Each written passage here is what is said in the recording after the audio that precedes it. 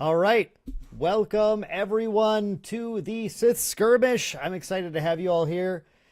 We are just right now getting everyone paired. We have there's a little bit of confusion from some players about getting forms completed. But hey, welcome to the Sith Skirmish. I am Dan, and I'm joined, of course, by my co-host Jason. How's it going, Jason? Hey, good. Waking up, but we're good. I'm excited. Yes. This is going to be a really fun event. We've been seeing all of the deck lists come in today. Seeing a few exciting, a few little, some expected deck lists, a lot of expected Yeah. deck lists, but also some pretty exciting, more novel deck lists that I'm really pumped to see. I have one in particular, the one I think we're going to have up on round one, that I can't wait to see work. I haven't seen anybody. I've actually never even seen this leader played Yeah, me either. at I'm all. excited. Nobody's touched this leader from what I've seen. Hey, Wednesday, welcome. And who do you have in chat here? Welcome in. Welcome in. Patrick, God Tier TCG, Kyle, Adam, yo, welcome everyone. Thank you for tuning in Welcome, this guys. morning. Thank you. Thank you. And the way it works, we have the we do have a fake is Kylo Ren single topic displaying right now. Nice. That's a bit of Yep. a teaser for some of the hot action that we're going to be talking Yeah, we got about a lot, between stream lot, today. lot of stuff to talk about. Yeah, there's going to be it's going to be a bit of a marathon stream, but I think a lot of fun. I'm hoping Dan lets me eat at some point, but outside of that, I don't think so. I don't think you get to eat today. Neither of us actually oh, get to eat guys. anything. That's just how Oh, it's going to be. Melvigore, okay. welcome. Welcome in. Welcome in. But yeah, I'm hoping we're gonna have kind of a fun stream. We will be able to see chat today. You're gonna see me looking up a lot because that's where my chat Yeah. is. So I know it looks like I'm talking to God right now or something, but I'm talking to you guys instead. So feel free, drop questions you have in chat, all that kind of stuff. We will be just having again, we'll be doing a lot of commentary over the matches that are going, but especially during these interludes, we're doing our Galactic Ambition live. We would Yeah. love feedback from you guys as we are just We- discussing things. We'd like this to be as interactive as possible because we have a lot of time today. Yeah, we have a lot of time to fill. So that'll help. Raymond, it's good to have you in the event, and Hey, I'm glad you're brother. tuning Good to in. see you. Yeah, My absolutely. fellow Z Warriors, baby. Love seeing the old Z Warriors back in Right? action. That is a good time. Um, So in the meantime, Jason, as we're waiting for our first match to begin, and I guess we could tease that. I will tease it a little bit. There's a Lando deck list. That's the one that we're gonna make sure. So you guys don't want to leave because round one is going to be against a Lando deck list, and it looks actually Yeah. kind of unhinged, and I'm a huge fan of it. I'm super excited because I don't know what I'm gonna see. Yeah. Like, to be honest, I don't know. I don't know. I think it's really cool. And just in general, I think there's gonna be a lot of exciting things to see, I hope. And if not, we'll make it as exciting as we can. Yeah, well, that's our job actually as I'm gonna casters. keep my bias out the window on specific decks. I'm gonna let my See how bias long fly. No, I'm gonna see how long we hold me to that. And eventually I'm just gonna be very bitter, but it's fine. So, God tier, the deck lists are not open for this event, but we have the lists, so we're going to use that in our sort of discussion of things. We will post the lists after the event has concluded, but we're just not going to have them up right now because we don't want to give any particular player an advantage. For example, if I showed the list right now and then Raymond's opponent was the Lando player, then Raymond would have an advantage in that game. So Yeah. so we're not going to do that right now, but once the event is concluded, I will have a post going up that will have the deck list at least for the top four, if not the entire event. I haven't decided exactly how to do that, but that's going to be. I just can't wait to see this Lando deck in action, and I don't know who they're going to get paired against, but no matter what, it should be pretty fun. So Jason, question as we're waiting again for the tournament to start. Is Kylo Ren single? That's obviously what's listed right now. Well, he's not answering my messages. Yeah, he's not I don't he's know. not answering a lot of messages right. these Yeah, I was days. trying to say. Yeah, I think so. I don't know. I don't know. That's a pretty. It's funny that you put that up there because the first question in the other ones was he hot? Well, I just And figured that was so obvious that yes. I don't think he is. I think he's just tall. Oh my God. That was my commentary on that. It's a bad take, though. Honestly, it's a. I mean, no, it's an opinion. I'm allowed to have that.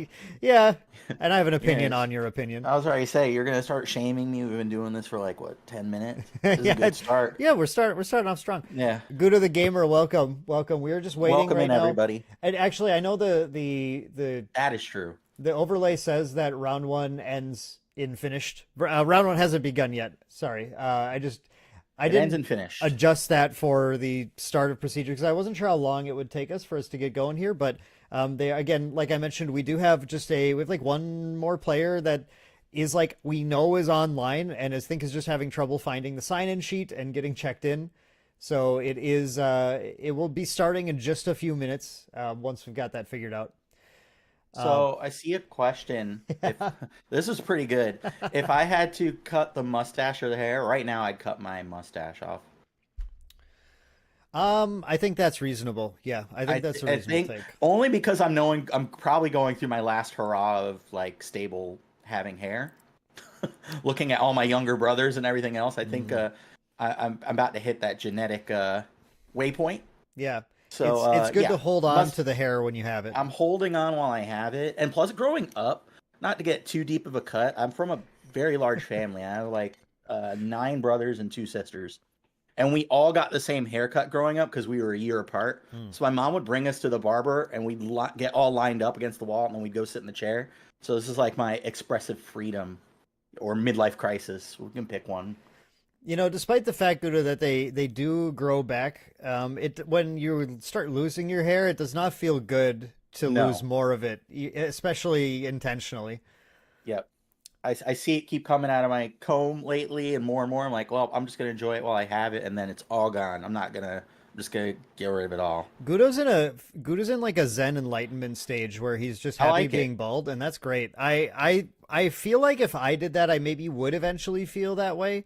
But I'm not ready to take that leap. I'm not as mature as Gudo, unfortunately. Yeah, that's a great question. Very introspective look on my life today.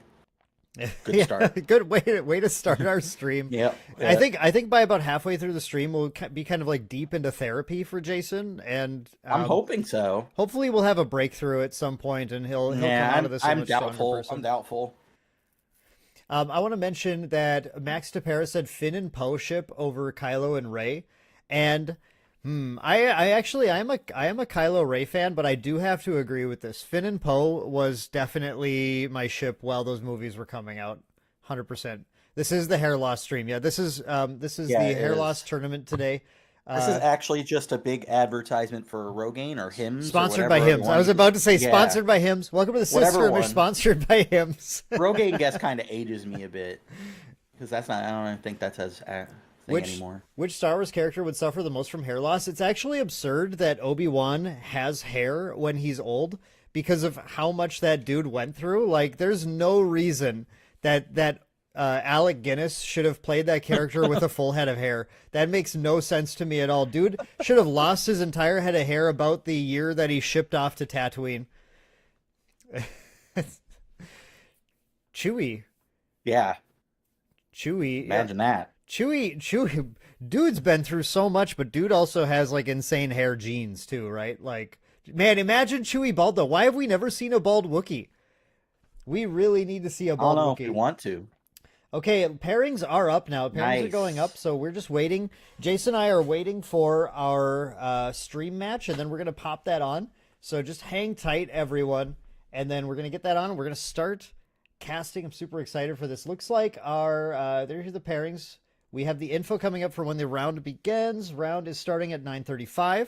So 5 minutes until the beginning of round here, and then in the next couple of minutes, we will get loaded into our very first stream. Which, unless something got miscommunicated, will be this Lando match. So, very, very pumped about that. We have a staff of 4 people running this event today, by the way. So, we do have our tournament organizers, Corgan, and our head judge, Randall, who are helping with some of the back end stuff. And I also want to mention to everyone too that this entire event is sponsored in part by JWW Sports Cards and Gaming, which is my personal LGS up here. As far as for JDubs, if you guys enjoy the stream and you're interested in trying to pick up any Twilight of the Republic, we have pre-orders that'll be going up tomorrow on jwwcards.com.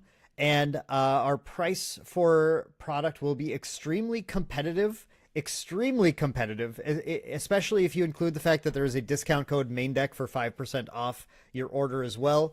So do keep in mind, if you have an LGS that supports Star Wars Unlimited, make sure you purchase through them. That is the number one thing to do. If your LGS is supporting the game, buy through your LGS if at all possible. Otherwise, if you are out there and you enjoy, just webcam events, chilling, live streams, that kind of stuff, and you don't have an LGS to play at, we can get you hooked up with product at a good rate at jwwcards.com. Cool. It's exciting. Did you see that we're not on the video there? We're just Discord windows. Oh my goodness. That is my fault. We have disappeared. Yep. That is, I did not realize that happened. Yep. Excuse me. Where am I? That is, you were on such a roll. Hey, we're back. There we go. You were on such a roll. I didn't want to interrupt. No, that's my fault. So it looks like we are going to go to table 4, Jason, and we're going to start streaming this here in just a second. So y'all just bear with us for a second. We're gonna disappear again for just a minute, and then we will reappear at the table. So hang tight for 1 second.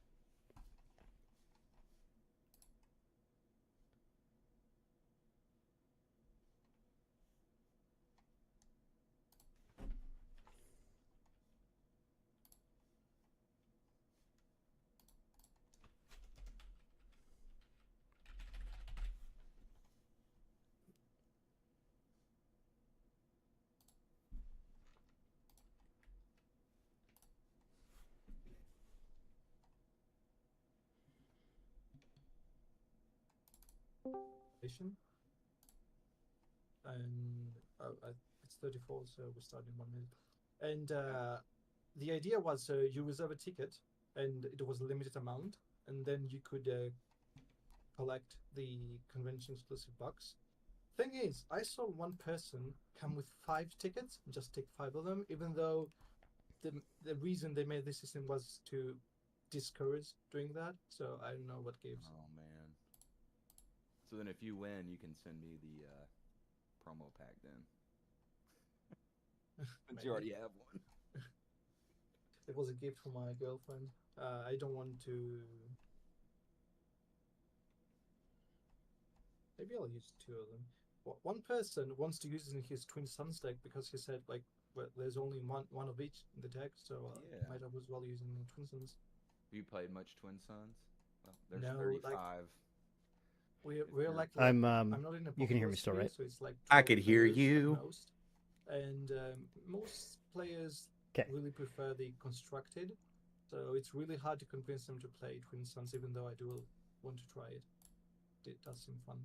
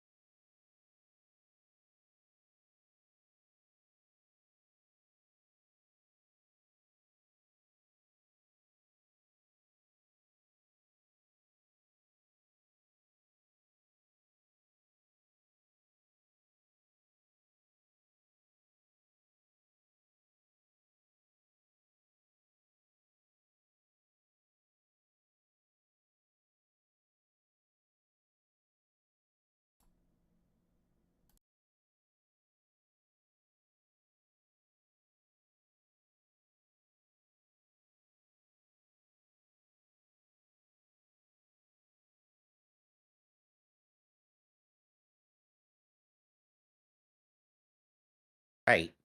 All right, everyone, welcome. Hopefully you can hear us. Please let us know in chat if it's all good. But this is Sith Skirmish round number 1.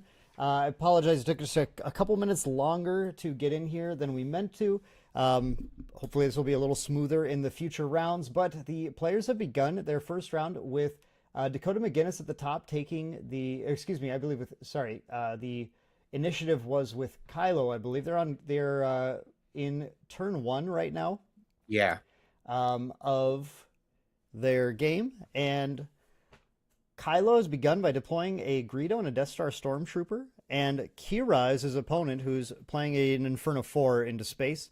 We have we did lie. We said there was going to be a Lando. Yeah. This is not the Lando match, unfortunately. Yeah, no. Thanks for pointing that out. We had a miscommunication. I thought we were going to get the Lando match. We'll make sure to get the Lando match for round 2.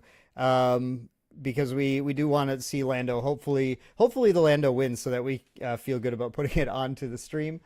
But we have done the regroup for turn 1 now, and the initiative, I believe actually the initiative is now with the Kira player who has played a Pike Sentinel. Yep. And really, kind of the typical aggressive start for Kylo here too, in the cunning colors. Like, just really try to get that ground arena going strong, but then my favorite card, Inferno 4, is in play, so I'm torn again. Inferno 4 is your favorite card, huh? It is my favorite card. It's I don't know, like this game has changed my player identity a lot, weirdly enough. We could talk about that later. I'm not so much a big aggro guy anymore, and Inferno 4 is a big reason why. Really? That's interesting. Mm-hmm. Well, the aggro player should appreciate the Kylo Ren gameplay here, where Kylo Ren is just trying to dump his hand as fast as possible, flip out a 5-power Kylo as early as he can, and just push a ton of damage. And the Kira match is unfortunately a little tough for this because, as you can see right here, Dakota is already doing what he needs to do in the ground arena, which is he has an early Sentinel. Like, respecting the aggro and playing the Pike is awesome. Yeah. And then Kira gets to put some damage and a shield on him. The damage, of course, isn't going to matter because all of Dakota's things are going to one-shot the Pike anyway. But the shield, of course, makes it able to take multiple hits. Now, Dakota playing around this a little bit with a bit of a spicy shield removal there with a Daring Raid, which is nice. That was kind of wild. I didn't expect that. Daring Raid is a card I actually lost to at our store showdown yesterday. Oh, really? It was like 2 damage. It was what's changed the game. It was pretty. I think it's fine. I think it's a perfectly reasonable card. It's a card that I'm starting to respect a little more. I'm going to jam into decks a little more often because sometimes you just need that extra 2 damage, and Sentinels get in the way, but it kills them. Yeah, I think it's the right amount for the rate of play you get out of it. Like, you're paying the right amount for it. I think I was kind of down on it at first, but I really like it. Yeah, I do think it's good. We have an activation of Kylo Ren now pitching a Haxian Brood in order to pump this Greedo up to push for 5 damage. Jeez. Pretty remarkable onto base. Yeah. Let me get we're gonna get our damage updated here in just a moment. Just hang on. We're all learning this together, and by all of us, Dan is doing all of it. This is this is a tricky situation. A little bit of work to manage. But again, everything. Kylo is just keeping the gas. Exactly what we need to be doing here. Just full throttle. Excuse me. Just jam it. I just screwed something up here. Hang on. And we'll be fine. There we go. We're back. We're good. We're fixed.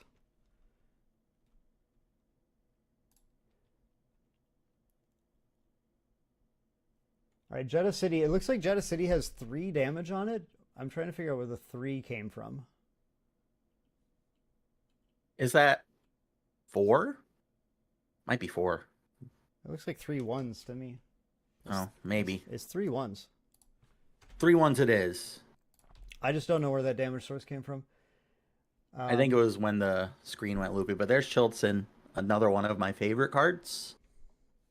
Yes. Chilton is definitely one of my top favorite cards in the game. Yeah. Chilton popping down, revealing looks like 2 cards to get just 2 experience counters on him, which isn't quite enough. It does mean that a lot of these things are going to be able to deal with him. Even Greedo attacking into it and hitting the flip will take care of Chilton. Like, really, you really want to see 4 with Yeah. this Chilton when you can. But that is the you know, that's the cost of playing him in a deck that isn't exclusively blue, so it doesn't get quite as full of stuff. Yeah, you want it to. you kind of get the hands where you're gonna have like, I guess the your best case scenario is usually like 3. Sometimes you'll get, you know, the whole grip, but not when it's two color like this. I did figure out the damage by the way. It was the Ruthless Gunslinger. Put 1 more damage Ah, on things. So the got attack, it. there's an attack from Inferno 4, and then the Ruthless Gunslinger did the other damage. So that's why we're at 6 on That makes sense. 6 on the base as well. And we have had already had epic actions used as Yeah. well. These epic actions came out really fast. Both players understanding that they need to use these while they're still in the game. So, you know, denying damage early on with Jeddah City, and using ECL just to try and take stuff out. So we have a Kylo pitching another Greedo to pump up the Greedo in play.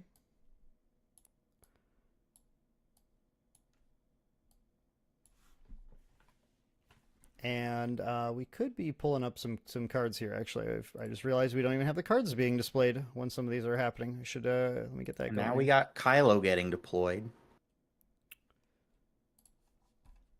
We're not quite hellbent or any, you know, or we are hellbent actually. Yeah, so, okay.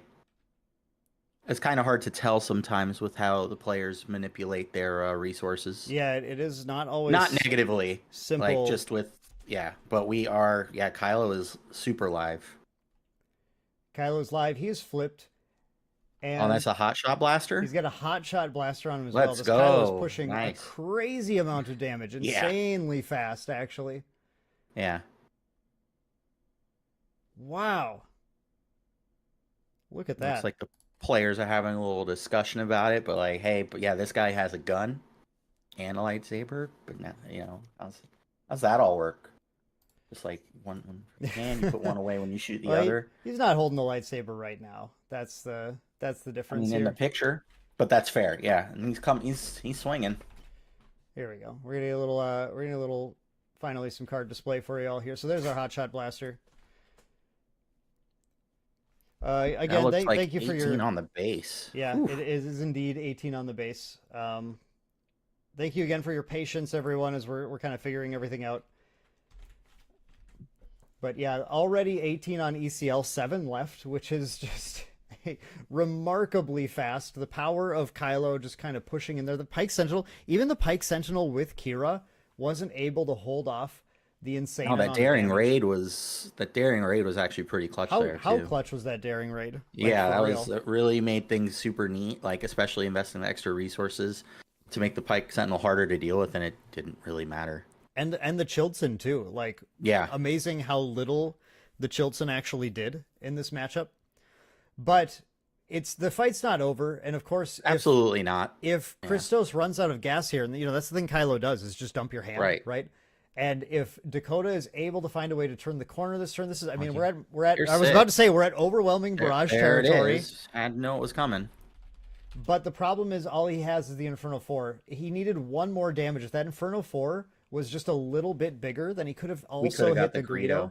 But now Yeah. the Greedo is still going to come in for an additional 3 damage. Putting Dakota to 21. 4 away from death. Kylo is flipped. The Greedo can get out of here now. Kira is coming out. Kira's okay. Kira's deploying to space, which is a pretty cool place for Kira to be. Yeah, floating that's around out there. yeah, that's where she goes for sure. I'm sure the I think players we're will too many. fix it I'm sure they'll shortly. figure that out, guys. It's okay. It's okay. We're not seeing, you know, revolutionary, crazy new things that we didn't know about here.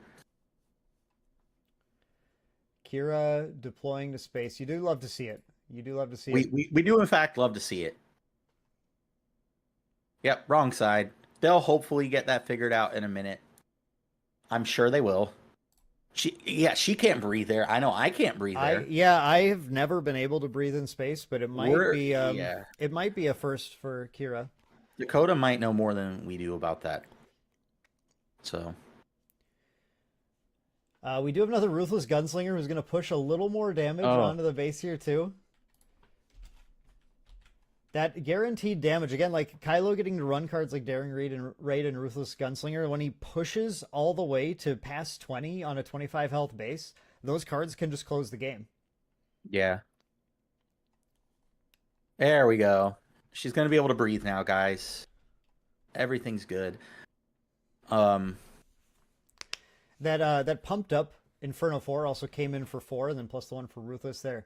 Kira swinging in to take out the Ruthless, saying, I mean, like, just we can't let anything exist in play right now. Right. And unfortunately, Yeah. we do have Christos taking initiative with that Greedo attack available, and Greedo is lethal. Yeah, I'm a little confused. Granted, I'm not playing. Like, deploying Kira there instead of just... Maybe they know their hand is just not there, and, like, just snap taking initiative and seeing what you draw. Because knowing you're still facing lethal. Because Christos had full resources and cards in hand, so you have to know he's likely playing something else. So I'm not too sure, but we'll see. Yeah, our Maybe math he'll is right just- here. It's Yeah, that should 20 be lethal unless we're missing something. 22, and initiative appears to be on the side of Kylo. So that looks like a game 1 to me, but For you Greedo gamers yeah, he's out there, attack based. he's going the distance. Greedo, and that is Did we miss something? 25 on a ECL. 25 on 25 is GG, as we That's say in the business. 6 times 4 is 24. The last time I learned math, that was what That it is- was. Yep. Yes. Okay. It looks like they're maybe the players perhaps are just discussing the game state. Yeah, a little bit, but I'm wondering if Dakota kind of just miscounted where they were at. it's really and easy to maybe thought do They had a little more. Oh yeah, when the damage comes in that fast. it yeah, is- and not only that too. Like, yeah, well, actually, that's it. The pace of the game, like, it was Yeah. going so fast. Like, I could definitely see where things like that do happen. But yeah, that's gonna be game 1 to Christos on Cunning Kylo. yes. Game 1 goes to Christos. Very And that was the game very plan, right? Yeah. Just go crazy and hope your opponent does have meaningful interaction. And in this instance, Kira did the best they could in the early turns, especially with the Pike Sentinel. Like, Pike Sentinel, especially Gundammed up like that, normally should be able to gum it up a little bit. And that was just not remotely the case. Yeah, it was a very impressive, very fast game plan from Kylo Ren. And something that honestly, when we get to set 3, is only going to get faster, I think. Yeah. So I think Kylo has some explosive potential like that when your handle comes together.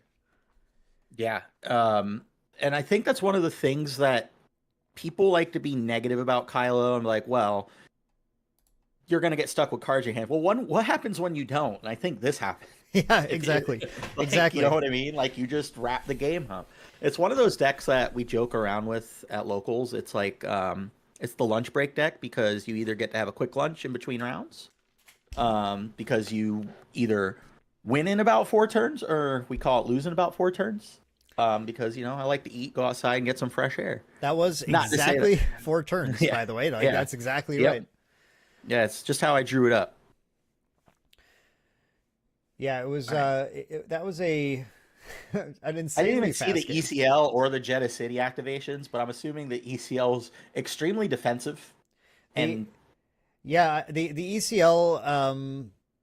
I don't can't even even remember the because I unit. think That, it I was can't one- remember. I It think was it was just one it was a trade. yeah. It just happened it right was, away. it was one so of those rare fast, and units. plus the screen went screwy for us because we're still, Yeah. working stuff out. This is the cost, by the way, of doing casting and also being the program operator on the live stream as well. So I am doing absolutely everything here. So if anything ever takes a moment to update or anything, chat, feel free to let me know. Hey Dan, you missed Yep. this or something, Please because be- I'll make sure it gets fixed as soon as I Please can. communicate. Let us know. We're not going to take offense or get angry. It was the Okay, Chilton. it was for the Chilton. I That does thought make sense. it was the Chilton because that Chilton just disappeared. He was deleted Yeah. as soon as his on That play makes happened. sense. Yeah, we were resizing the screen or something on our end, and I didn't quite see it. Yep. I think we're good now. I think we're good. I'm going to be able to get cards displayed for everyone here. So we should be good for all the future rounds, in a pretty good spot. But just going from having to run the player meeting, make sure everyone gets enrolled correctly, head judge has everything he needs, then starting the stream and trying to get into the scenes. Needed a little more time than we had, but we also didn't want to make our players wait for an Yeah. excessive amount of time to get started. And we want you guys to wait. I forgot Adam's birthday. Happy birthday, Adam. Yeah, Happy birthday. I didn't realize that. it's not invited to my cat's quinceanera though. All right, so we're figuring out what we're resourcing Can here. It looks I like. come to your cat's quinceanera? Of course you can. Thank you. Duh. It's Okay, open invite to everybody except Adam. so it looks like initiative should be with Dakota, I will assume, Yeah. with this one. I think the face down counter on Christos' side obviously makes things a little confusing, but I'm very certain that Dakota will want initiative here. Yes. Yeah, Christos's Kylo Ren deck is quite impressive. We got the pike coming down There again we with go. the That's sentinel. we like that. Pike Sentinel. I always feel like Pike Sentinel has a different name. Like I keep thinking like, oh no, it's Pike something and he has Sentinel, but he's actually Pike Sentinel. No, he's just Eddie he has does Sentinel. what he says on in the name. It's right on the name. It's right there. Yeah. So we're likely to see the Pike Sentinel with a potential Kira shield next turn if he maintains initiative. We do have a mercenary gunship. I want to talk about this card a little bit. The Card's sweet. The mercenary gunship is a card that I think just about everybody wrote off when the set was first spoiled, because it's a colorless 3/2. Honestly, who even looks at the colorless cards right away? You're like, no, it's got to be bad. And it has an action to take control of it, which immediately you're like, oh, that doesn't sound good. Except when you realize that 4 cost is so much, and 2 for a 3/2 that just trades with stuff or pushes early damage is totally worth it. So we have looks like Kylo we pumped it up. Yeah, we got the TIE silencer in the bin now. We have an extremely strong turn 2 from Kylo pumping that mercenary gunship +2 with Kylo using Kylo's TIE silencer. He's going to swing in for 5 now. Yikes. Like a 3/2 for 2 is completely reasonable in this list. Regardless if your opponent wants to spend the resources to take it, okay, sure. Yeah, no, that's fine. 100%. You're probably at least going to get one crack with it, and especially with the Kylo activation. Then now here's Greedo. A 3/2 for 2 is just it's 3 more copies of TIE Silencer. Except TIE Silencer now gets to do this. He gets to go, you know what? I have 2 3/2s in space. Yeah, it looks like Kira plays Dr. Pershing, and then we got TIE Silencer in play now. So shoring up the ground units, getting the Pike Sentinel out, and now we're just all in on space right now. Absolutely. My, how the turns have tabled. How the turntable. Okay, we have 2 damage on to the. I actually think that Christos is maybe removing the epic action when he uses. Yeah, I think we had that flipped around the first action. I think he's using the epic action token to indicate that he hasn't used Jeddah City yet, if I'm understanding this right. Okay. There's a Power of the Dark Side. Yeah, Christos is now actually showing a little bit of control, which is really good. It's what he needs to do. Power of the Dark Side coming down, going to force the gunship to head on out of here. Christos looking to keep the Greedo in play to potentially get rid of some of the damage coming back on him instead. Or perhaps deny Dr. Pershing's value. We'll see. But I mean, we'll see about that. We'll see. He's going to have to get rid of that Sentinel first, but a daring raid could change things again. Yeah. Maybe. But we do have the Sentinel does have the shield on it from Kira now too. So it's actually going to provide quite a roadblock. Almost a little confused. I feel like sacking the Greedo might have been a decent idea here, but perhaps Christos might have been afraid of just Dakota taking the mercenary gunship next turn, even though that's not a very efficient turn. It's not efficient, but it's also a reasonable thing to worry about. I think I would have probably got rid of the Greedo too, just to keep the pressure in space. But I mean, we still have a Kylo activation here. Pitching a Toro Calican, who's just an efficient 3/5 that can sometimes untap if you're get to play Greedos afterwards or something. So pretty cool card in Kylo also. Yeah. So that Kylo's TIE Silencer is sitting at a 5/2 now, about to push Kira to 10. We have an initiative take from Guinness, and then we're hitting for 5 more. But I feel like right now, if you're Kira, you have to be feeling like, okay, the bleeding should start slowing down a little bit, but here comes Kylo now. That's exactly why Kylo's so powerful. Is like just when you feel like the bleeding should be stopping, Yeah, now we got more cards. is exactly Oh boy, when never Kylo mind. I drops. lied. And I it lied. is, oh, this is the turn you're afraid of. This is I the turn lied. you're afraid of. And this is actually the reason Fallen Lightsaber is good in Kylo Oh, is man. specifically for dealing with Kira shielded sentinels. Yeah, the shields. Yeah, this is so good. going to be absolutely destructive. Kylo's going to be able to attack, and with this Fallen Lightsaber, ping all of the ground units, getting rid of the shield, and then getting rid of that Pike Sentinel entirely. Oh my goodness. Leaving Greedo free to take care of Pershing or push damage. He's never mind. pushing damage, though. Straight damage, Yeah, of course.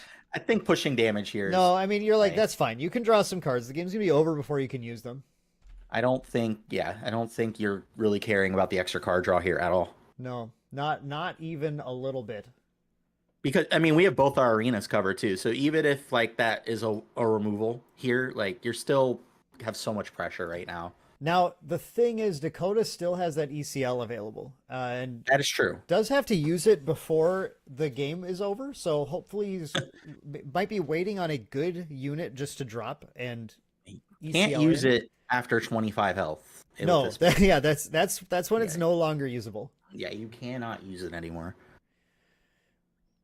We'll just have to see. But again, this is just going, again, another very fast, hyper-aggressive start from Christos, you know, and this is what you want to be doing. You want to be asking the questions. You do not want to be providing the answers. Power You- of the you Dark want- Side, unfortunately, not the answer that Dakota needs to provide to Christos's questions. It's not great in this matchup, no. probably in general, because they're spread so wide. Right. And it's just like, okay, you got one of my 2 drops out of the 3 I have in play. It's a match that could potentially be different with the like making openings or something respecting. That's the what I was aggro. thinking. I was curious about that, but it could be a matter of were they in the board, were they drawn, stuff like that. So Kira Flip is going to happen, and the Kira Flip is Okay. going to provide half damage to everything in play, which is going to do a chunk to that Kylo Ren, who is from the Fallen Lightsaber, kind of absolutely absurdly huge. Good morning. Good morning. Welcome and thank you so much. Morning, for checking us out. King. You always say good morning. King's one of our good I morning crew at appreciate Maindeck. that. I love our Maindeck Discord good morning crew. We have a lot of, active good morning stuff. Jerry, I'm not- welcome. Oh, there's another fallen lightsaber. Another okay. The rich get richer. I don't even need to put another card up because it's already It's on the display. same one. It is in fact the same one. This Kylo is dual wielding double bladed lightsabers, Jeez. which is something that you only see in like Star Wars teenage fan fictions, right? Or, yeah, I was ready to say like OC do not steal kind of content. Juicy you know. game. It's Javen. Yo, welcome, What's Javen. up, Javen? Yeah, this game is juicy. This game is I'm a fan. absolutely Javen. You got to build. I know Javen, you're a Kylo fan. You got to build this Kylo list, bro. This is crazy. Yeah, dude. This is this Kylo is tearing it up right now. Kira is going to Kira was potentially going to threaten the Kylo, but that second fallen lightsaber I think puts him out of range. Here's the ECL activation for Didn't- Childson. Didn't Darth Bane do that once?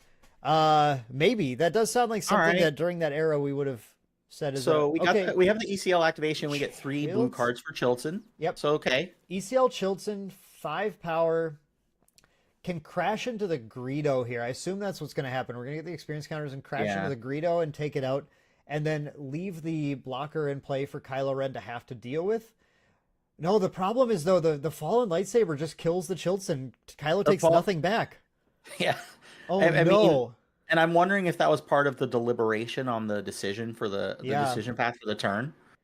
But double fallen lightsaber is just one of the most disgusting things that you could imagine seeing. To be honest, this board, like nothing can actually survive this board with a double fallen lightsaber Kylo. If Dakota can find an answer, like he's at 5 resources. I don't think he committed the resources for Childson in play, but Oh yeah, we need to make sure that gets fixed. But I think we're at 5 resources anyway, so that was your play. Yep. Or how many or how many? Chilton's I can't 4. tell. Chilton's 4. Chilton's 4. So we at least have one up, but this is just The 2 damage. Yep. See, and there's the he has to attack the Chilton. He still has to attack it. So Kylo's at least not going to deal any damage now. But the fallen lightsaber triggers caused Chilton to die before any damage was dealt back to Kylo, meaning that Kylo is just sitting here an absolute menace. And a barrage. Okay, maybe we might have mixed this up. The Chilton must have been last round.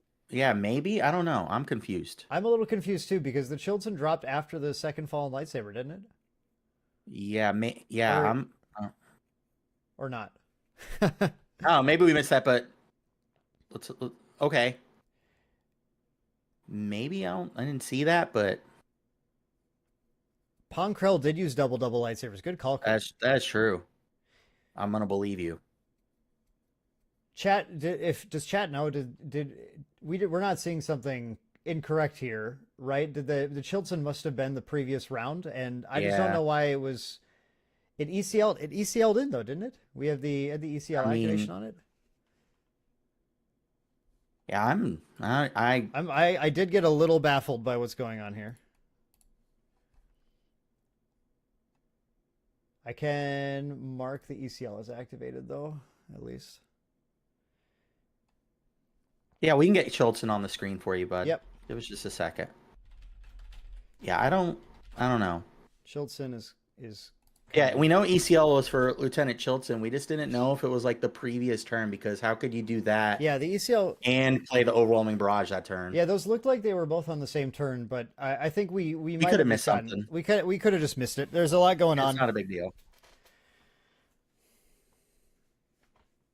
Correct. He did Chilton and Obi on 5. Let me get the head judge in here quick. Yeah, we'll just get that cleared up for us and you guys, just to make sure we're all on the up and up. Yeah, I think we're all seeing the same thing. I think so. Yeah, it feels. Yeah, so we'll get our head judge in there and work on that. Does SW also do a card damage system like Final Fantasy or Vanguard? No. So there's no like. So like I'm assuming you're talking about how in Final Fantasy when you take a hit, it take a point of damage off the top of your deck, stuff like that. At least that's what I'm assuming.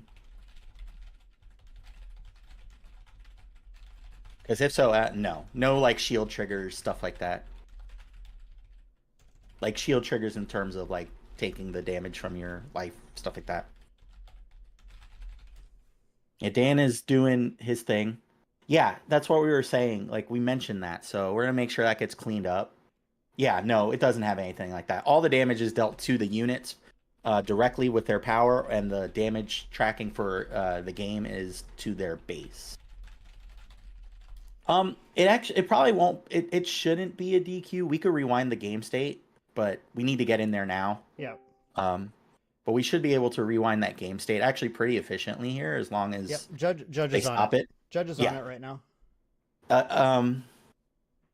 Yeah, damage is dealt to the bases. So the bases all have different hit point values, depending on their abilities. Right now we have 30 and 25 hit point bases, but in the next set we have bases with variable hit points with new abilities. Typically the 30 hit point bases as of right now don't have abilities, and the other ones do. Yeah, I think we're all seeing the same thing like you're saying right now, Leon, and we're going to get that fixed. Yep. We have the head judge is currently in the room discussing it with the players right now. Yep. So we're going to have to figure that out, but I mean without that overwhelming barrage that turn, I think the game is potentially over. I think the game was in fact over. Yep. Like I'm very certain there's not even potentially, because there were no sentinels left. Christos just takes initiative and swings. Yep, that was lethal. And yeah, like the way I thought ECL worked when I first looked at the card, because of in every other game when it's like play a card of X or less, you're like, oh, I get to play it for free. And in Star Wars, like we're not doing that. Yeah, I want to be clear too. Like these players are on stream right now, and they know that, and webcam events people aren't used to. Like there's a lot of reasons. I don't think it doesn't mean that there was anything malicious happening. I don't think that was malicious at all. It feels like playing fast, maybe a little bit of nerves, and just obviously dealing with a lot of pressure in terms of the board there. and I don't think we need to be gung ho to like disqualify anybody or anything like that. And it's with the beauty of us being able to see it as it happens and getting the judges in there. We can rewind the game state as best we can if we need to, unless it's irreparable. But I don't think the game state would have been irreparable, and because I think what happens there, we just you ECL the Chilts in, Kylo kills you. Kylo and that's it. attacks. Yeah, he's at 13. Kylo attacks for up to 11. Is the I mean, it won't be quite that because he'll draw 2 and attack first, so have at least 1 card in hand. Yeah, I want to make it perfectly clear we're not here to be disqualified. No, that's not what we're trying to do. It's a fun event. We want it to be competitive, but we also want people to, if this is their first experience, feel comfortable enough to do it again or play more webcam games, as that's a big thing for Maindeck in general. As we host our Discord webcam leagues and stuff, we want an outlet for people to play that's fun, and if we could be here to make sure that we have it for people, we would like to continue to do that. So, while keeping the competitive integrity of the tournament, which that's what we're doing right now. Absolutely. I did want to mention that this is the Sith Skirmish, if Kylo does go all the way here today, that would be very thematic and appropriate, and I would be a fan of that just from a theme perspective.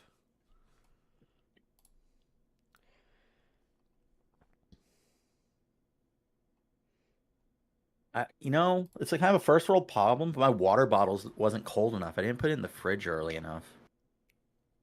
Kind of bummed out, guys. Oh no. Water's already cold. That is no good, Jason. Yeah. This is not good. Yeah, like imagine you're playing this game already just one-on-one. Yeah, I think the overwhelming barrage, let's see, on Kira instead.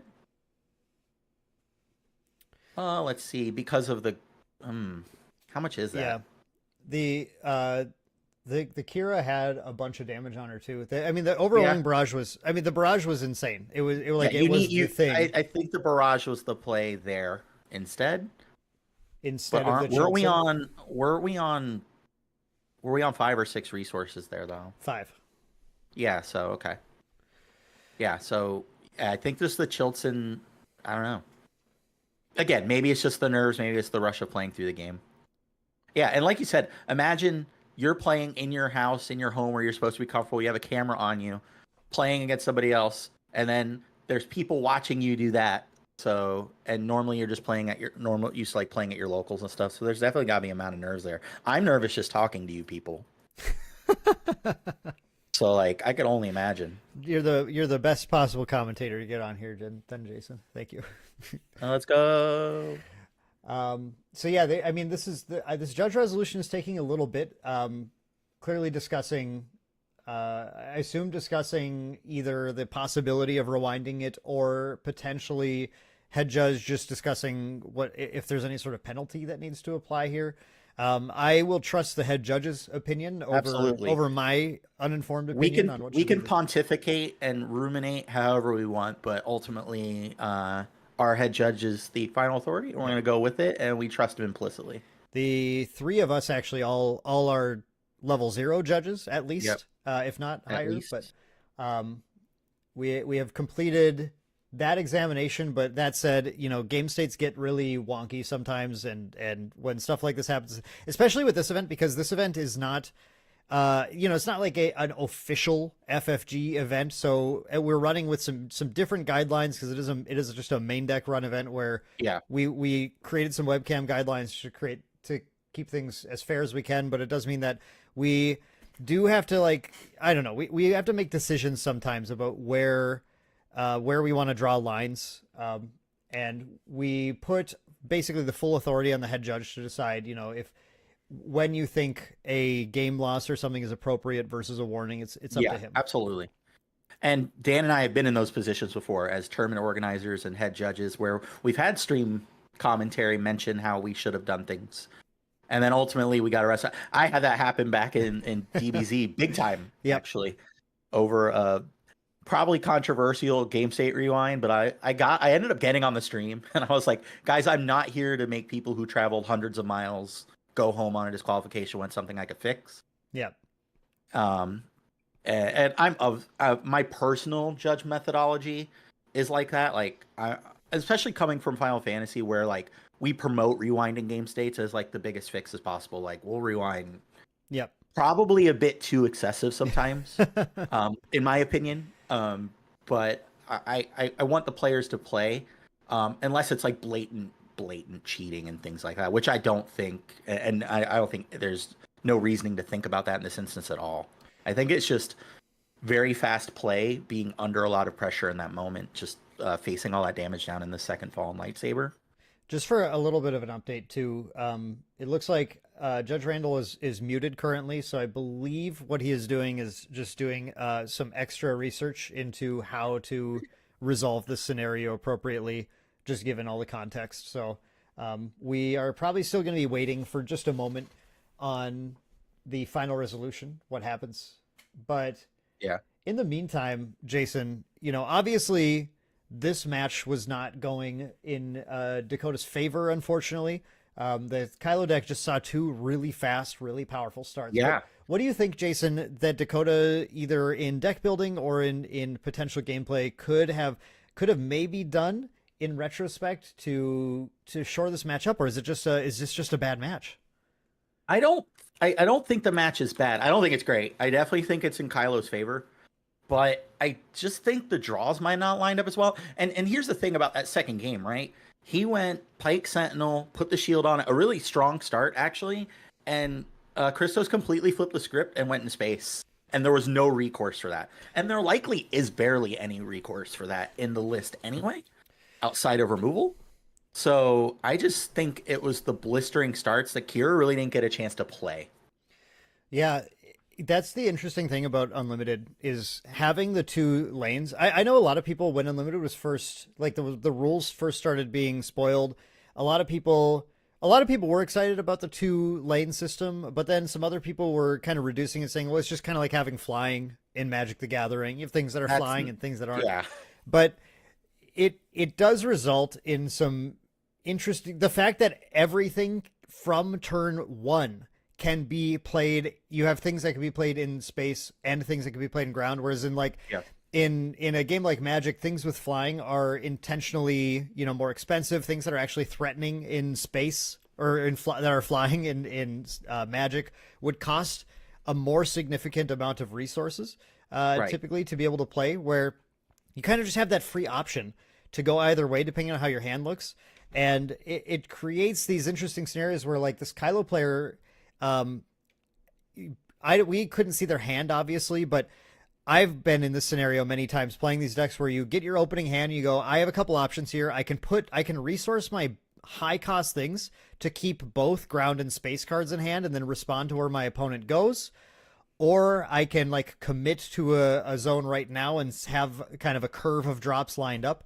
And those decisions can make or break game states here. So again, I can't speak to what Christos saw in his opening hand, but the fact that he did see Dakota play that Pike Sentinel and shield at turn one, gets his opening hand, and then ends up going Mercenary Gunship into Kylo's TIE Silencer. Yeah. Clearly shows that he valued going into space one way or the other, and pushing that. And that, I think, was quite kind of the aggressive start he needed to allow Kylo to just come down and control the ground when it was time. And I really think a big difference there too is you could make an opening. I'm assuming it's got to be in the board. I don't see it, obviously, and I don't know. I've seen make an opening's been making fewer lists lately, though. I don't know. I that's my stand. I have that in my side. It always has probably I have to have that, and you have to think if that was a consideration there, that would have been a much different game if that was played on the even on the Mercenary Gunship. It would have stopped 5 points of damage. So we do have a resolution here. It looks like the players are shuffling up, and it looks like, in fact, packing up. So my assumption is that this was ruled as a game loss for Dakota, but we will have to I'll get a report from the judge here shortly on what happened. But I believe the players are packing up entirely right now, giving the match to Christos. And without armchair quarterbacking, it looks like that was the direction the match was going anyway. If we rewound that, I don't see Like, I think if you do rewind it, you rewind it to the Chilton play. The Chilton just dies on the swing, and you take lethal from Kylo there anyway. So I think it's apples and oranges in that point.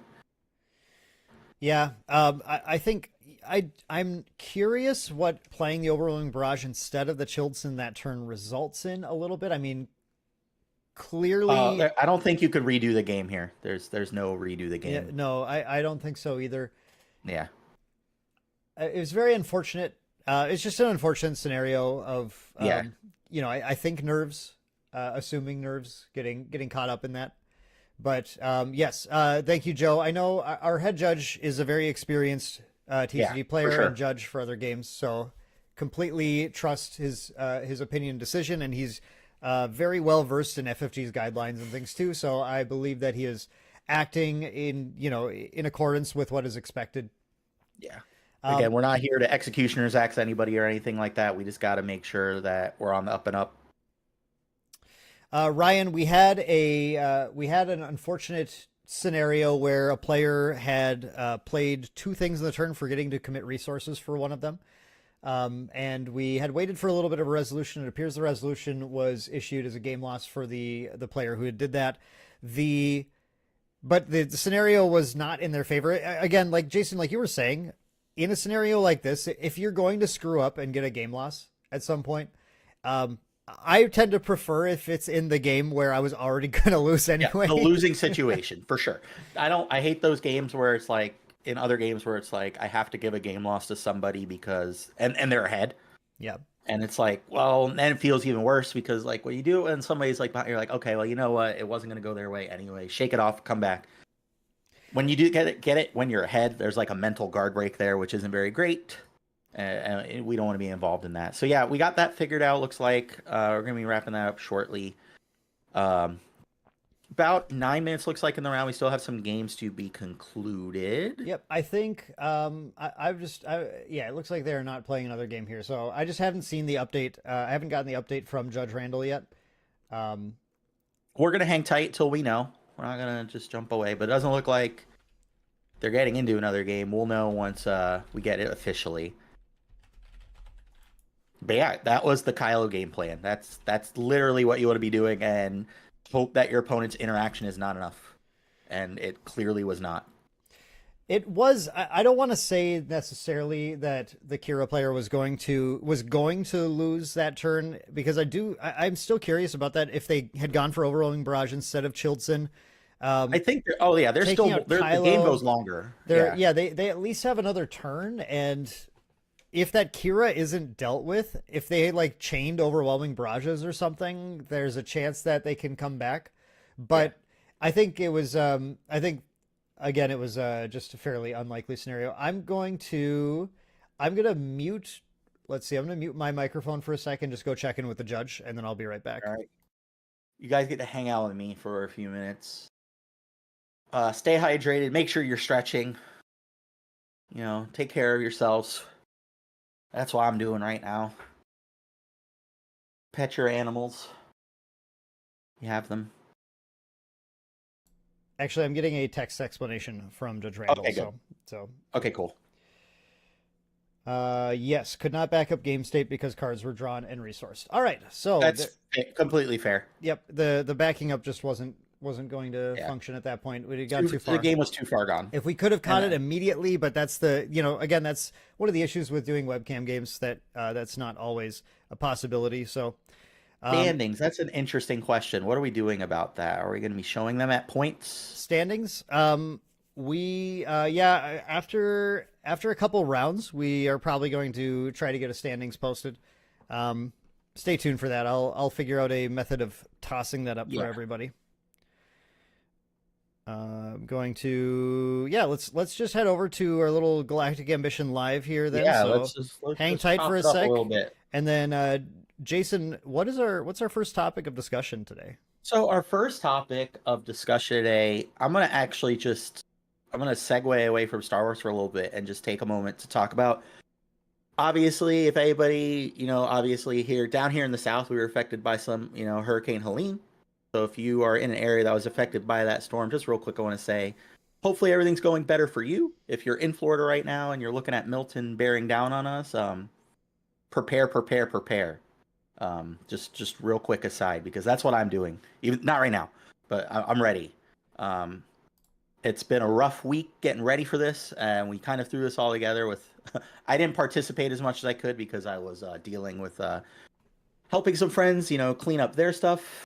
We're switching over our face cams in a minute, Adam. We're working on it. Remember? Didn't you hear him say bear with us? We're here. We're good. Didn't you hear him say bear with us? No, okay. We're good. We're good. Yeah. No. Face So I just wanted to take a real quick minute to just, if you were dealing with any of that, I'm with you. We're with you, and be prepared. All right. So our first topic of discussion, I think, should be, and so it'll be a little bit of a shorter one, is what card from the second set has impressed you the most? You go ahead and start. So I have I have a very, very strong opinion of Gar, and a lot of people don't as a leader. I've been having so much fun with that card. Winning and losing. Gar Saxon leader has been just a ton of fun for me. I like recursion, and I like getting extra value out of my cards. Joe, to interrupt, I am in Florida. I am in the Tampa Bay area of Florida, right off that little diddly bob that hangs off the West Coast. I never know what to call it. Diddly bop. Diddly bop. The diddly bop. And I know it's kind of cheating to say leader, and probably something people don't agree with as like a card that's impressed them, but it's about what card has impressed me as a person the most. I'm having a lot of fun with it. It allows me to play a deck that I feel is a little different, and I get to enjoy and in various different builds. Gar actually won our store championship yesterday, or store Let's showdown go. yesterday. You didn't tell me that. Mono blue Gar won. Yeah. That's what I've been playing, and it's a lot of fun. I'm interested to see their listo. I played a deck I made at 3 a.m. the night before. I saw your message very late. Like that you were either going to do well or get blown out. I played Red Han, Old Han. Okay. Not mono red young Han. That sounds kind of wild, but I played red Old Han. And it's just a deck that's packed with discard. It is packed, it's got pillage, it's got forced surrender, it's got Kira, it's got K2SO, it's got Kira's not discard, but Kira's also hand control. It's got Spark of Rebellion. And so it's just a lot of that stuff. Plus it gets to play the tech DJ combo to steal resources. Yeah, Plus sick. It gets to early play Mace Windu's and stuff. It was a pretty sweet list. I'm not answering your question right now, unfortunately. I'm just saying that my deck was really cool. I had a couple of really rough rounds against some of the best players in our area. Went to game 3 against both of them. Ryan, one of our players, playing Bosk Green, and Casey playing Palp Green. Went to game 3 against both of them. Against Ryan, it came down to literally like 2 health left on the base, and I was like, I wish I played Daring Raid. I really wish I played Daring Raid right now to take him out. So actually, you know what? In a roundabout way, I've most recently, I don't know if at least right now, I've been thinking a lot about Daring Raid because I thought that card was just trash. And then he played Daring Raid and I didn't, and I lost the game to Daring Raid and would have won the game if I had Daring Raid. It was like, I don't know. It's easy to underestimate the power of 2 damage to a unit or base, the flexibility, the ability to target anything, the cheap cost. That's another thing, is just being able to sometimes you just have that one resource floating and it's like, actually, if this could just delete a shield or just kill them right now or something. Right. Or if you're playing a deck like that with tech, being able to just resource and go, okay, I'll pay 3 to just win the game instead. That's fine. That's a reasonable cost. Yeah, I think that's good. I feel like those are all reasonable things to be expecting. How could you think Daring Raid is trash? That's true. How could you think Daring Raid is trash? Because it's in a lot of card games, just the low damage is under the threshold where it really matters, and it's not that impactful. But sometimes this game is a game of inches, like truly a game of inches. And in Unlimited, when damage sticks, that does matter a little more. Yeah, it does matter a little more, for sure. Are our faces up? Yeah, our faces are up. Are they? Okay. They're up. I'm going crazy. Okay, just making Oh sure. no, they're not up.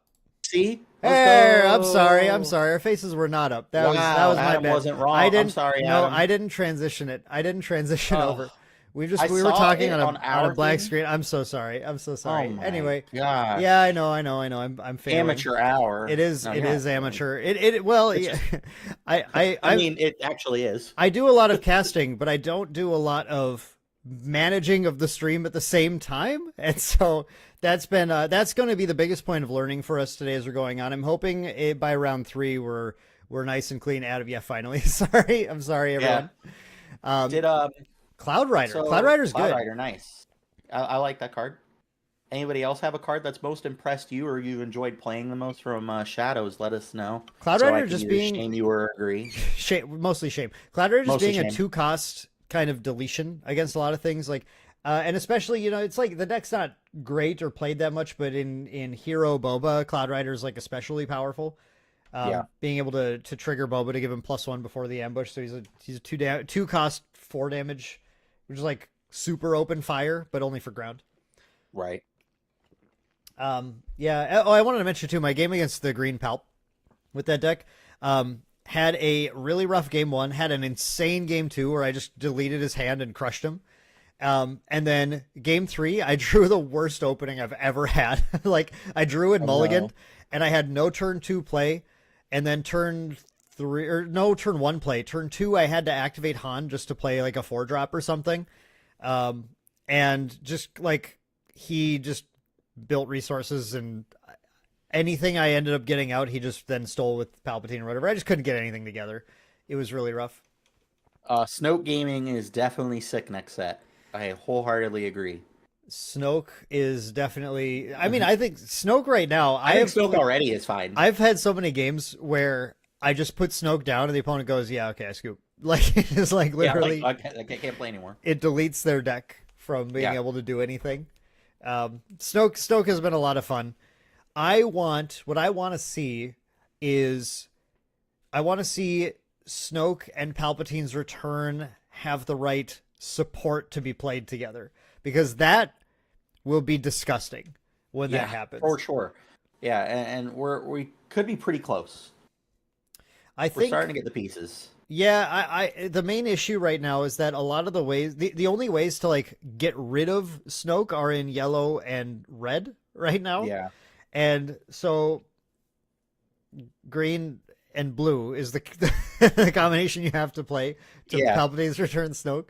So it's just not it's just not there. Just not there yet.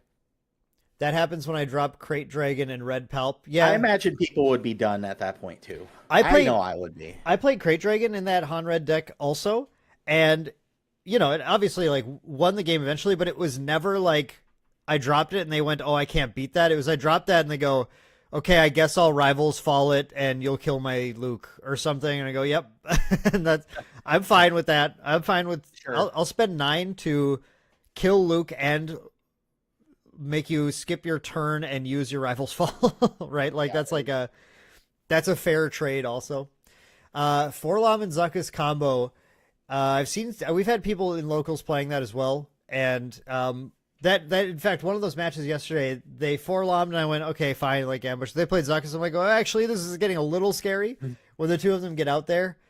But then I killed them both. So wow, it wasn't a big deal. Dang, I have not been. I wanted to try to get them in sealed, but for some reason I'll just I don't know. Our packs are just. I'll never get it together, and I'll pick it, and I'll pick one of them early, and be like, all right, and then I'm just like, no, guess not. I do like the thematic of it. Yeah, if you can get them in draft, it's really powerful. Because I mean, just having it's so much easier to find them. First of all, in the 30 card deck, and then having a synergy like that to put overstated cards on the board is I mean, and if you let alone if you get them in like the Cad Bane deck, where each one you play you're also like pinging your opponent's stuff or something. When the Cad Bane deck comes together in draft, it's quite good. It's quite good. We do have 2 rounds where it looks like Judge Randall's with one of them. And they're just resolving their sort of end of round procedure right now. And then we'll be moving on to round 2 shortly after this. We're going to look and see if the Lando player did manage to win. I really hope so, man, because you lied to the people. I know. I really want to see the Lando deck. Yeah. So, And, you know, well, let me take a look quick. I can probably take a little peek and see. that's our without image that screwing you're things up. throwing in the trash there. Nice. Yeah, Yuckus Hyperfoil. Sick. Let's go. that's fine. Oh, wow. That's fine. No, our image Maybe for you. throwing in the trash is fine. Maybe for you. Oh yeah, that's true. Yeah. Sorry, Jason. It's okay. Just getting dragged down. Yeah. Okay, I'm gonna figure out. Give me 1 second. I'm gonna come up with whether or not our Lando player won the round. Hang on. Hang tight, folks. I have to move things around. I have several monitors, and I have to move things around just so that I don't like not display our faces, which I've been pretty bad at doing so far. But okay, our Lando player. Okay, I have the player name, and now I'm checking the results. Let's see how our player did. Our Lando player won. Okay, Let's go. we will 100% Let's go. have the Lando match next round, and I'm very, very pumped about it. Our faces are going to go away for just a second. I'm going to make sure. Oh, okay, gotcha. You think Boba was Leader a, will get errata to play on 6? Ooh.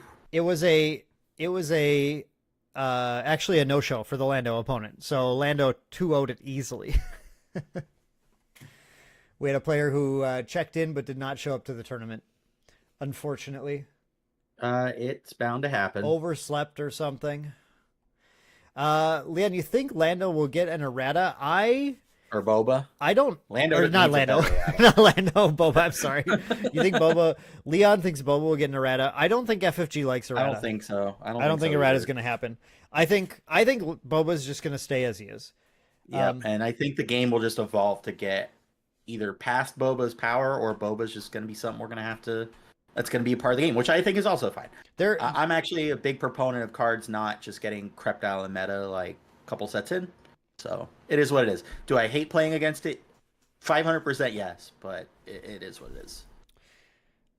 Max, can I share how many of each leader are out there today? Yes, probably. I can at least give you a quick rundown here. Okay, we have, let's see, not this. My God, you guys, do you know how insane it is to try and do all this stuff at once? I'm absolutely absurd. Okay, We're gaming. we have, I believe we have one Vader, one Palpatine, one Kira, I think one Kira, one Hondo, one Lando, one Kylo, one Sabine.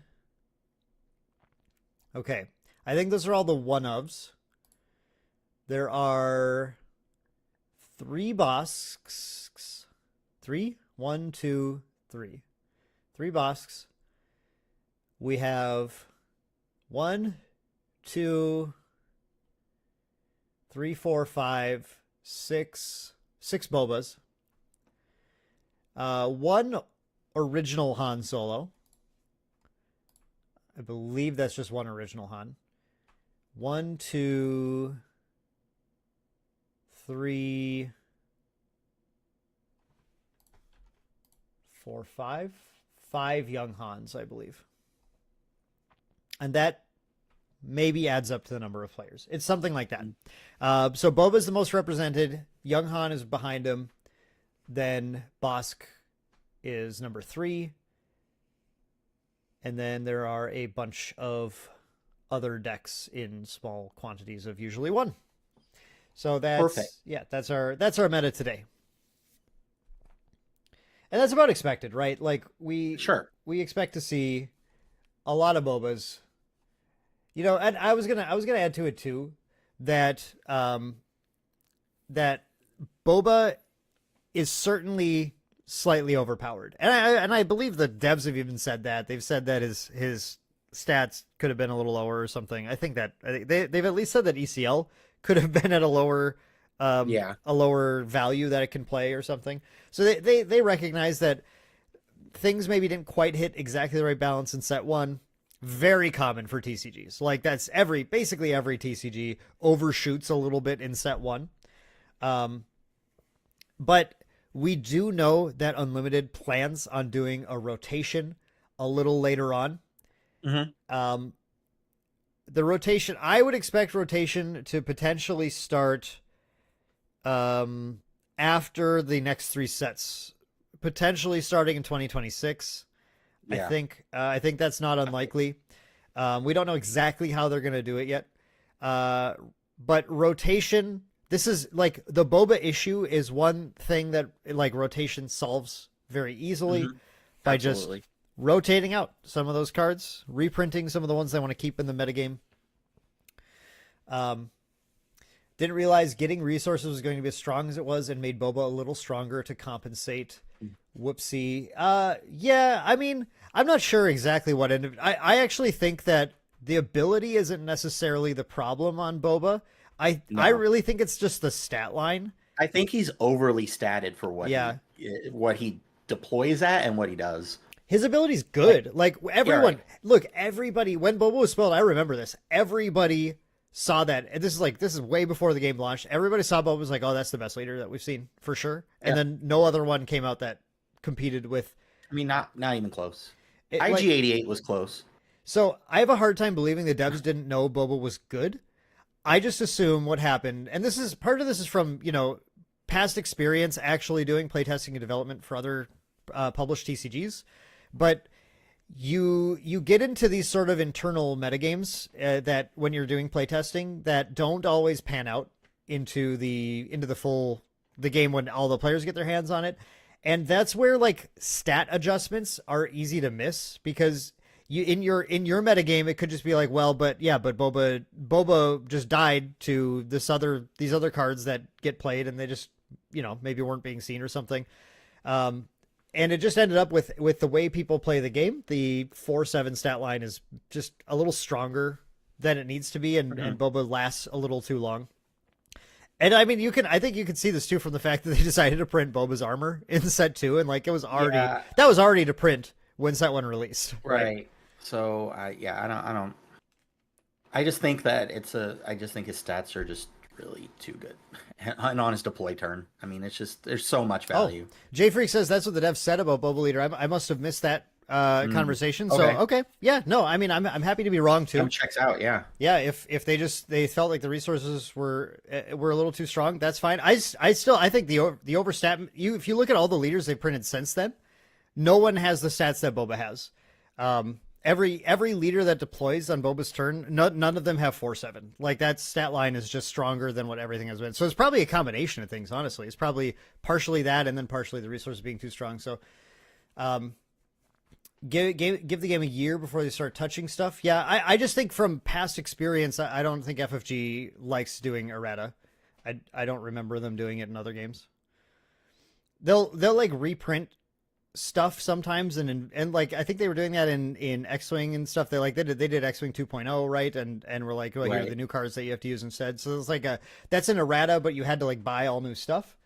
I just don't I just don't expect them to do it this way when they have the ability to just use rotation to deal with it. Yeah, if they weren't a rotating game, then I could justify errata. But like, if we're gonna have a rotation anyway, it's just I guess how long we have to deal with that annoyance before it goes out. Yeah, J Freak, that could totally be the case. They could have just toned down everything, but then just at some late stage in testing, Boba was just like people were testing others. That's the other thing too. The other thing about playtesting is that like once you establish that a deck is good.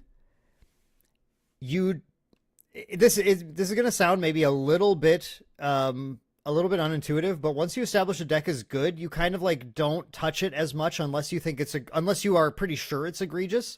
because you have to spend your time testing the other things because you're like, well, we got to try and make these other cards playable too to try and keep up, because your goal, it would rather be to get everything to a level of playability rather than just nerf everything into like unplayability or something. Yeah.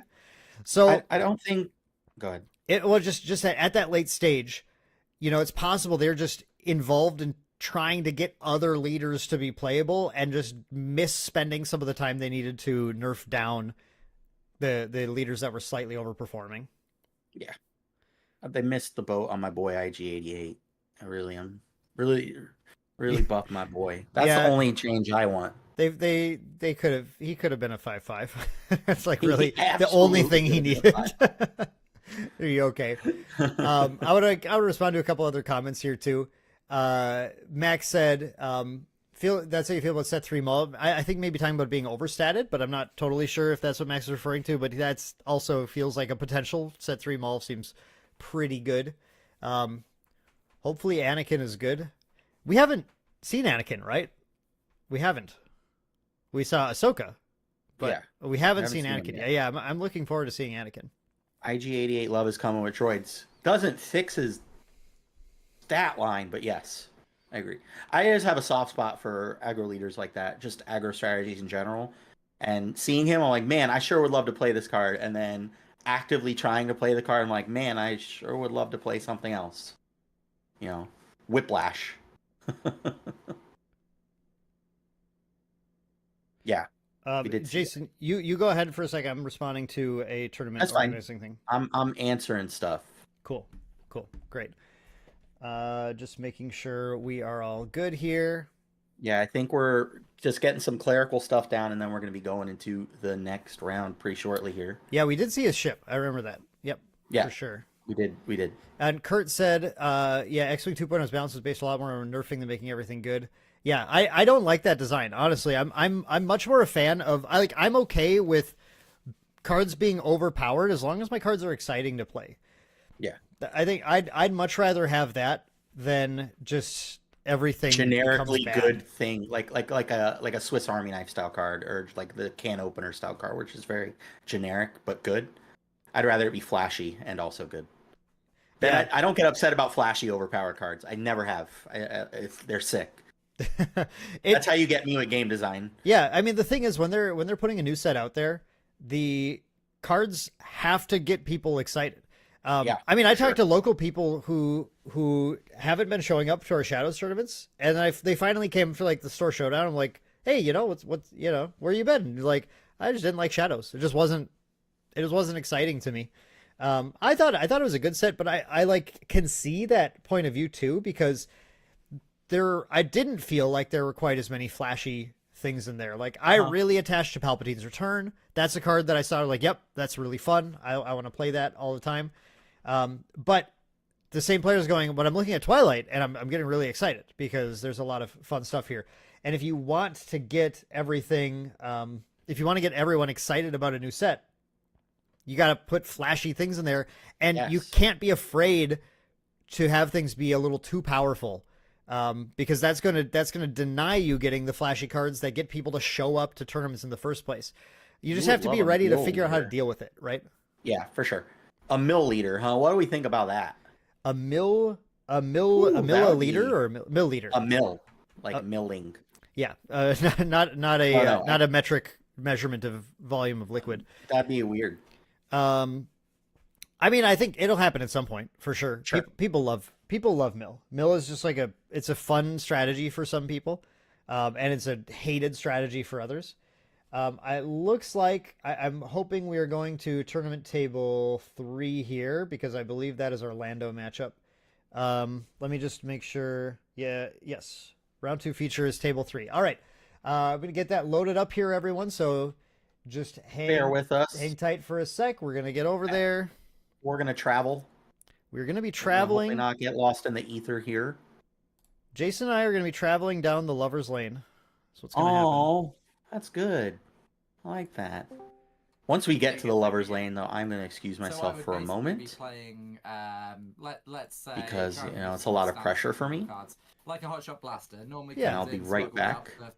I need to refill the old water bottle and grab a cough drop or two because we're going to be yapping. You got to hold on to no, the no, people but right it's now. still- it's Hang on, snuggled one I second. have them. snuggled I have them. but then- Oh, I have We're not I have our going players anywhere. chatting Right actually. Hang to- on. and then I have to kill a resource. So you can reach Ah. one. There we go. Okay. Hera is the mill leader. Yeah, sure. I'm sure Dan has an opinion on that. Here, table 9 is going to be a good match. That Hope may so. be. That may be, but we are here to watch some What if they're Lando. all going to be good We're here to watch matches? Lando gaming today. I need to see this Lando match. So bear with me while I fix our player info. I'm going to just get everything updated here. I have a few things that I need to look up, and it takes me a moment. So, Jason, I want you to tell everyone while I'm doing this about your favorite Twilight card that you've seen revealed so far.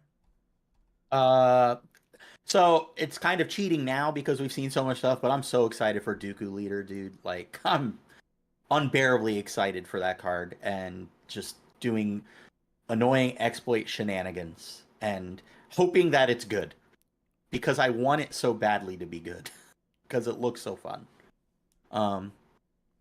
Outside of that, it kind of ties in hand. Well, no, I think just honestly Dooku. I'm most excited to play him and build shells around that. The more cards we see, it makes it more and more exciting. Does anyone have a Twilight card they're most excited about that I could riff off of or tell you that your opinion's wrong? It's probably not. It's an opinion. You're just entitled to it. I think what I'm most excited about for Twilight though is the accessories. There's some sweet accessories coming out. The accessories are always sick. Yeah. And I need another playmat or a deck box. Like I need, an extra nose, but I'll take them. Jar Jar Binks. Don't worry. We're going to talk about that. I'm going to put that in my back pocket. I love the Jar Jar Binks card. Yeah. Leader Rex. Okay. Oh, That's my cool. Yeah, sure. goodness. Zero the Hutt does look fun. I can agree with that. But Jar Jar Binks, I'm gonna put that away. We'll revisit that. We'll revisit that in between this game, because I'll segue into our next God. topic very well. Whoa, you're out of control over there. I don't think they can see where I'm out of control. No, so if don't you worry. could see what Dan is doing right now, he's out of control.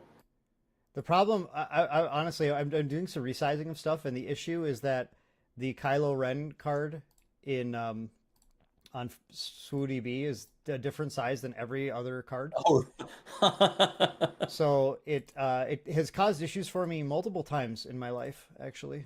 Quillen will be your main leader. I like Quillen too. I think Quillen is very solid. I am excited to how everyone is going to determine random without there being a baseline for it yet. I assume we'll know what that baseline is, but I want people to determine random in the most bizarre ways possible. I want each straw to represent a unit, and when you draw or a base, and when you draw the shortest straw, that's the target. That'll be a fun one.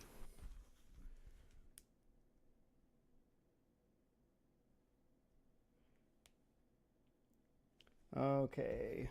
Yeah, the round has begun already, so we're going to be hopping in just 1 second. We're getting our timer started, and almost there, folks. I think the best thing FFG should do is just make a very baseline consideration on how that works, so they don't leave it to the players, because as evidenced right now, we're all insane, and we'll think of these crazy things. Okay, folks. All right. Our players are off to the races here, and We're in there. we are actually already on turn 2 or round 2 of the game. So what we have going on here is some exciting gameplay. We have a Boba Green. Hey, Millennium Falcon. Oh, I put Jeddah City in for some reason. I don't know why I have Jeddah City showing. Hang on. That was supposed to be ECL, and it did not change. We have a Boba Green, not a Boba Yellow. Excuse me for that. Playing against our red Lando deck. Dang. We got the Millennium Falcon in play, cracking in.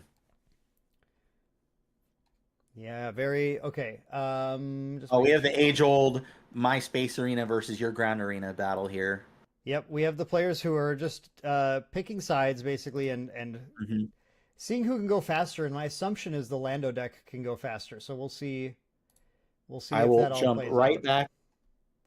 I'll be right back in 2 seconds. Okay, excellent. I'm going to take control of things then. Well, I'm just pulling all these off. All right. So, looking at what's going on, the Boba player. Oh, the Boba player has already activated their ECL as well. Wow. Okay. Yeah, they're going real fast here. Looks like they're marking that by exhausting the card. We have a Greedo in ground, and we have a TIE Defender in space versus the Falcon in space for the Lando player. And damage on base is a little difficult to tell. We have 3 on Lando. I'm going to get that fixed up for y'all here. And then we are going to have some amount on the Boba player's base, but it's on a die that that's not even visible. I can't quite tell what it is. We have a Lando flip coming down and a Greedo and a Boba. Greedo is going to, it looks like Greedo's attacking into Lando, dealing the 3 damage. And I believe flipped a unit card, so no extra damage being dealt. Lando attack. Lando is going to be attacking here, deciding between hitting Boba and attacking base. Goes for base. But unfortunately, the damage amount I have here is still quite unknown. I am not sure. I'm not sure where the damage is at.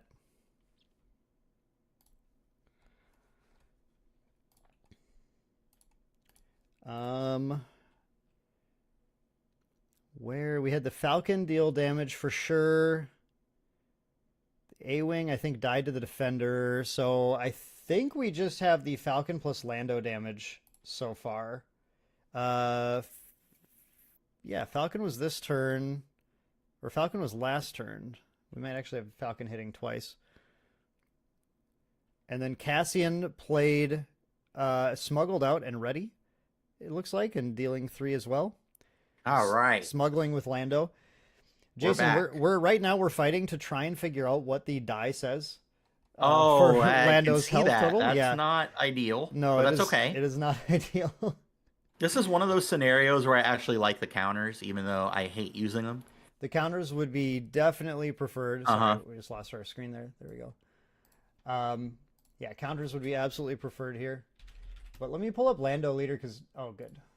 I'm having trouble with... because I think a lot of people still need to know what this card does in general. Because they're probably not used to playing against it. I think the damage total might be at 11, but I'm not positive.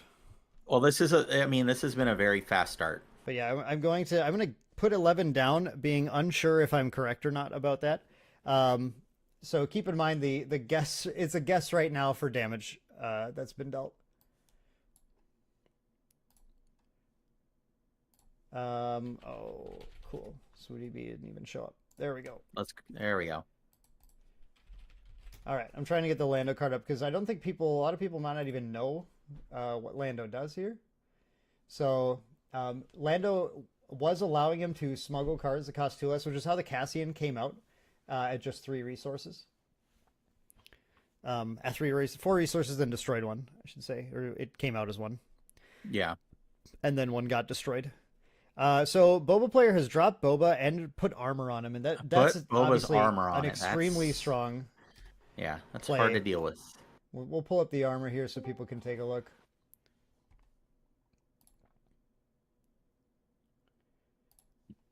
Okay, yeah, so the Boba armor is going to make it so that the Lando player is going to have a very hard time actually taking down Boba, but I think actually more importantly, because he's an aggro player and just trying to attack the opponent's face as much as possible,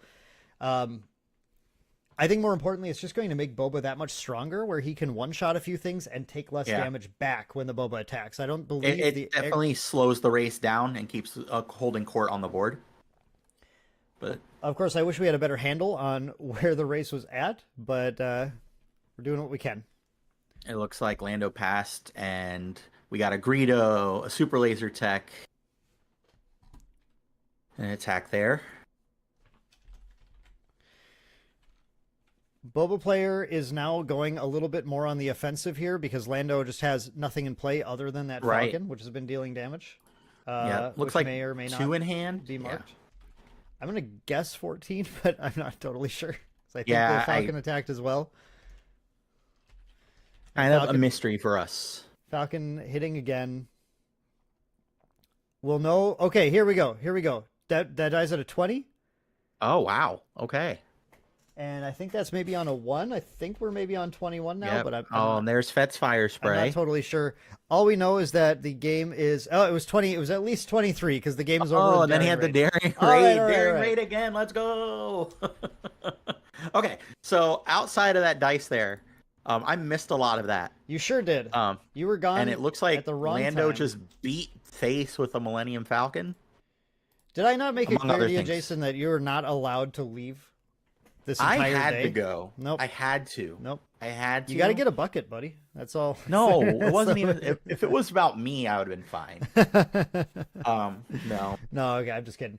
But yeah, so we're gonna fix everything up here on the stream now, and then for our round 2, yeah, daring raid for the win. By the way, like we were talking about this Absolutely. last round again, but daring raid, what a showing this card has had. It is really quite a powerful card. A card I It's totally been the showcase underwrote. right now.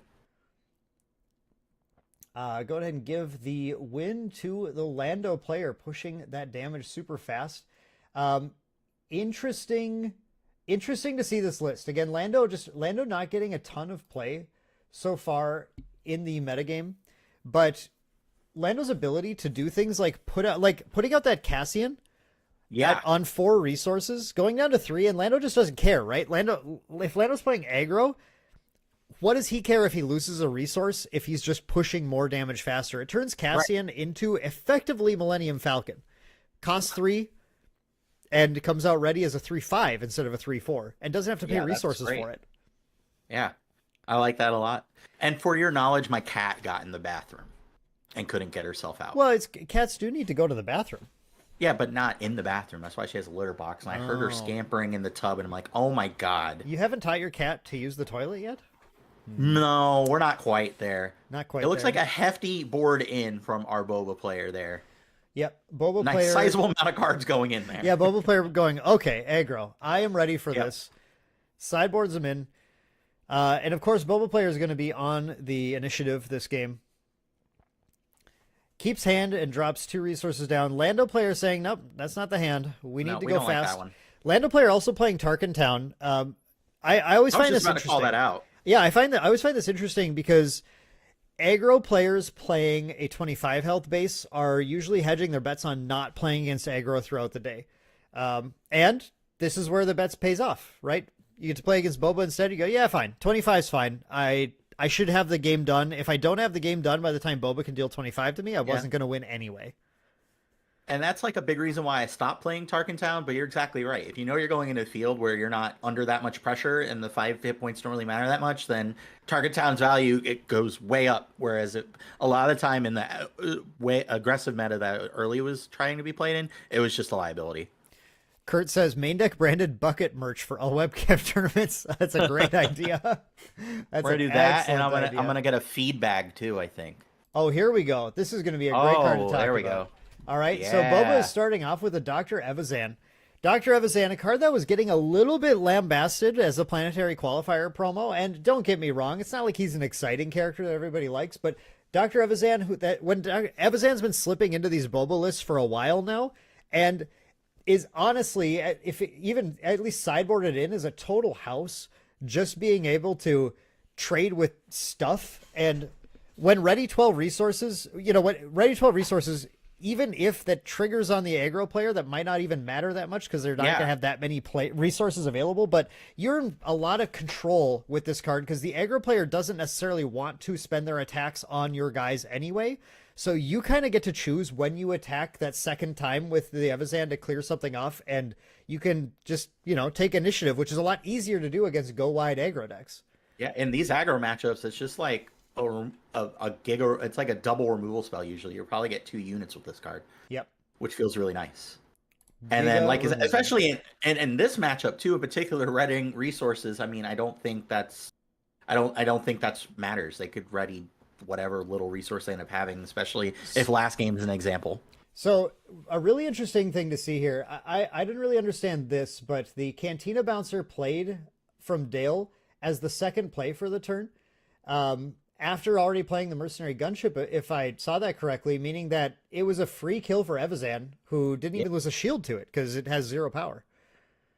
Yeah, I'm a little confused by that. We do have the Fighters for Freedom coming down. Fighters for Freedom. Fighters for Freedom is a little bit bigger stats than Evazan wants to see as a 3/4, so Evazan is going to have a little bit more trouble. However, the combo of Evazan and Super Laser Tech into that Fighters for Freedom might do the trick. Yeah. We do have, excuse me, Mrs. We do have 3 damage mark. I have to be really on top of marking the damage on our die player's base. Yes, as soon as we see it. Yep, 3 damage marked from the gunship last turn. Yeah, there we go. We have Cleaned a hot shot blaster on the Super Laser Tech to trade with the Fighters for Freedom. An extremely powerful play here. Yeah. Wow. So that's the Smuggle resource coming in. The Smuggle resource, and then, I don't know, a resource untap. Okay, yeah, then the resource untap from Boba when the thing died. Yeah, wow, strong play. That was an insanely strong play from Boba. That honestly could be the game-defining play from the Boba player, getting that activation. How often is Super Laser Tech a removal and a ramp card at the same time? Hotshot Blaster with Super Laser Tech is just so powerful. Yeah, holy cow.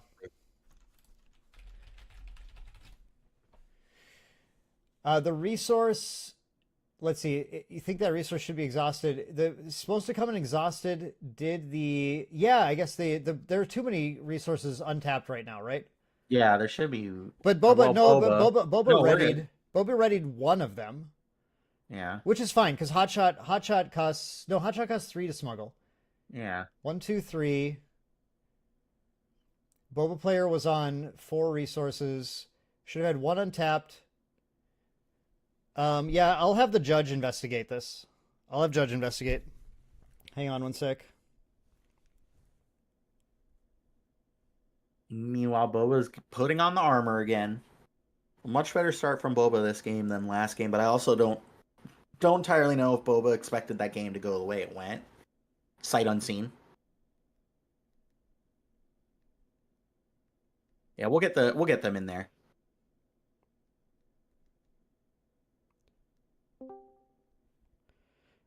And Judge Randall is on it. Okay, he's there. Awesome. So cool. We'll get that taken care of for you guys. That way we get it all caught up. Yeah, and that's the thing, right? Nothing in the game state. Actually, everything here would still be valid to be able to play. We'd just be a resource down. And so he would just be tapped out here. Yeah, we might have just missed what was going on, and I also think. And that's true too. I missed some damage in here too. Jason, do you know how much damage was dealt that I missed while we were trying to dig that up? I am not entirely sure because I can't. If you're looking at the other player's screen, it's very. I don't know. I just can't make out some of those numbers. Well, Greedo's a 3-1, and then the. Oh, we're talking.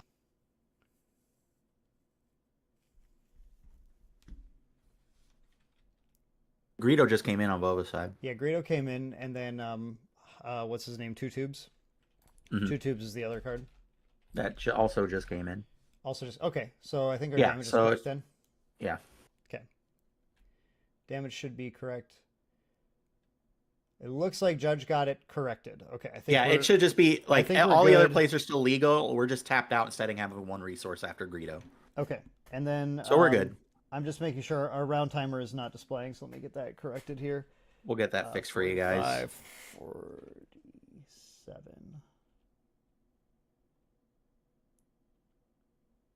$30, 37 minutes left in the round. Okay, getting that up here for everyone.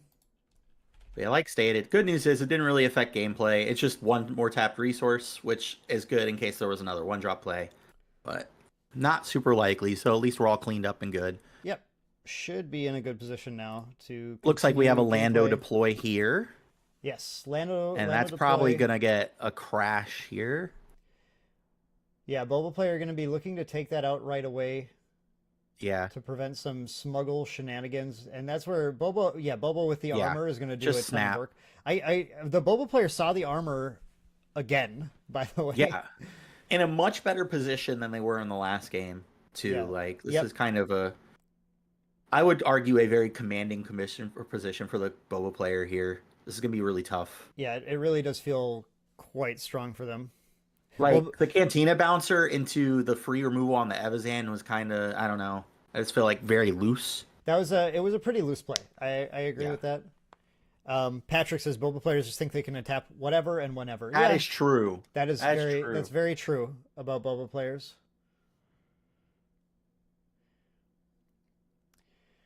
All right, let's see what Lando's answer back to this is. Right now, this is pretty oppressive. That Boba is just going to hold court. We still have Evazan on the board, which is a decent stat line. Frankly, the mercenary gunship right now is a liability. Boba 100%. certainly has the resources to just take it and not really Yep. even care.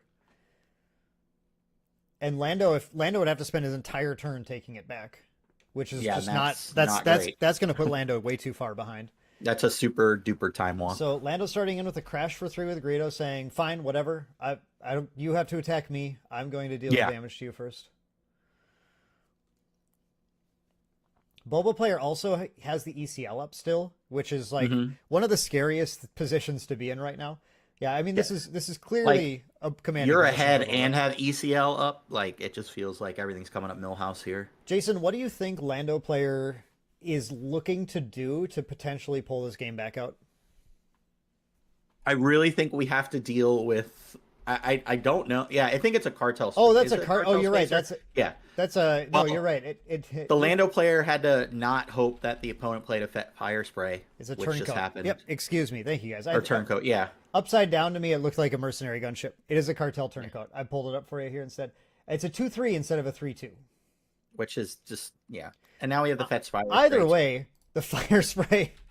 The fire spray does not care about that card whatsoever. Like, I like the attack there first because you get to see what Boba's going to do to hopefully for one of your answers. And not only that, we're only in like 2 cards in our grip here. So we're struggling here unless we have something good smuggled that can kind of bail us out. But even now, with the Fetch Fire Spray, that's just even more pressure.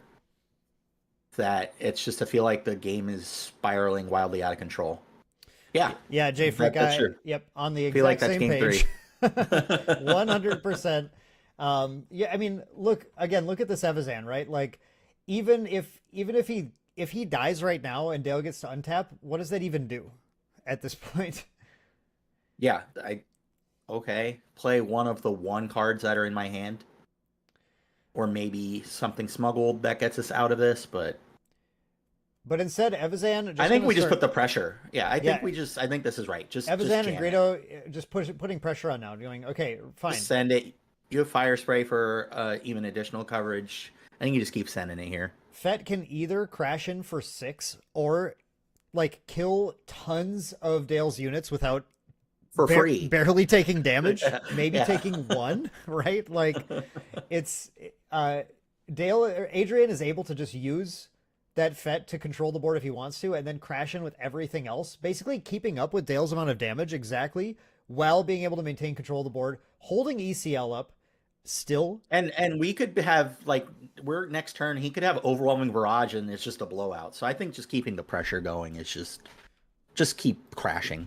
We do have a Cassian play coming out here. All right. A ready unit, able to potentially take that Evazan and untap everything. I think there's a reasonable play here now where maybe Dale can go, okay, well, fine, I'll trade with the Evazan, I'll untap my resources and play my last card in hand. However, I don't think Boba's going to let that happen. I think, we are going to base. Boba's going base. I thought maybe killing Cassian was good here just to remove that potential play. I would have considered that play, certainly. It's a safer play, but it also shows the confidence that Adrian thinks that he has this well in hand. And that allows exactly what we said. Dale's going to use this opportunity to kill the Evazan, untap everything, and play 1 more card. Now that Fire Spray cracking in. Yeah, I have to wonder if he either has Overwhelming Barrage in hand for next turn, or some sort of sweeping card like that, just for that confidence to just crash like that. And just not respecting the fact that Cassian could get us an additional card in play, but we'll see. And it's a K2SO. K2SO. K2SO is about the optimal last card to have here if you're trying to actually put some damage on board. Actually, no, I'm going to take that back. Disabling Fang Fighter would have been the card I Disabling would, Fang Fighter would I have would been have super preferred sweet to here. have there. I think that would have been a better card to have, but Yeah. And I think the writing is on the wall here. Yeah, that's. I think I can that's game actually 2. find K2SO on. Yeah, that's game 3, I don't guys. know. Okay, yeah, no, I don't Not even find expected. K2SO. It's just over at I that partially point. want to know if he had the overwhelming barrage in him, but I think he just was presenting lethal anyway. The absolute power of Boba Fett's armor, Yeah, unreal. and honestly, And Evazan. Dr. Evazan that game Evazan. was almost MVP there, right? Evazan, just a house. Seriously, Yeah. people Well, that's okay. people didn't. Lando believe gets in another this guy. shot on the play. People did not believe in I'm Evazan. skeptical of the cards. Just still, like I'm still like not entirely on board with it, but it has a home for sure. You're welcome to be bad at the game, Jason. I'm not going to stop you. Oh, from you're doing welcome to be better than the game. that. No, I mean, No. I agree. It's a dangerous card to play, but But this when you is know the your exact scenario you matchups, want to play it. yeah, when you know your 100%. matchups, you know, like, yeah, this. You even saw there that like the Lando player chose when and where they wanted to activate that thing, and it wasn't even close to enough. at that Not even, not remotely. So we'll see how game 3 goes for Lando. Lando getting the benefit of choosing to take the initiative or having the initiative will probably be really strong here. Also, that hot shot blaster on the super laser tech. How Oh, insane was that? That was yeah. Yeah. I would say the Boba player saw just everything that they wanted to see that game.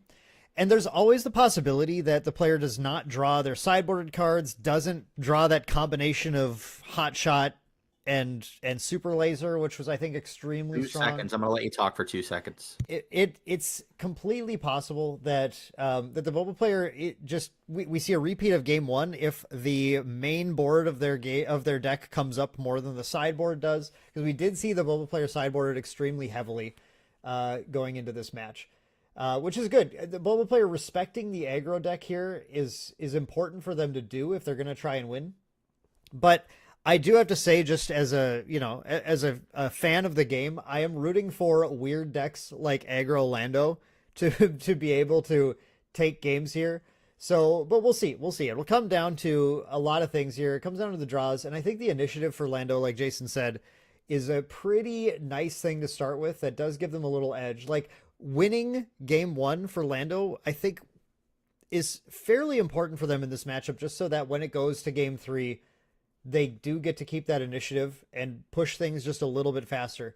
It will allow them to maybe control a little bit more of Evazan's popping if Evazan does get dropped again. So players drawing their opening hands here, and we have some resources going down now. I think we actually had mulligans there. I wasn't Sorry paying about total that. attention there. Work decided to call. Work, you are We had actually a at work right Pokemon now. player. We had a Pokemon player come in and didn't know their player ID, so Oh no! I had to save the day. Yeah, that is a terrible scenario to be in. You don't want that to happen. Need your play ID. Sorry, here we go. Game number 3. Lando starting off strong with everyone's favorite 2-drop in the game. The Love this card. Love this card. A-Wing, absolute. Dale with the Absolute whole house. Lando fit. Like, you have to admire the commitment to the bit here. Oh, I didn't even notice that. I do appreciate. Yeah, he's wearing love his it. Lando outfit, bringing his Lando deck, has his Lando showcase. Like, I like the What a giant champ. initiative card too, actually, for accessibility reasons. I like that. yeah, we are all about accessibility here when we're like straining our Right eyes now. to read a die with damage on it. Okay, correct me if I'm wrong. This is I a think that mercenary might be a gunship. mercenary This is a gunship. mercenary. I swear, guys, the art looks pretty similar from that far away. Mercenary gunship, by the way, this is where it's good. This is where it's extremely good because mercenary gunship kills A-Wing and does not die in return. It's extremely strong in this exact scenario, but Lando is going to maintain that initiative, right? Yeah, so there is a world here where he's just like, you know what? I might just actually take this from you, just to tax him. But we'll see. Or so maintaining the initiative too. You just crash, right? I think it depends on what's I in don't- his hand because if Lando Yeah, has it a also depends on your Lando hand. with a daring raid right now would be about the hottest thing, I think. Yes, and we've already seen it, so it could be a thing too. No, he's crashing. He must not have it. Or Oh, all he's, right, here we yep, go. He's just going to deal damage. He's like, fine, if you want to remove it, go right ahead. I've got more where that came from. Yep. Oh, but oh no. Oh, there's a Boba Ooh. unit. Boba unit coming down. Yep, Disintegrator. Disintegrator coming into play here. Able to potentially just trade with a number of Dale's cards. We have another Cartel Turncoat. I recognize it this time correctly. Mercenary Gunship doing the Our eyes obvious are not play, deceiving us. trading Yeah. with A-Wing. Using Boba to untap this, and are we going to see the Greedo follow up as well? Is the question. That would be real nice.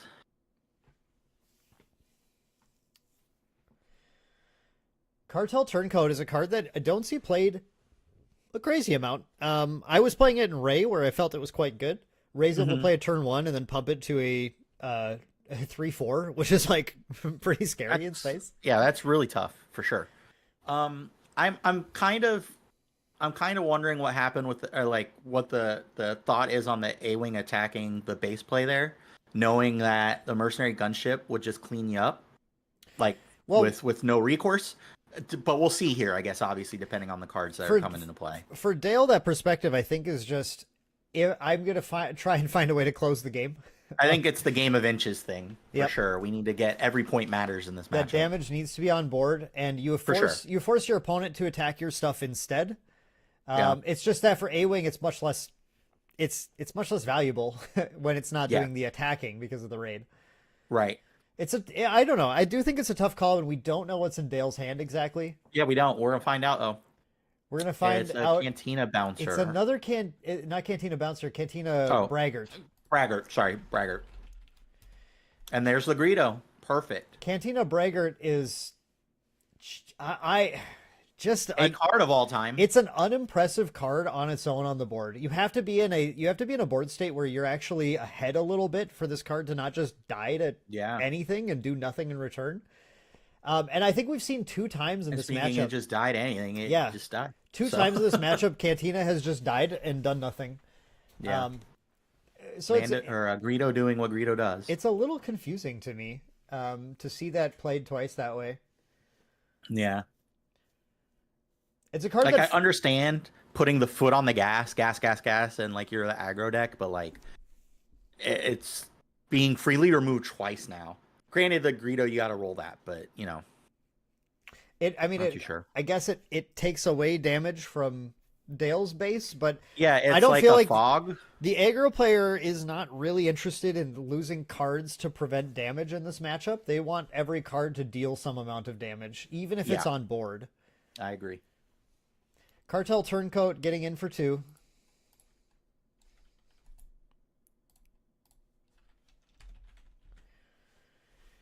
Okay, so Jason, again, I'm gonna throw this to you again. Our aggro all-star. What is Lando trying to do right now? Because again, it feels like the game's spinning out of control a little bit for Lando. I do think the game is spinning kind of wildly out of control here. It looks like we got the Tarkin Town activation. But now we have a Boba leader to play. Like, honestly, you're dealing with you can't play a ground unit the ground is short up. Like here, okay. So Lando's gonna flip here to hopefully fog some damage, it looks like. And we'll see what happens from there, but I mean that's the ground is part. Right. Yeah. All Lando's really gonna do is potentially fog a little bit of damage, but almost nothing. Honestly, there's a world where you just ignore him. You could just ignore him right here and push in, which almost looked like a consideration there, but it looks like they walked it back. Yeah, it does look like the Boba player said, no, I'm not sure I want to attack with that. One thing I'm thinking is Greedo into Lando is potentially just a free kill if he flips a non-unit. I was just about to point that out. It looks like Adrian's considering that now. Yeah, that's really good. I mean, that's honestly, that's kind of my snap play. Right? You just lose a Greedo, okay, and Boba cleans it up anyway. Disintegrator. Yep, and we flipped we're flipping a no non-unit. Flip a non-unit, and Lando's gone. Yeah, the gamble pays off. Exactly what Adrian needed really to see hurts.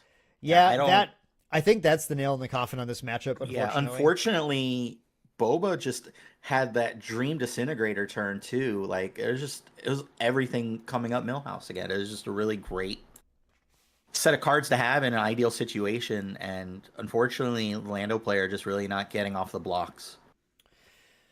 Yeah, you know, it was such a crazy game one where we you know, it took us a minute to get We into missed it but almost. it feel like we missed half the match in that game Yeah. one. But the Boba player just couldn't build up as much velocity as they have here, that where the Dale just sped ahead and did so much damage. But in this game was almost determined simply by Adrian drawing Disintegrator and putting it on board. But I do feel like, you know, again, just interesting plays like losing the Braggart for no value. And we could talk about some other stuff too. Like, look at how game one went. That Millennium Falcon, the Cassian, there was so much pressure put on. Yeah. We've seen not a single Falcon drawn. Like, obviously, the dream play would just be to jam that ASAP because it's really get the early value before Fire Spray starts to deal with it. And it just was all just not the ideal cards drawn up. It looks like. All Sneak right, attack. so we have We're okay. sneak attacking something now, though. What is happening? Something fun is happening. K2SO. Okay. Okay. Sneak attack K2SO. I kind of like that. All right. That is going to allow a little This bit could of do damage. a little bit. A little bit. Yeah. But not Not not quite nearly enough. enough. Boba's just going to base. This is Boba's gonna ignore this is this, actually how yeah. confident Boba player is. They go like, Yeah. could I kill the K2SO? Yeah. Absolutely. Will Will I? I? Probably not. No. No, thanks. And you know, honestly, you know, the aggro deck perspective has a little bit of an issue in a matchup like this sometimes, where they get in a position where once the opponent makes those game-changing plays and kind of takes control, they don't actually have a set of good options. So Frankly, this is why I don't like playing aggro decks, because I prefer to play games where I actually throughout the game have options that I feel are good and don't get in these positions where all of my options Oh. just feel subpar. Looks like we captured something there. Wow, okay.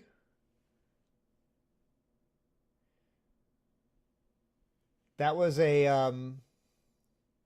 Yeah, what was that? oh, that's the one that gives it a shield. Yeah. I'm blanking on the name of this card, but it's the card that captures, and if it's on a bounty hunter, puts a shield on them. Yeah. Um, That's rough. Chat, what's the name of the card? So I can pull it up. Help. I can't remember the name of it, but yeah, it captures a unit in the same, I believe in the same arena, and if it's played on a bounty hunter, it's an upgrade. If it's played on the bounty hunter, or maybe it's not an upgrade, but if it's used on a bounty hunter, then they also get a shield, which is just kind of gross here. Mhm. Capturing the K2SO is actually really funny, because the K2SO, when and if Boba dies, then the K2SO permanently Relentless stays in. Pursuit. Yes, that's I it. think we I literally just captured pulled the, this in a pack as well.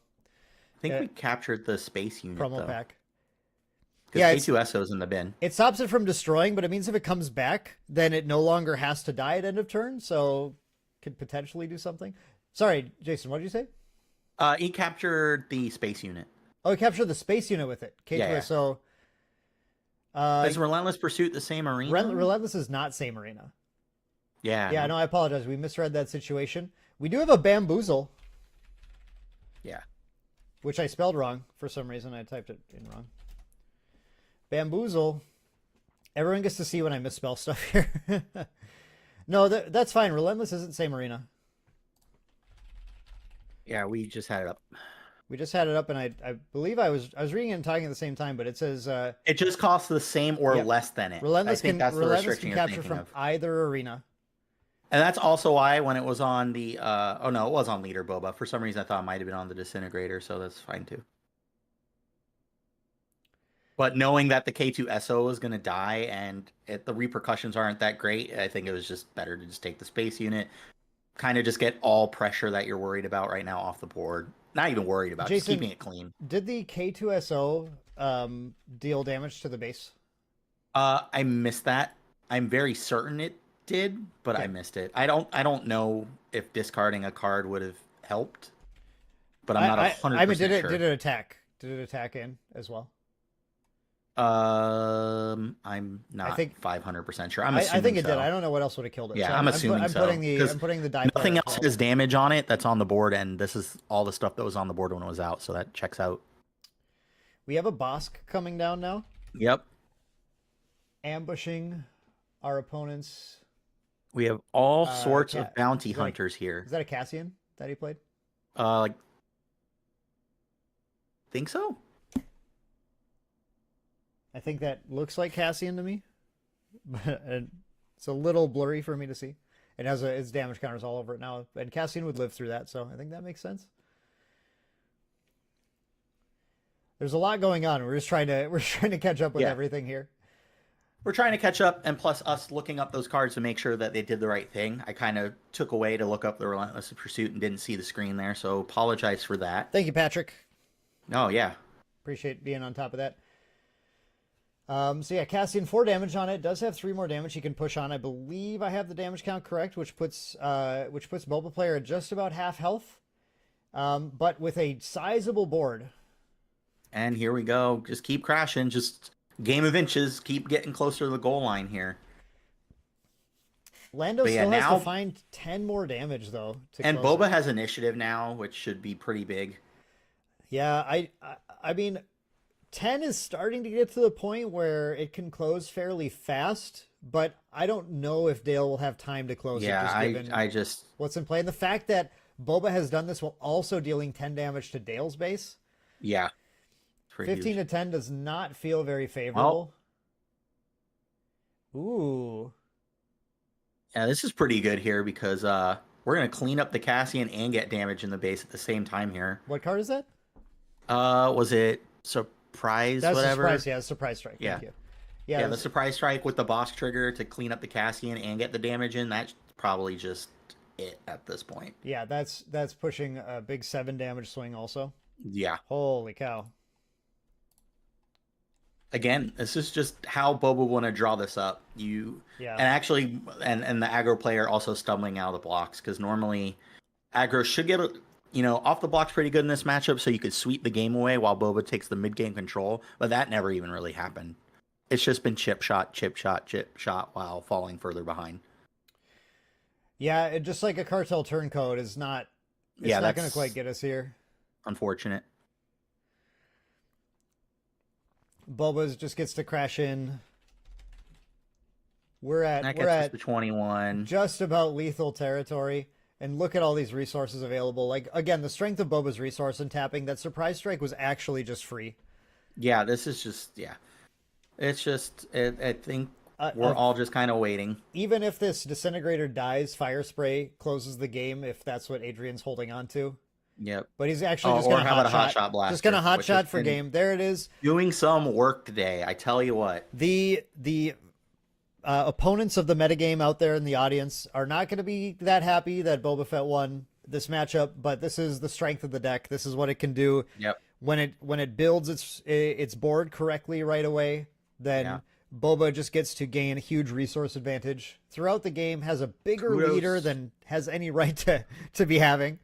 And kudos for Dale for sleeving up Lando, though. That game 1 strategy went perfectly. Hopefully there's some considerations to how that game went. Maybe not kind of time walking yourself on maybe playing those cantina braggarts in those instances. But again, what do you do in these scenarios? I don't think there was anything to do, right? Like, that's the problem, is you just run out of things to do. But I want to say again, like, huge props to Dale for playing Lando. I hope Dale, and the day's not over. I hope Dale keeps playing this.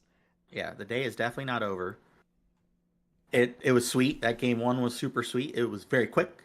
And then Boba just did what Boba does, and almost to an ideal second and third game. Third game was an embarrassment of riches of what Boba would like to do. Obviously, the Disintegrator on curve was insane. Yeah, and into the Greedo, which was also insane, which Greedo also killed Cassian. Killed what unit was before that? Killed something. Like, I mean, it was just perfect how you drew it up. Patrick commenting on the off aspect, Hotshot. Hotshot is most commonly played in yellow decks, regardless of red, because it's only actually really good off of Smuggle, and the Smuggle is a yellow cost on it. Hotshot is another card that, in my opinion, is one of the most impactful cards out of Shadows of the Galaxy. It's just one thing that Shadows of the Galaxy really did for us is allowed us to. We're gonna have to transition here. Yeah, we're gonna bring it to us. Yep. Let me Bring it get back us to our faces. let me get us over to our beautiful Make sure I'm all made up. faces in just a moment. Here we're going to be transitioning. Actually, we're transitioning right now because I already hit it. There we go. There we are. Hey, there we are. Hey everyone. Okay. So that was anyway, I just want to finish my thought, but Shadows Hotshot Blaster did something that we saw a lot in Shadows, which is these smuggle cards making our resource life easier, which I've like that was the kind of the hidden gain. Maybe it wasn't so hidden, but for me, I was thinking so much about the value that smuggle gained that I wasn't thinking about how often in the set 1 metagame I was like struggling to decide what to resource, and how nice it was just to draw cards like Hotshot where I go, oh yeah, I want to resource this 100% of the time. I never want to hold this in hand. And it means that I can resource the cards I want to resource, and I can hold the cards I want to hold a lot more often. So I really enjoyed it. Frank, thank you so much. I really appreciate that. We're trying our best. Again, we're managing everything on our own. This is a purely main deck run stream. And it does mean that there are some things that are just going to be like slightly scuffed sometimes, but we appreciate you guys tuning in, and hope you guys are having fun watching this. So that matchup, Jason, what else could we say about that we didn't say? The Boba player had a ideal second and about perfect third game. Like, honestly, like everything you wanted when you needed it. Down to the surprise strike with the boss, down to the Hotshot Blaster and resources. I mean, an embarrassment of riches again. Patrick, there might be a little bit of confusion there. Hotshot Blaster's smuggle cost has the yellow aspect. Yellow, yeah. And the smuggle cost, when you're playing something smuggle, you ignore the card's normal aspects and only look at what's listed on the smuggle bar. So I'll pull it up. I'll put it up here. If we're talking about it, I should have it up here. So Hotshot Blaster, as you can see here, smuggle is 3 cunning. So as long as you have cunning across your leader and base, you don't have to pay any aspect penalty for it. You know, if your deck didn't have cunning, so say you played this in a red-green Sabine or something, you can still smuggle it for 5 then. Then it's 5. Yeah, it drops the red. Because you don't have cunning. And yeah, it drops the red. Yeah. So Hotshot has been an insane card for these cunning decks. I've used it in so many cunning. Like, I was playing Yellow Ray for a little bit. Like I mentioned that earlier, actually, because Cartel Turncoat is really sweet in that deck. Slam Hotshot in there, easy, because it just pushes damage. And it's a free resource basically. Yeah. So yeah, insane card for an insane game. Kudos to Dale for sleeving up Lando. Hopefully his rounds don't have those last 2 games happen to him. Yeah, because I mean that was just unfortunate. I believe that if Dale can win out, he still can make top 4, which would be incredible to see. So hopefully he's got some better starts. Hopefully his Cantina Braggarts aren't just dying. Kudos to Adrian. Congratulations for going 2-0 so far. Yeah, Adrian going 2-0. I think Adrian shows a pretty good command of that deck. Pretty good mastery over when to play. When to play what. And Jason, for our... I was just about to say, so we got about 8 minutes in the round. What do you want to talk about? Planetary qualifiers are starting. If you were to play in a planetary qualifier tomorrow, what are you sleeving up, Mr. Green? Okay, planetary qualifier decks. I'll just call that the top. What would you feel like playing? This should say round 2. Oh, I'm so bad at this. Oh my god, how embarrassing! Oh my god, how embarrassing! How much do you pay this guy? How much do I pay myself? I don't know. I'm just trying to stay alive. What would I play in a planetary qualifier if I was going to one tomorrow? I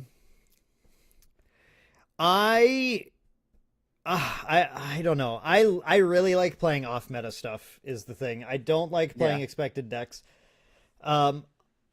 I might refine that Han Red I played at the Store Showdown yesterday. Okay. I really enjoyed that because, it plays a lot like these like Red Ray decks that are just kind of pillaging hands and stuff, but instead of using Force Throw, it's using Spark of Rebellion and just like choosing cards to discard. And that deck has the ability to spike games really hard too, because it does Han things where it resources DJ, it plays Tech turn 2 and then DJ turn 3.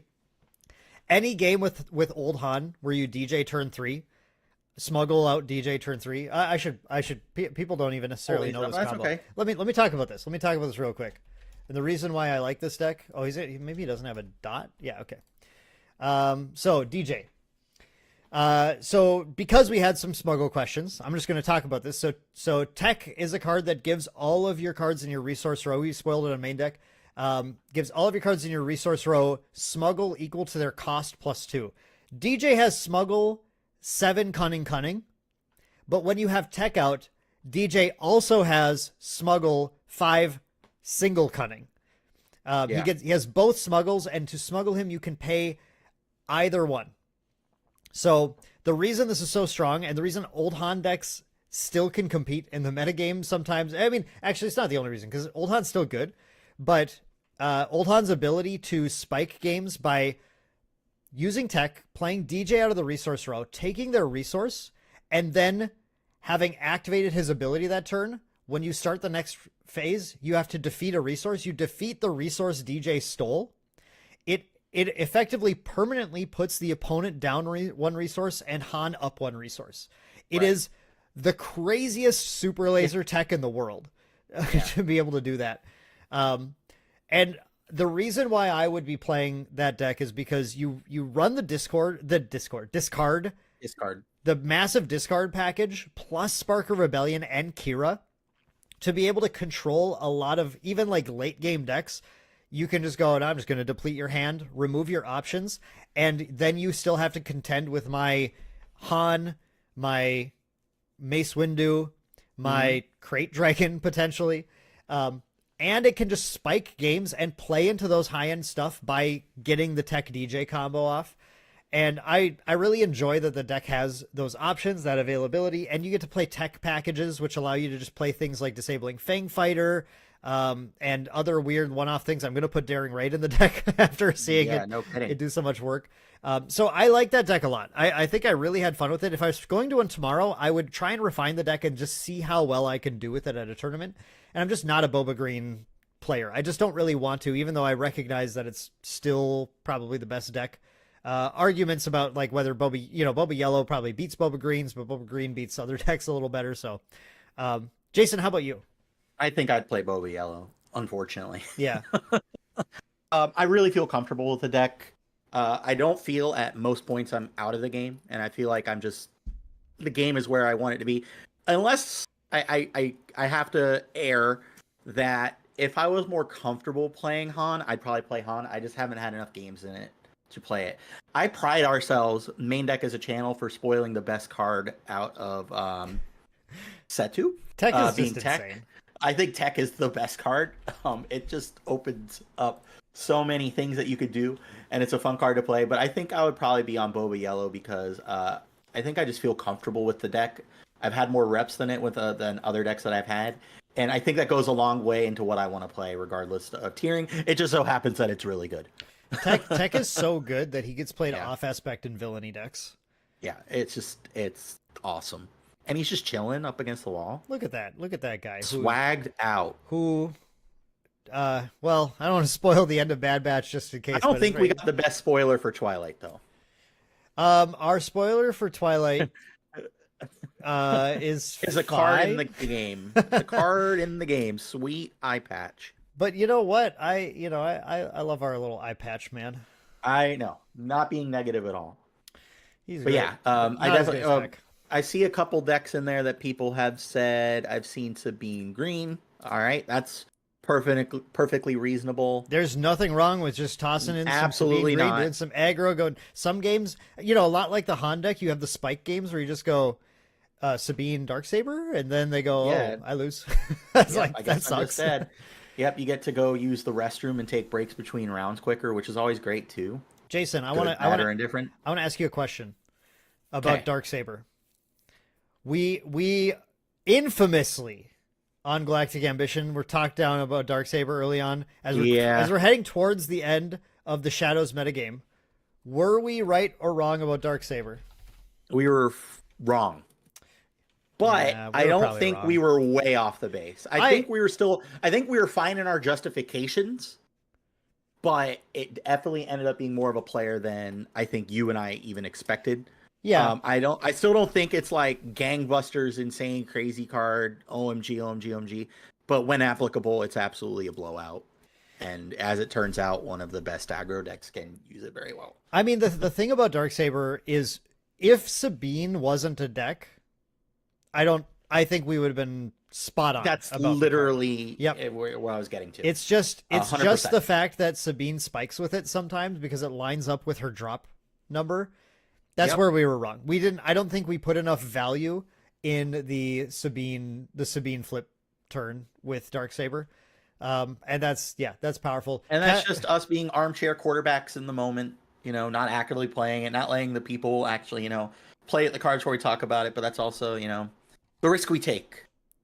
It is indeed. Do you think we're going to be wrong about the first run of Cristiano Ronaldo, whatever that 14 drop removal spell is? Cristiano Or are we going to be wrong about Ronaldo. that? Yeah, whatever that is. I think we're going to be on base for that one. I think So we're good. let me actually pull up the card for everyone here so they know what they're talking about. It's called the I Invasion of can- Christophsis. Yeah, that card, the big removal. Are we going to be wrong about this? So we say Invasion of Christophsis is bad, and we are not wrong. Nope. Right now.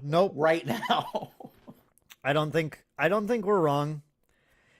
Well, oh no, hang on. Let me walk this back just a little bit. Nope, I'm taking it to the grave. Okay, you take it to the grave. I want to walk I think this there's back. cooler stuff we could do with and have our opponent dead before then. Okay, I'm going to do some heavy Dooku testing.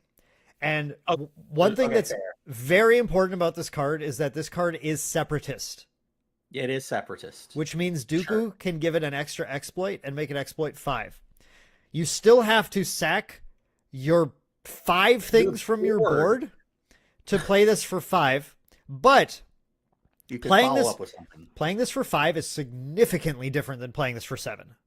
Yeah. Okay? Like, that is a huge big difference. Sure. That's a huge difference. That is a playable number, but you have to get 5 things on board to sack to this thing.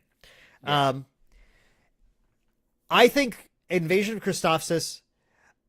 Right now. I'm going to lay down a couple of my tenets for this card. Outside of Dooku, outside of Dooku, I still don't think you play this in Nuke Gunray because it's still going to cost 7. It's 1 less than Super Laser. That's not enough. That's not enough. But so outside of Dooku, I think this card's unplayable. In Dooku, if we can figure out how to efficiently build that board so that you have the option when you need it against those aggro decks, like we're seeing, these aggro decks are just attack face. You put down battle droids, they go, I'm not attacking battle droids. Because turn 5 board wipes, or turn 4, whatever, is crazy. If we attack the battle droids, the separatists win. Like straight up, like honestly, that's where this is my argument for this. In Dooku specifically, where Dooku has the ability to potentially play this for 5 resources only. Yeah. It comes down to 2 options for the opponent. If the aggro deck attacks battle droids, Dooku is super happy. They love that. Dooku's like, yep, that's everything I could ever want. If they don't attack the battle droids and Dooku's able to consistently build the board of battle droids by turn 5, then he does by turn 4, right? Then he does a turn 4 wipe. And that can completely change the game also. That that can be a way stronger overwhelming barrage for him. Yeah, for sure. So I think the fact that we saw Dooku spoiled now gives this card a potential to get there. Because it's just in Dooku, it's like you can't really lose if you're playing blue Dooku and Dooku's able to build out that board consistently. Mm-hmm. But it still is dependent on that. Because if turn 4, 5 things in play is a ton, but with the cards we've seen, it is doable. Like 100% doable. It's definitely doable now. Yep. So I think all that considered, my rating on this has gone up. But it's for like a very niche specific deck, but a deck that could be a metagame player, right? I just think you're a coward. No, I'm not a coward. I think you're a coward. I'm not a coward. You were coward. I'm putting out. How dare you? I'm spitting facts for people to think about. Dang, putting a spin on this card. Okay. No, I agree. I agree with you. Are we gonna? I still don't care for it. Are we gonna have? I believe this is Javen again. Still has Django has That's a great really good question. This is a question I want to talk about for sure. I have just to make this look better. I have to put out the deploy side for this card. Yeah. And he's gonna have a big old white border on him, and you're just gonna have to deal with it. He's gonna look so good. Yeah. So I have what appeared to me when I started tweeting about it right away, a hot take on Jango Fett, which is that I don't think he's very good at all. I think he's mid. I think he's mid. I think Jango Fett is a mid card. Let me go ahead and give the full picture of this. What I like about Jango Fett is he does deploy in 5, which is the same turn as Boba, but he has less power. So I think right away that's like, well, okay. He's underrolled in Bounty Hunter, which Boba's both, right? Boba's definitely Bounty Hunter. I think he's underrolled 2. I think so. I could pull it up right now, but I'm not going to. So I said 2 things I like, which are that he's worse than Boba. So I guess ultimately, like, whatever. Like, the argument I've heard for this is that, unlike Grand Admiral Thrawn, if you're looking for a leader that can kind of control the board, you don't have to put resources in, and you can definitely tap things down. And the way the ruling works is sources of damage are going to look at what deals them. So for example, there's some plays with Jango Fett. You can flip Jango Fett and Overwhelming Barrage and tap the board down. Because the unit is going to deal the damage, and then it's going to cause that full board exhaust. Okay. That said, Overwhelming Barrage normally kills like multiple things on the board. And you would rather, if Overwhelming Barrage isn't already killing those things, like there's a bunch of battle droids and just going ping, ping, ping, ping, ping.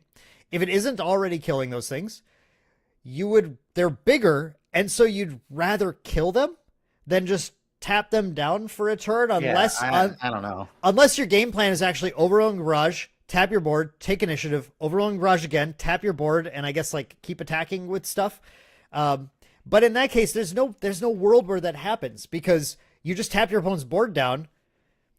I guess if they haven't played something, so it depends on who had initiative, but it's possible they just take initiative and go, okay, well, you're not going to do that next turn because I'm going to take initiative and then attack your Jango Fett and kill him or something next turn. I guess also too, now that we've seen more cards, beg pardon for stretching there, exploit's going to be prevalent in the format, so I'll just exhaust their unit down. They're like, cool, I'll just pop it to do something cool anyway. Yeah, like there are decks where that's definitely not going to matter. Yeah, it's just not going to matter. And I know people were like negative about Coordinate, and I still think people are very negative about Coordinate for good reason. But exploit it's now a reality that this mechanic is going to be indexed and is actually a real thing that's actually going to be pretty prevalent and playable. And Jango Fett just doesn't interact favorably with that. And exactly, why would I do that when I could just do better things? It just doesn't make sense. My the real crux of my argument about this is that outside of those Overwhelming Barrage plays, which I recognize have the potential to be pretty sweet, like I'm not trying to undersell that. I think that stuff. Yeah. I think that's a good play in certain board states, but I don't think I think that play is not often enough going to be that much better than just killing the things that you target with it. Yeah. And that is the whole argument in general, which is like, other than that, what am I doing? I'm going to attack with my units into theirs and like in ways where they deliberately don't die, so I exhaust them. And like, that isn't actually progressing you. What I don't like about Jango is that he's having you do things that are actively against what you normally want to do in the game, which is when I attack a unit, my goal is to get rid of it, not to you don't want to go around it, not to exhaust it. And Max is just pointing out, reminding me too, Coordinate is another thing. Like, if Coordinate is a deck, I don't want to exhaust your stuff all day because I'm just keeping your Coordinate online. It's going to turn on some insane effects or something. Same thing with Exploit, right? As you were saying, like, Coordinate and Exploit are both saying like, well, if all you're going to do is exhaust my board, then I'm going to take advantage of it. I'm going to go to town. So to me, if I'm going to play a leader where I want to have some modicum of control over exhausting the board, I don't want it to be a leader where I have to give up my attacks to get the exhaust. I want the exhaust to come in addition to when I want to attack things. I want to have control over which option I'm using to Yeah. deal with the board, and then And what's better than deal with the removal? board. Like, Yeah. what's better than removal? Zadrin, this is a live cast not for a planetary qualifier, but for a webcam event that we're running called the Sith Skirmish, where the winner gets a convention exclusive set of the Sith promo cards. So thank you for tuning Thank you in. for stopping in. Yeah, Hopefully yeah. you stick around. Check it out. We have had So it some looks like we're getting really round sick 3 games today. rolling here. Looks Yep. like players are getting into their tables. Yep. So we're gonna Dan, have to are we- swap in and get everything fixed up on our Do we screen know what here. we're watching yet? We are going to know shortly which match we're watching. I believe our staff is figuring it out, and we will Alright, get cool. into that round. And I'm just gonna hop. What I'm gonna do, Jason, this time I'm gonna hop in the round right away and allow you to commentate over it and keep track of things while I fix all of the numbers instead of All right, the here other we way go. before that I did it before. I will do the best I can. You're gonna do a great job. I don't think so at all, but that's okay. That's fine. But I'm excited to get into round 3. Hopefully, you guys are enjoying yourselves. Thank you so much for interacting with us and keeping things lively. Yeah, really do appreciate that. It looks like our feature match is coming. We are going to table 2 for this one. All right, let's pull this up here. I have to hop in and I'm getting real close so I could see because I'm old and blind. okay. This is going to be I believe a player that we just. I believe this is actually the FET player we just saw. Okay.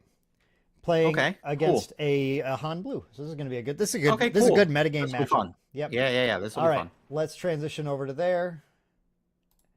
So some things are going to be wrong on the screen, Whoa. everyone. Whoa. Oh, I know what's going on. I'm Sorry. speaking wrong. Yeah, that is wrong.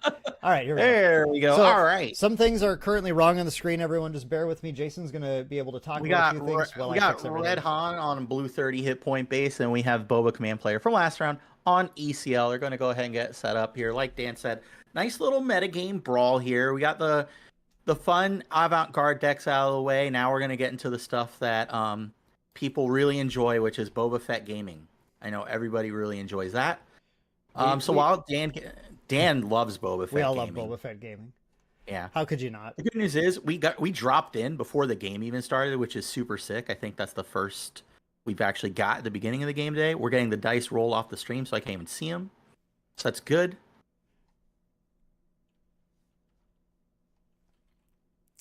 All right. I'm hoping that I'm hoping that we could see the base hit points die for our Boba player, so we don't have to fight with it like we did last game. But I'm not super confident about that.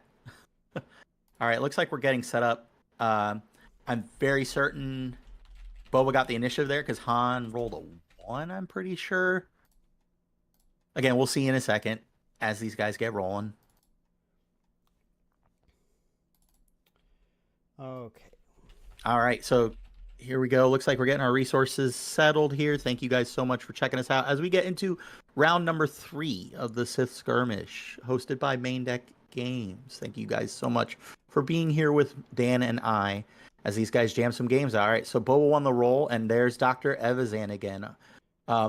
Just how we drew it up. Yeah. We'll see how relevant it's going to be in its longevity this game. And Han goes right into a Sabine unit, which is, I would honestly think, pretty expected here. All right. Jason, you're going to do good job tracking this base I'm damage on this trying. Boba player, please. We got the Yeah, die. I'm We got the die. desperately going to try. Because I'll be able to update the base damage in a minute. It's okay. I'm It's finishing okay. We're everything getting right there. now. There's nothing has happened. Great. We're good. That's the We're great thing good. about Star Wars. Usually there's not a lot of damage turn 1. There's a war in our stars, but there's no damage. Everything is updating here. All right. Dr. Evazan looks like is slamming into Sabine, cleaning that Sabine right up and losing our shield token. Great, because I don't have to talk about damage on the base. We have a young Han activation here into a K2SO. All right. That's really nice there. Get that. A nice threatening ground beater on the board, and then obviously you're not super concerned. When it dies, you'll get its death trigger, which is super great. ECL. The ultimate oh, answer. Oh my god, the ultimate answer to that K2SO. Yep. I was about to say the ultimate heyo is that ECL Super Laser Tech right into the K2SO to get the ramp. I'm not too sure what mode. I think we're choosing discard here. No, yeah, we're choosing discard off K2SO's death trigger.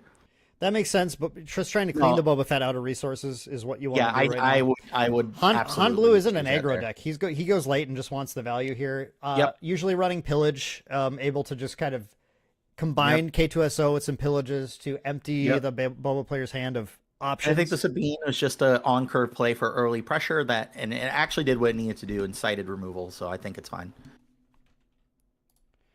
All right, here. Let's see. It looks like Han took initiative this time. Hopefully we have a very spicy, exciting play here.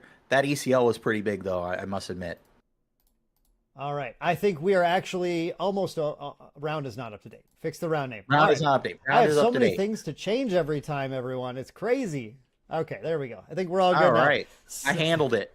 Great job, Jason. And no Perfect. damage taken on Perfect. base. So we're... Nope. We're in Nope. an I told excellent them spot. not to damage their bases or else. I cannot see what removal card was just used there, though, because the angle there. But there was a blue hard removal there on turn 4, so I guess it's takedown. Power of the Dark Side or Takedown. Oh, got it. See it now. Wait, what is it? I didn't get it. Yeah, what? I wasn't it a different language? It looked like takedown, but Oh. is it in a? It's in a different language. Ah. It's in a different language. It was a takedown. That's why the title looked wrong. I was like, that's the art of takedown. What's happening? Something is wrong. Okay, Boba deploys here. But if you look at the Remnant Science Facility, its name is super, super long. That name is sick, whatever it is. Yeah. Shout outs to our international players joining us, by the way. Thank you so much for everybody taking a part of this. It's super sick. We love getting in. And that's in Maindeck the in beauty general. of these tournaments. We love getting we in like our webcam international stuff players. because we get international players pretty frequently. Yep. Cannon Jarrus getting deployed by Han here. Yeah, let's get Kanan up. I'll get rid of this Jango Fett finally. I'm done ranting about Jango Fett. Mid card out of here. And we have 4 damage on a base. All right. Here I am. All right, Dan. 4 Get damage. back in. I'm going to get some water here. We got the damage and you're on it. Perfect. Yep, we are on top of things. It took 3 rounds, but we're here now. It's okay. So Kanan is here with the Restore, which is going to help him kind of hold off some of this early Fett damage, which is going to be, a little bit nice, but we do have the shielded TIE Defender in space as well. Yeah. So Boba Fett's certainly presenting a pretty powerful board. We'll see. Here comes that Kanan in. Kanan attacking base, I assume. No, attacking the okay. Fett. Okay, yeah, no, that's fine. I don't Kanan dislike survives that. it. Yeah, Kanan survives it, and you need to put some damage on that Fett somehow to take him out. And Yep. this is, again, I don't think we're going to see Daring Raid in this deck. I haven't pulled up the deck list, but I don't think we're going to see the Daring Raid, but it would be extremely hot right now to see that Daring Raid.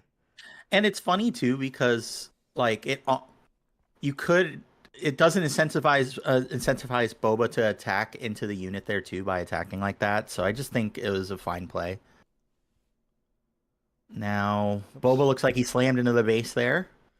It's at 8 though, not 7. Hey, let's go. I got it. I figured out how to do math. It took me a Math little is bit, but really big here. I think. Did the Kanan trigger? I don't think the Kanan's on. Yes, attack the triggers. Kanan did trigger. It did. It was another takedown. It was some. Oh. Oh, I'm sorry. He discarded the opponent's. It's the opponent's deck. opponent's No, card. my brain just fried for a second there. Yeah, just You go to the had opponent's me deck. thinking I didn't know the card. I was like, what? I'm just. Don't listen to me. Nobody should. There's listen to me. there's a Cassian. Yep, we do have a Cassian dropping. Nice. All right. Too many Cassians. There we go. We're playing too many Cassians, and there's overwhelming barrage. There's the barrage. Oh, barrage is disgusting. Right. No. Oh, right after putting all this. Oh, no. Barrage. Okay. Yep.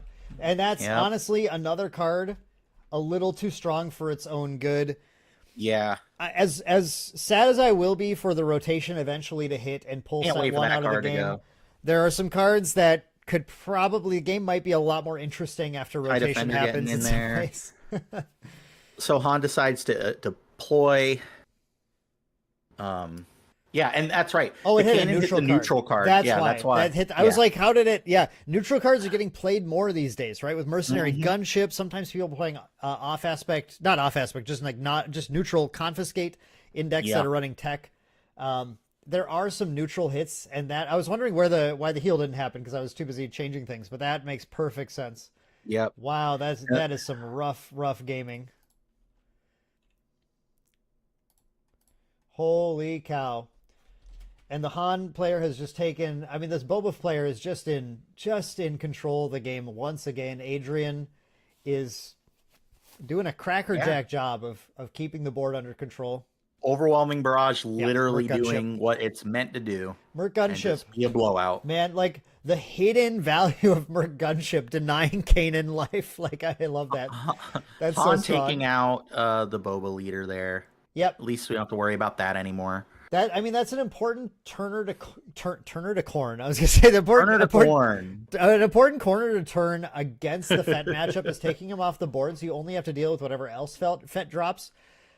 That said, Fett has some strong drops still, but Han's, sure. Let's talk about how Han's endgame drops are a lot better than Fett's, other than maybe Fire Spray, right? Like Han is good, and he's gonna drop them a little bit earlier. So Han is getting close to the point where he can potentially take control of the game, but that TIE Defender is going to prove very, very frustrating for him, I think. Absolutely.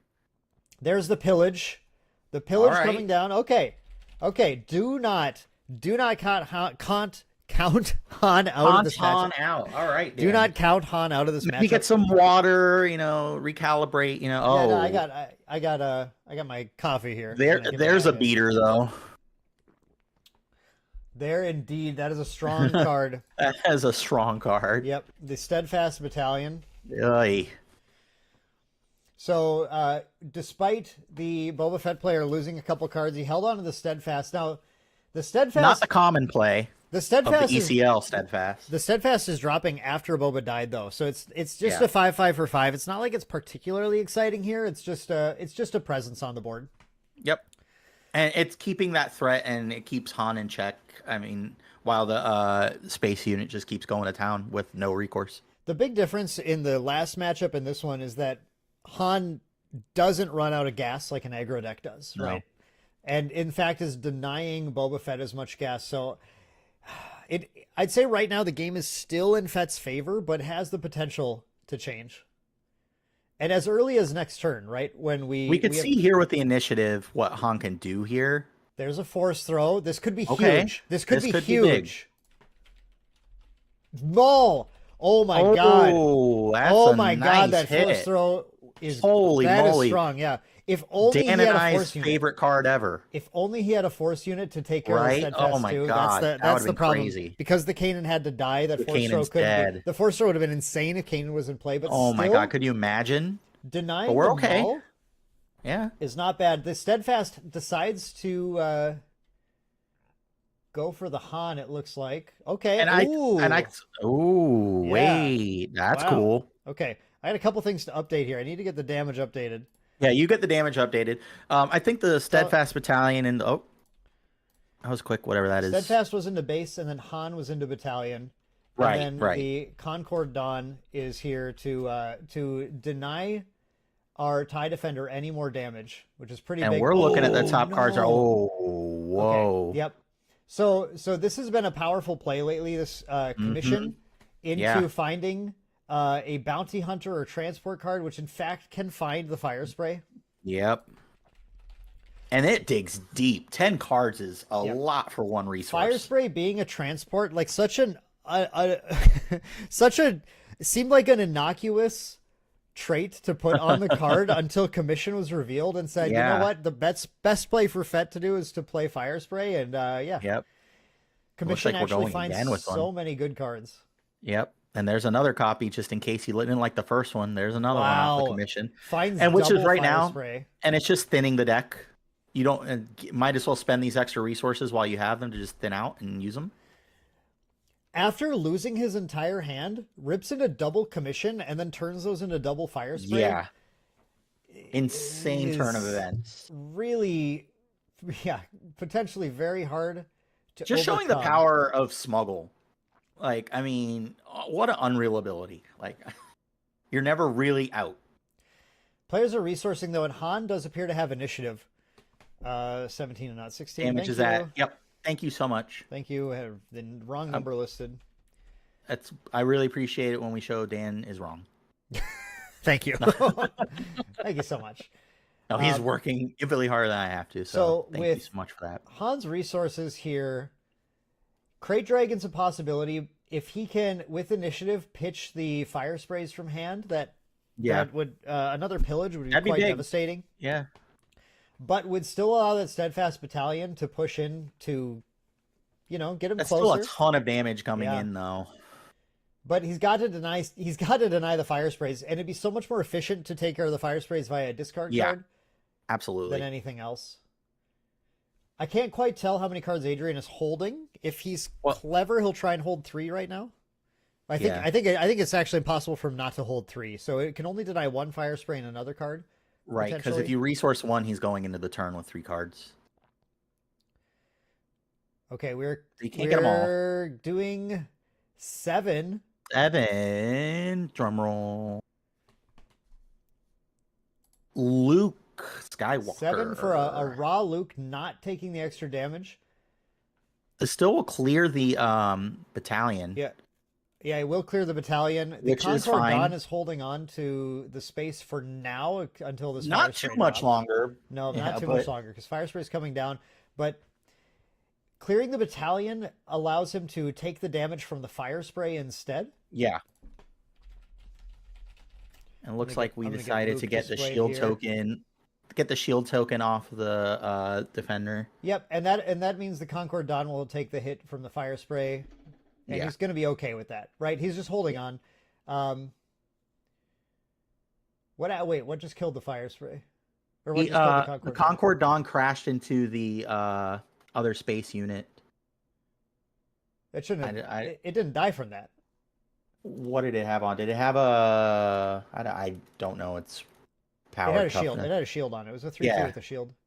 I must have just missed what happened there. Concord Dawn's a little bigger than that. But yeah, there was something that finished it off.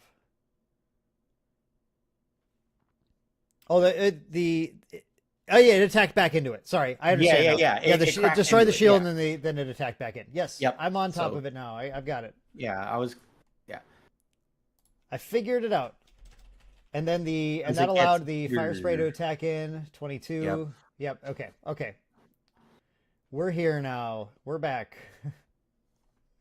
All right. Yeah, we see. And that's what I thought happened too, but I doubted myself. You shouldn't doubt yourself. I don't know what I'm doing. Doubted myself. Jason, you're my rock right now. You need to take care of those things for me. All right, now we just deploy another Luke, killing our Luke.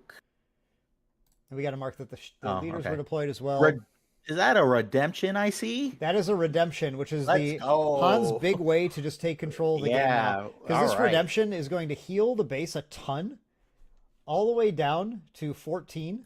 And then hopefully we can get a Luke trigger here. Unless Boba Fett finds another way to clear this redemption, it's just going to trade with the fire spray he can play another fire spray and deal some damage. Another redemption potentially from Han will keep him in the game still. That is just what we needed for sure. Luke is here to start restoring and actually potentially pushing damage as well. Oh, we have a cunning. Cunning from Fett. Oh boy. Choosing to exhaust the Luke. Yeah. And then to give +4 to, it looks like he's giving +4 to the super laser tech. What a beefy boy. Yeah. Fett's going, all right fine. Take 6. That redemption was sweet, right? That is just what we needed. Well, not for long. Not for long. But we're going to have another one. Yep. Trading that off, activating the Fett to ready a resource. Yep. Now what? And then we have a Greedo coming down. So if this Fett player sees the right cards, he can keep this Luke from being online for a little bit and actually and then we're just presenting lethal. Yeah. More Cunnings will keep Fett, will actually win Fett the game. Right. Yeah. Just the math will get there with that. All right. So here we go. This is another big turn here for Han. Han's got to do something to actually close the door on the game. He's getting close. He keeps pushing the door, but it doesn't Yeah. actually shut. We're like staving things off, and we're stemming the bleeding, but we're not really making enough progress yet. Han But- continuing to play resources, getting to 10 now. I mean, he's at just raw Crate Dragon territory if he wants. There we go. But And he's Luke is starting going out to with crack. initiative. Yeah, cracking him with Sure. Luke, getting Absolutely. some damage off board, restoring some damage from his base as well. Nice. All right. We faded the Greedo hit. Missed it. Super laser coming. Super laser pushing the damage right back on. Yeah, right back. That's fine. All right. See what we got here. Ooh, nice, nice. We have a village protectors. Okay. All Village right. protectors coming down to hold down the board against Yeah. whatever other ground units we see. Of course, we knew that Boba Fett We had knew that was commissioned there. to find the Oh, other oh, fire he's spray. tapping fast for this. What is this? And we have a Fell the Dragon. Yeah, he tapped that real fast. We knew we. Yeah, had he was the he was answer ready. there. He was holding was it ready. I'm ready. gonna All fell right. that okay. The door Okay, the door okay. appears to be closing now. We're pushing pretty Yeah. hard in. That's a Yoda. I was like, it looks like Lady Proxima. Like, there's no way that's Lady Proxima. That is the promo Yoda coming down. Yoda putting Love another old restore Yoda source there. on board. Wow. Okay, and keep in mind too, folks, that we have 2 force units on board now, so any force throws are starting to get real nasty for Han if he finds more of them. Han has absolutely found a way to turn the corner in this game, despite Yeah. Boba being at 0 now. The tides have actually turned and the winds have shifted in Han's favor now. Is that another cunning? There's another cunning. Cunnings are All right. strong cards. He's gonna exhaust 2 and then bounce the Sentinel, I would assume, or is he Okay. plus 4ing? If Or is he plus just buffing? and he's discarding at random. He's discarding at Okay. random. Okay, he's more afraid of Thomas's hand. than I think he- that's just showing a his lot of board. respect here. Yeah, he's respecting the fact that one of these cards or both these cards could be Crate Dragons. He got a Wilderness Sentinel. As it turns out, it was not. It was not great. And like, you don't care about bouncing the Sentinel here because it's not like you're trying to push. I mean, you could be pushing here, but you don't have the resources to really close it out. So you might as well just stave off more of that. Every card that feels like Han has played here since the redemption turn has been an absolute banger. So it's just respecting that super hard.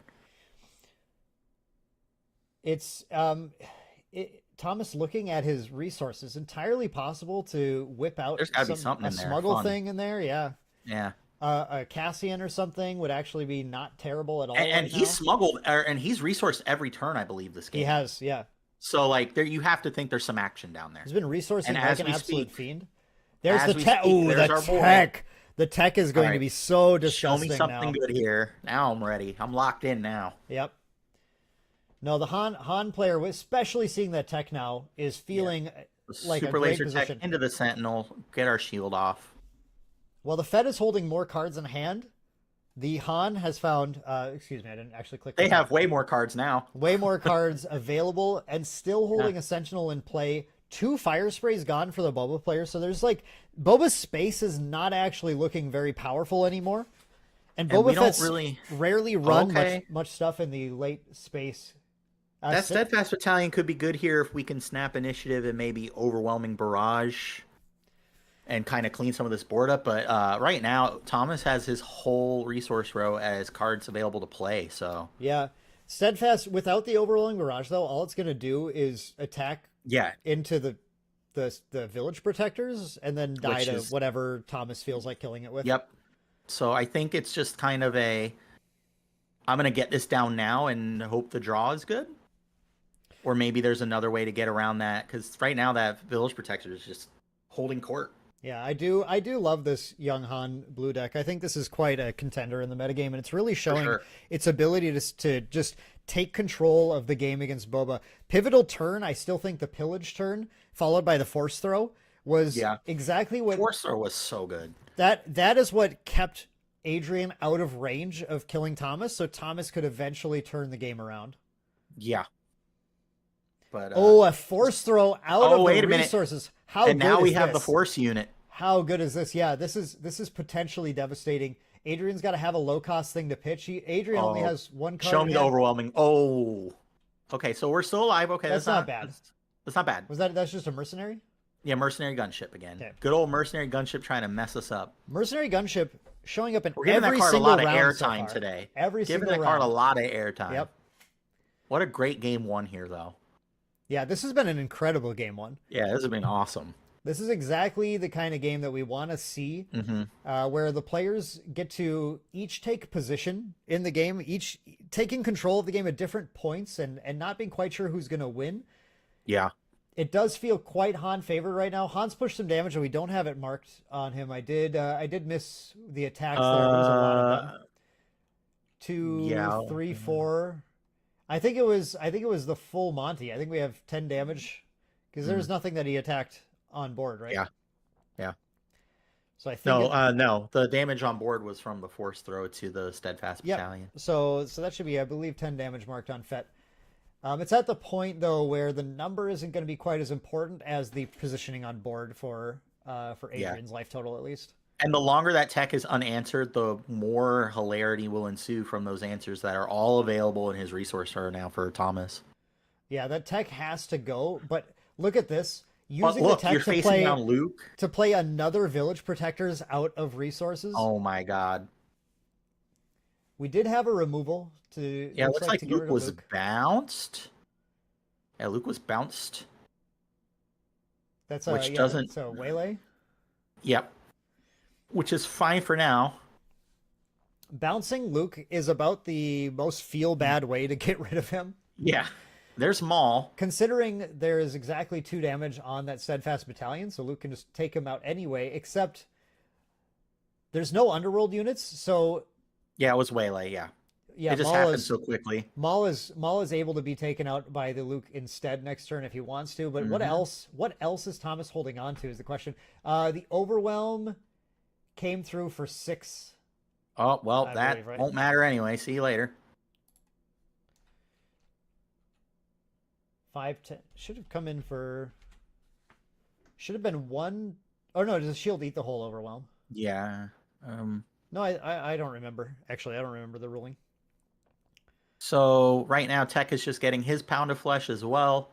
We got the Maul off of the board. Yeah, the shield eats the whole overwhelm. It's the whole damage it's source. the next damage you would take. Yep. Whatever. The Yep. whole source. So we're at 20. I just don't remember where that 1 damage came from. I don't know what that card just was, but he healed. Healed 3?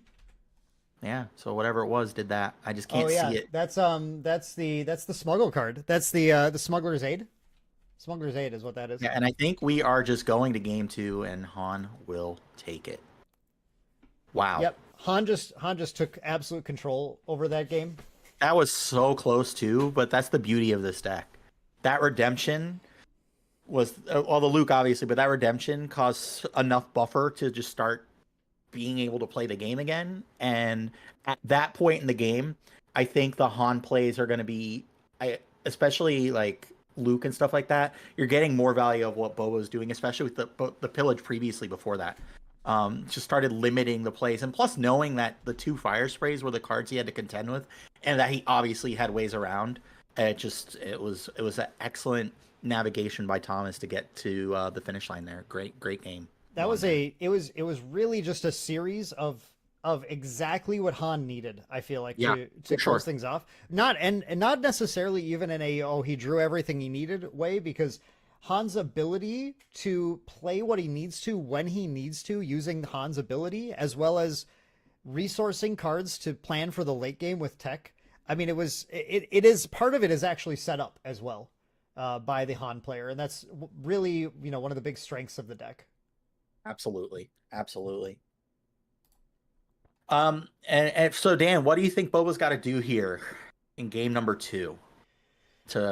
I don't think the game plan was necessarily bad, right? Like, no, Boba did what they need to do. I just think the reason Maul hit off the force throw was absolutely bonkers too.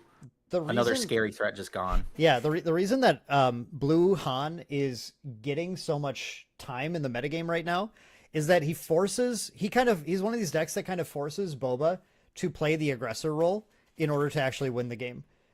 Because as we saw exactly there, when the game gets late enough and when Han finds kind of the right ways to shut down the Boba deck, it becomes a control match like the Han deck kind of presents interestingly as a deck that plays control in a matchup like this, but in other matches in the meta can just kind of instead be presenting problems instead of answers. Yeah. He's able to sort of flexibly shift depending on what he needs to do, again, because of Han's ability to play things at the right time, a little more flexibly. So if Boba wants to win this match, he's just going to need to do what he did last game, except actually close it, right? Get there instead of just getting blown out. So it's a little bit on hoping Han doesn't see the right cards. But as far as the sequence of plays, he needs to prioritize dealing damage. The fewer Sentinels that Han sees early, the better Boba is going to do. For sure. Well, Boba takes a mulligan, and Han kept their hand, so we'll see. Didn't like the first hand, and Boba's off to the race. Let's see what we got. We have a Bazine Natal to start. Okay. That is a powerful play. That's a card we probably want to see here, for certain. So, looking at his hand, we have a Poe, a Sabine, a Luke, and a Fel the Dragon. Gets rid of the Sabine to potentially deny Han any plays this turn. He draws a random card, and if it's not a 2 or 3 drop, then Han is doing nothing. And Han takes initiative. So, exactly kind of what Adrian's looking for, getting rid of the things that it's going to stop his race. Now, the problem is Bazine is not actually pushing a lot of damage. No. Of course. But it is damage nonetheless. It is damage nonetheless. Exactly. Yeah. And I think that has to be respected in how, I mean, honestly, 1 or 2 points of damage last game would have ended it before the redemption. So, game of inches, and there's K2SO again. So, okay, good retort, though. I can never find this card. There we go. I found it. Let's go. K-2. So the K2SO coming down with the 2 damage. K-2SO is here. Last game, we did in fact see the K2SO getting destroyed by an ECL'd super laser tech, and it'll be interesting to see Will we if see it Boba's able again? to find that sequence again on this next turn. Because that certainly gave Boba a ton of momentum in that match, even though it didn't end up completely panning out either. Yeah. I'm about to get the base damage adjusted here. Bear with me. Yeah, it didn't get the job done, but it was obviously super insane and well worth. But again, too, like, the other thing about doing that play, yeah, you get the ramp, but you're also losing a card, and those cards actually end up mattering, especially when we start getting into pillage range. You want to have cards that you can, like, use to fade getting your useful cards discarded, so there's merit to that. The K2SO is really nice here with the current board because it can do exactly what he's doing. Yeah, it kills the Bazine for free. Pushes a point. Only taking 1 and still pushing a point onto Boba. Look at this. He's actually on the board early on instead of keeping Boba at 0 the whole time, even if it's just 1. All right, so we got a Boba deploy. Boba is coming down.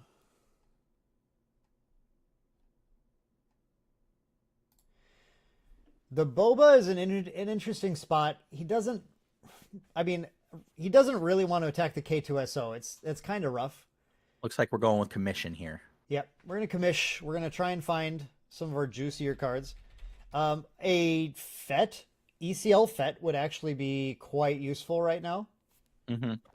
So if I were Adrian, I'd be looking for Boba Fett Disintegrator. There it is. Yep.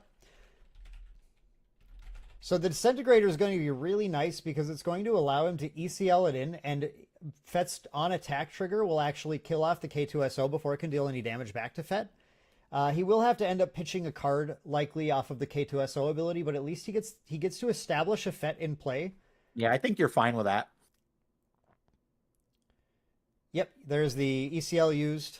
Exactly what's going on. And the choice is definitely going to be to pitch a card. Yeah, absolutely.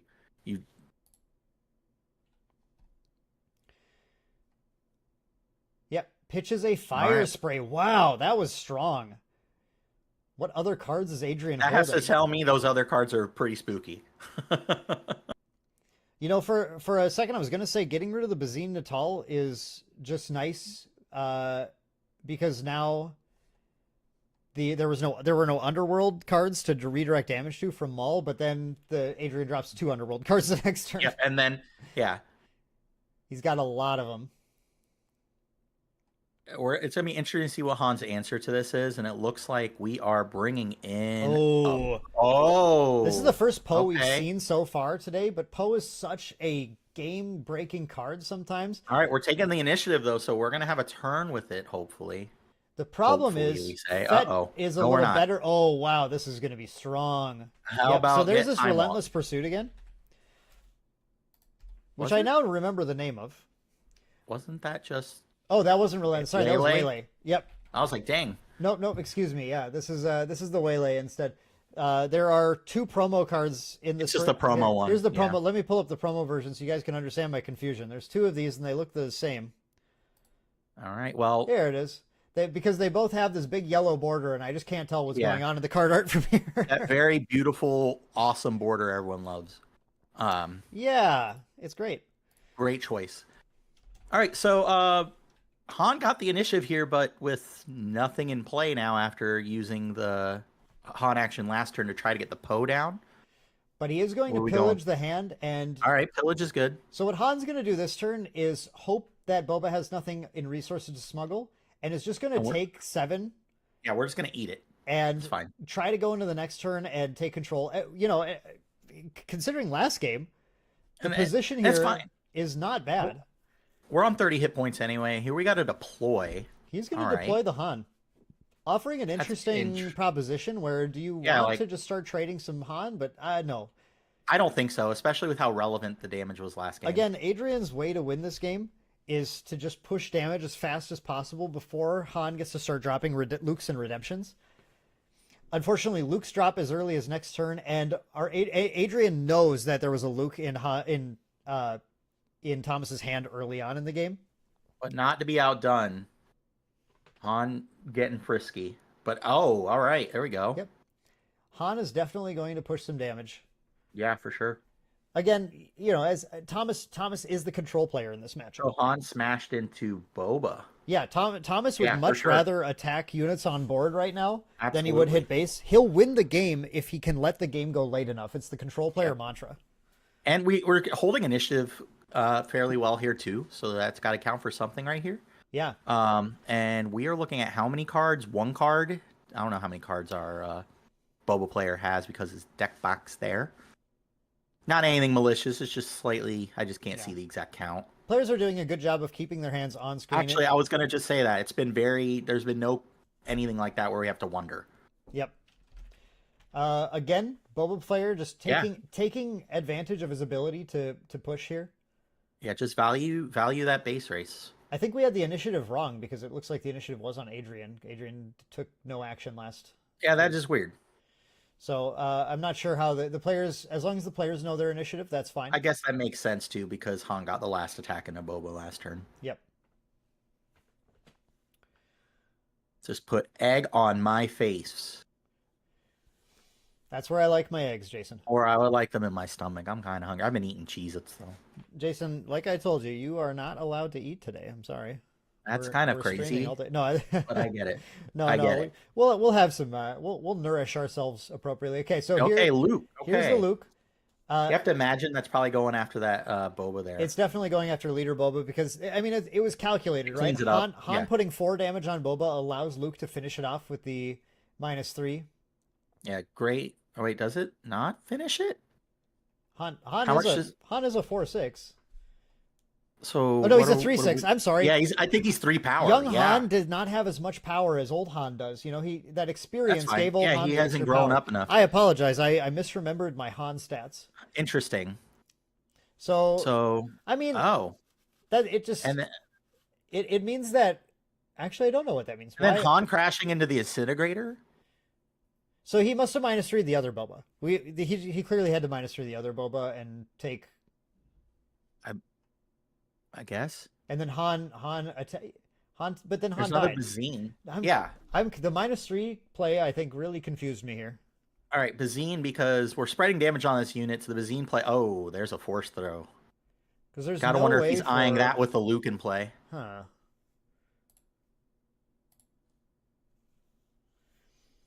Yeah, there's a second Luke. There's still the Fellow Dragon, another Poe. There's a Kanan and a Force throw. This Wow. hand is like very scary. This Like hand, you have this to hand is respect this here. yeah, this hand is not And- what you want to see right And actually, I agree. I think getting rid of the next Luke is probably ideal because you're gonna there's a recourse where you just recast just to get the kill trigger, now. Yeah, and you know that you can't keep losing your Dr. Evazan. Okay, remember how we talked about Dr. Evazan?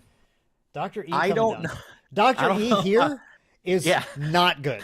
Not where we want him. The But Dr. you know what? It's more pressure. We need some amount of pressure here. But the Dr. E is such a liability here because there's a Yeah. sequence now where Thomas can attack with his current Luke into something on board, then play his second Luke, even if his Luke is still in play, sack the Luke, and then -6/-6, then he doesn't need to, but -6 the Dr. Evazan, and then untap everything, and then force throw Poe or something. Like he can do so much on this next turn because of that Evazan. It is quite scary, but there's so much on board for Adrian, so he's got to do all of that while not dying, and that's the question. Yeah. Can he do that? Such a cool game. Yeah, this is definitely another good game. Cool set. Yeah. The Restore 3 from Luke is going to potentially be extremely impactful. Mm-hmm. And like we're not really in danger either because we're on the 30 hit point base too, so we still have the Yeah. breathing room. We're We have a only lot at of game left to 16. be played here, I think. And start off with the force throw. And we pitched a. I'm hoping that's another waylay.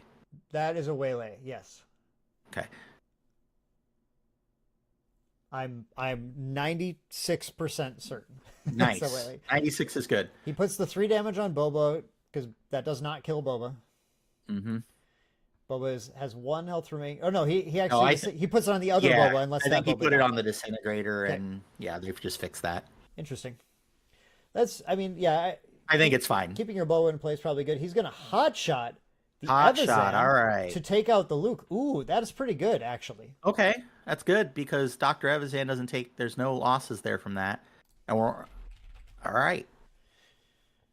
But that Evazan is about to get Luke, I think. And it might untap all our resources here in just a moment because Yeah. don't we have Young Han ability This too? is such a juicy play. Yeah, using young Han Yeah, to play Luke we just- for 1 yeah. fewer and then untapping everything. Or but he's going to resist it. He's He's resisting. going to resist the urge. He's resisting and instead going to. How about we just kill it instead? No, the other Luke got discarded by Bazine. That's why. Oh, right. Duh. We don't have. I think we both forgot that. But the Bazine discarded. Yeah, I think we the just other missed the Bazine discard because we were so concerned about the other one. Luke. Yeah. So there's no Luke. Oh no, I called that out. Yeah, I knew that. Instead, he's going to fell the dragon. Fell the dragon could target the Evazan specifically because the hotshot made him bigger. And Kanan Jarrus coming So in. that gets Okay, the Evazan sure. off board and drops a Kanan, allowing him to get a little bit of damage to restore. And There's our boy again. That's the clutch sentinel that he's looking for. All Village right. protectors. Look at this, holding down the fort. Holding now. down, but we still got some problems ahead. So we still haven't seen any copies of Overwhelming Barrage yet. We did don't have lo- any. We did We lose lost a fire one, spray. I think, earlier. We lost We a did fire lose, or spray. we lost a fire spray, right? Yeah. So we still have some. We haven't seen any malls yet. There's still some stuff. ECL being off the table is pretty big. That village protectors, I think, is just gonna buy Han the time. If just like What did we do Lando, last game? Yeah, just yeah. like Lando said in Return of the Jedi, you just got to buy Han more time. That's all you have and to that do. is what is happening for sure. Han, I think Han's route to losing this game is just not finding his endgame. cards. Is that a takedown? That is a takedown on All the Boba right. Fett. Very powerful. Bazine doing some work getting that. That was shield token off. extremely clutch too, given that Steadfast Battalion just dropped. So Steadfast Yeah. is not going to be able to 7 damage overwhelm anything. Stuck at just a 5/5. Now 5/5 is commanding still in the current board state. Better than everything else on board. And Bazine is just, like you said, Bazine just taking out shields, which is a great was use for pretty Bazine. big. But I mean, we're still kind of a tech away from this game, kind of, or a redemption away from this deck, kind of being swung way back the other way. A redemption. Can we talk about the glow up redemption had in set 2 from Yo, Young I've Han, been a like, redemption specifically? believer from set 1, but Young Han really is highlighting the effectiveness of that card. So we're about to see some life total changes. We're starting looks with like an first attack. we're gonna crash. An attack from Get the Sentinel vengeance into on the Sabine. Ooh, I How like dare that. you take my shield away? Let's get that No. off the board. Yeah, I like that play a lot. It just is removing another annoying card from the board. It's denying underworld There's units. the super laser tech, and I think we have no cards in hand on Boba's side now. So here we go. Thanks for the super laser tech. You could have a resource. Kanan should be triggering here. Is that another colorless card? That's a hot Wait, shot. no, we didn't. Okay, good. That's a hot shot. Is gonna create a heal of 1. Let's go. Which I missed a little bit. Oh, I missed some damage Poe. here, but All we're at right. 19 now. Poe is here. And there is the Poe. Yeah, Poe. Okay. Boba has initiative, so we'll see. And Boba having initiative means that Poe is likely about to die to the Steadfast Battalion, and an overwhelm of 1's going to come in. That's a pretty juicy play. It'd be hard to pass that up unless Boba finds an EC or finds an overwhelming. Overwhelming in this state off of that battalion. we still have the village protectors too. Oh yeah, the village So protectors. You're right. yeah, So that village Poe's protectors, not we major need yet. overwhelming But barrage. here, I overwhelming think. would be absolutely devastating here. Let's see, what could you do with that? 7 damage. And You we're can pretty take out deep in and the- haven't seen it yet, so 7 damage allows you to take out the protectors and then either the Kanan or the Poe, but not And there. there It it is. is. There it is. it is way too long for us not to see it. Yeah, he finally found a copy or found an opportunity to play it in a powerful way. He could also keep the Sentinel. Yeah, that's the thing. You can keep the Sentinel and take out both of... I was just trying to get to that math here, but I'm doing too many things at once. You can take out both of those units instead, leaving the Sentinel in play, which is like, okay, fine. We'll just overwhelm into it then with our now 7/7 overwhelm. Yeah, that is pretty strong. He knows, okay, so this is going to last long. I'm going to push a little bit more damage on the base here. Get 2 more onto your base. So just 3 damage sitting there, but, you know, why not attack with it first? The hot shot, why not, means that Han does not currently have a removal spell in hand, and he's just going to go ahead and take a 9 damage overwhelm. Oof. That's so huge. Ah, we didn't like that. No, we not need what something we want big to see. here. We need something huge. That overwhelm, we were due. Kept talking about how we were due for it, and lo and behold, we have dug through so many cards of the deck. So, did they get the right? Actually, did they get the right damage there? Because they should be at. Oh yeah, they should be at 29, I think. Sorry, I greedily took another work call I for feel, a second, so I missed I that. feel like that wasn't the right amount of damage because it should be +2/+2 from overwhelming barrage and then +2 from the hot shot. So it should have been a 9 damage swing. Well, playing a Cassie in here though. Gonna get rid of the Steadfast Battalion. I'll let you That double doesn't- check your math. that I wasn't doesn't- looking at it. No, that doesn't get rid of the steadfast. It just puts. Oh yeah, Satan no, on it doesn't. Yeah, hopefully this. Oh no, No, this is just a Poe. we are. Poe does not close the game here. That Yeah, I steadfast. think that we're steadfast just is about dead. to win the game. And yeah, I think they're. I think we may Is it- just be going to a game 3 that I we think got to we are. finish pretty quickly. They have to have a fast game 3 because it looks like Adrian's closing. Oh, what is we're that? gonna Smuggler's Aid to heal. Smuggler's Aid. Yep. Don't think that's necessarily what we want to be doing, but it gives us a little more breathing room. Just a Not a tiny bit. bunch. Not a bunch. I am still not convinced that the damage is correct on the base, but I could be wrong about that. Yeah, I wish I would have seen it, but I wasn't. Well, it was just, I mean, you saw the overwhelming, and then there's Mm-hmm. a hot shot blaster played. So 5+2/+2 is 9.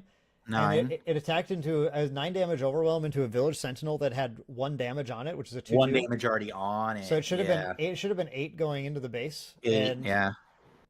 if I had this calculated right, they were at oh no, that's right. They were at 19. I think I'm just bad at No, math. yeah, I was gonna say I actually. Yeah. I'm just bad at math. That's why. I remember the weren't number at- they were at before that, so They were that's at okay. That's 19, okay. 19 before that? Don't doubt yourself. No, I will. Don't doubt yourself. Is this redemption? Let's There- go. Oh, All right. the redemption. All right. So All right. good. So good right now. What I said about a game 3, not quite yet. Not quite. So we're gonna And the pull beauty of 5 that too damage is off. just pulling the 5 over too, because it just gives you enough room and gives you a little more longevity here. I like it. So the Now what? the Poe was, sorry, not the Poe, the Cassian into the Steadfast was critical because it caused it to die at the end of the turn. Yeah. Yeah. What is that card, Jason? Where? Oh, That's Forlom. Yeah, that's. Is that Forlom? That is Forlom. Look at that. I put it on screen. That is Okie dokie. indeed Forlom. Unfortunately, not getting the ambush there, but still putting a presence on the board. The presence is important because That's not in the same arena as Redemption. we do have a TIE defender, which is going to do a great job of taking care of the redemption. Except the looks like- redemption, the No. redemption will take out both hits of it because it only took Correct. 5 off of the base. So Yeah, I made that point, so it will. we'll see. I listened to you, but Aw. it is going to get rid of the TIE defender over 2 turns at least, but Here's that's going to give Han more Kanan. time for sure. So the Kanan Kanan's drops- fun. Kanan is it has the needed +1 health over the Forlom, Yep. allowing him to. Because I clear have to the wonder if we Forlom. have Force Throw right here, baby. Let's go. The force I knew throw it. is good. I knew it. In a steadfast. Oh wow, yeah, Forlom's gone. This is so good. Pitching. Oh, sorry, I thought that was the pitch. That wasn't the pitch. What is the No. pitch? It Is Boba Fett's armor? It's like he knew that we asked. so that's okay. That was nice of him. Beautiful. All right, so we're just gonna ping the shield away. Yeah, I had a suspicion with the Kanan play first that we had Force Throw again.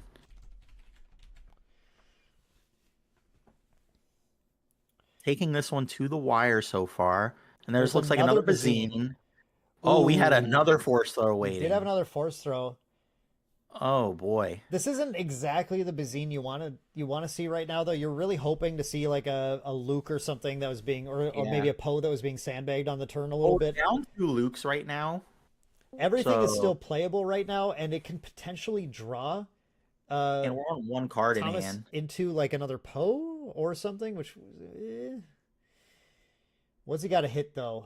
Probably the force throw because you can find a way to deal with the Yoda. Yep. I think that's fine. You have to assume that card in hand has some amount of value to choose the Force Throw there too. Yeah, absolutely. I mean, force throw just being a potential removal, and Adrian knows how much damage it deals when he's targeted. Yeah, So we just gotta we trust. we gotta that protect process. our neck for as long as we can. Mm-hmm. It's this game has been fascinating. A lot of just posturing. Yeah. Multiple times we thought like kind of it was control was being gained, but both players finding ways to turn the tide back even just a little bit each turn. Yoda's not an unreasonable card here though, because he will put some restore, he can put some damage on something, die and become another card, and any extra card that Han finds right now is the potential to be a game-ending card. Yeah. Yoda really being like kind of a slow make an opening, if you think about it. If you think about it. Sure. You gotta really do your math there on that one, the calculus, but yeah. All right. So Forlom going into Kanan here. Yep, and then Kanan going to get a Or Kanan- restore of 2. Yep. Hits 2 Nice. aspects. That's nice to see. Nice. That's We like that's that. the best that Kanan I'm possibly sorry, can see. Kanan into Forlom, and then there's Maul. Maul is spooky. Ooh, that is a strong Maul, though. Having put the 1 damage on Yep. 1 health left on the Kanan, that pushes A ton of extra damage through. absolute ton 27. of damage on. 227, in fact. Okay, let me fix that. That is a lot. That Yeah, is a 27, 27 damage on the base. lot. Yeah, that is lethal from the He's saying, Boba Fett. hold on. His card. Okay, cleaning that up. His card fell over from the top of the discard pile. Yep. Okay.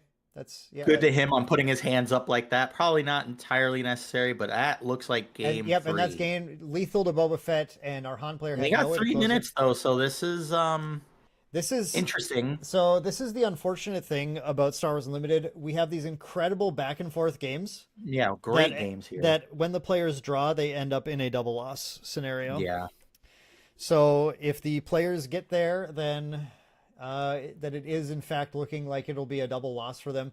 I can't imagine they can close this game in 2 minutes, but perhaps we see a show of sportsmanship, and if someone takes an early lead, they decide to concede or something. at any time. But both these decks, as we saw in both rounds, you have no idea who the winner is by the Starting off third quick. turn. It's Both players recognize they got to play, so we got a Sabine right into a Greedo.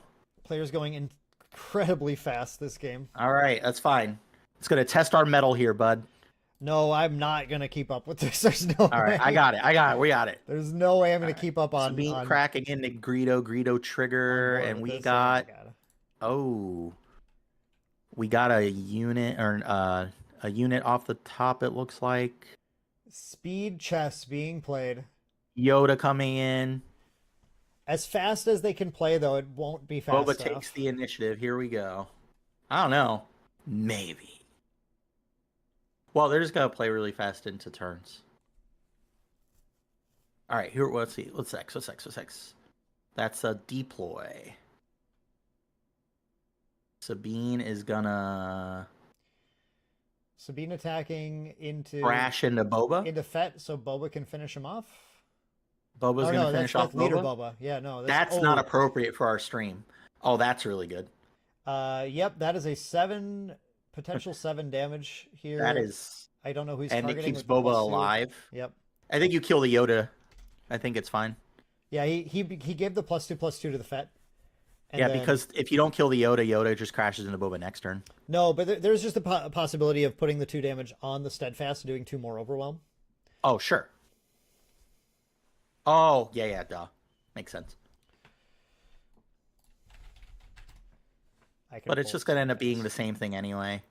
Yeah, ultimately it's the think, same thing. Because the But 2 but damage it comes keeps from Boba Boba. alive through something. Yeah. So it makes more sense, I think. Sure. They're playing fast. They're playing super fast right now. Kanan comes in and Han takes initiative. So here we go.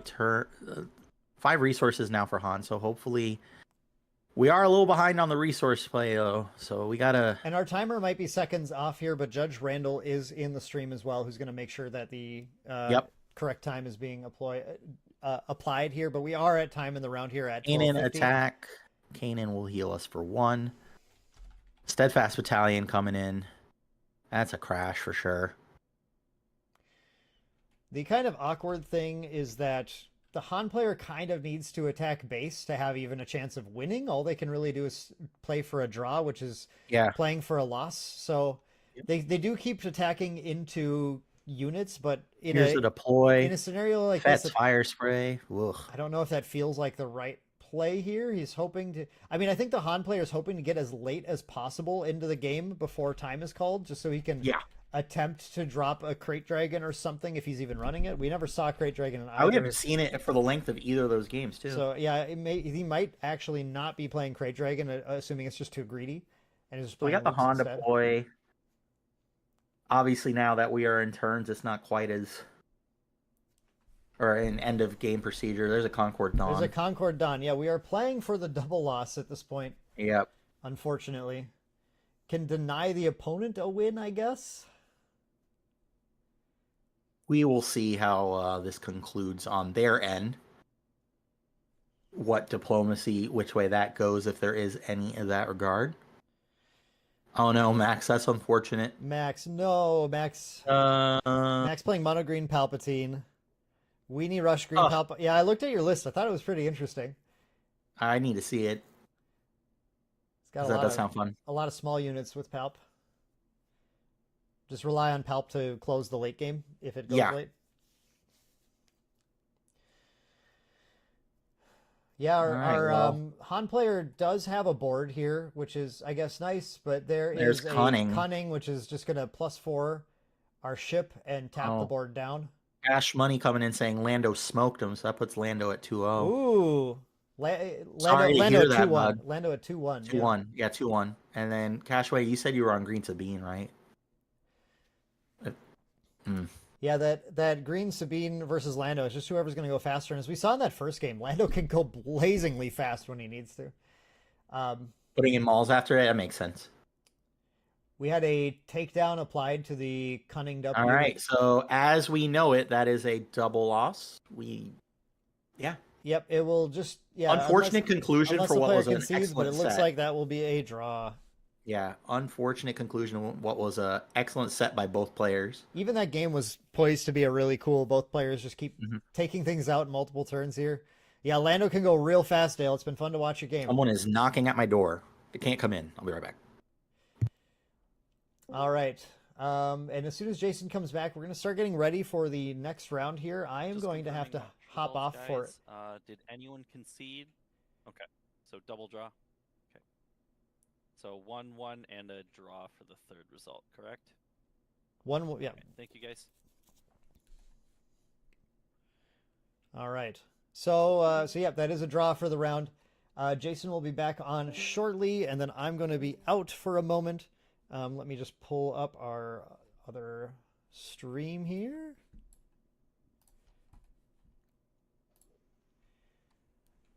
Alrighty. So that was a fascinating game. I really wish we didn't have to go to time there because it was just so fun. It was so fun to see the two players posturing, and I think it was anybody's match that time. But the draw procedure is invoked, so we'll have to see what we get next round. We do have a few other interesting decks floating around. I don't know the performance of them.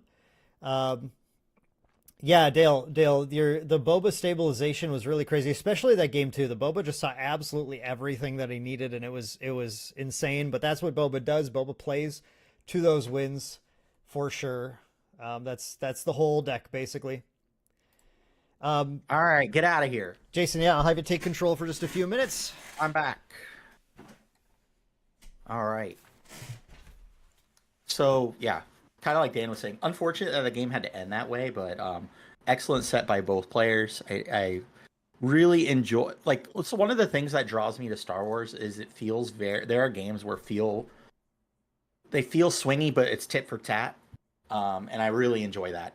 It really is my appeal to it. Like I've told many times before, if you've ever listened to Galactic Ambition, I do not have a real attachment to the Star Wars IP like a lot of people do, and I was drawn to the game because of how the gameplay loop felt, and that's a prime example of why I enjoy the gameplay loop so much. But excellent game by both players. Unfortunate they couldn't finish it in time. As we go into round 4, I want to thank everybody for joining us today. You could be anywhere, but you're here with us. I really do appreciate that. We put a lot of behind-the-scenes effort into this to make this happen for you guys, and it doesn't look like this will be the last time we do something like this because we're having a blast, and hopefully you guys are enjoying yourselves and having a lot of fun participating and watching. So we appreciate it. Yeah, the Blue Han definitely looked like a deck I need to actually sleeve up. It hasn't... So, full disclosure, I'm not playing as much locally right now. I'm playing mostly online when I can because my local shop where we play at, it's kind of fizzled out. I think it's a scheduling thing. I think there's a lot of shops wanting to play that people are closer to. I also think set 2, the product issues kind of led people to different stores where there was product more readily available at prices they may have wanted to agree with. So I've had to like shift my focus to playing online. And what better avenues to start playing on these webcam games and events that would like today. So it's a lot of fun. But instead I'm here talking to you guys, which is fine too. All right. Welcome back. Thank you. Was it you knocking on my door? Because no one was there when I got there. That is unusual. There was Uber Eats at the other doorstep, it looked like. So I think someone tried to deliver food to me, but it wasn't mine. You should have just taken it anyway. No, dude, my neighbors are cool. I wouldn't do that. All right, fine. When Sabrina got out, by the way, full disclosure, my cat got out a few weeks ago. My neighbors were super chill trying to help find her. And said she was just in the bushes right outside my house the whole time. Idiot. Anyway. All right. So we are waiting that was right a now for... great game. Yeah, that was a great match. That was the end of round 3 I of think the we Sith have Skirmish. I think everything is wrapped up in terms of games. I just think we're looking to get everybody... the round finalized and everybody into their rooms for round 4. I am told I have an audio issue. I'm checking this really quick that I'm have an audio issue? only coming in through one ear for people, which is kind of interesting. I don't know why that is. You're coming in both of my ears. As everybody can see, look at I'm doing. I mean, I could downmix this to mono. Huh. I don't know. I don't know why. I guess notice I'm that. gonna turn that here and see. Do I sound any different to you, Jason? I don't think I will actually. It'll be through the stream. Yeah, but people who are telling me that, let me know if I've changed it, if it's any better or not.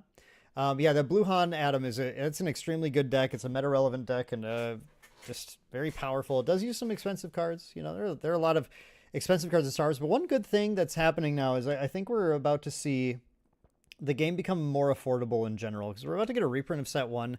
Set 2's prices went down a ton for a lot of stuff. Yeah. It's really not that bad to pick up a lot of legendaries. Poles are still expensive. You know, Crate Dragon's still a little pricey. Darksaber's a little bit, but a lot of things aren't too terrible, and we're going to continue till I went from left to center.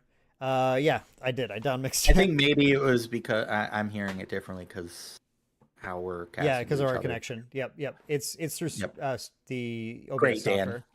Great. So hopefully, is that better? Do you like that better? Let me know. Hopefully that's better.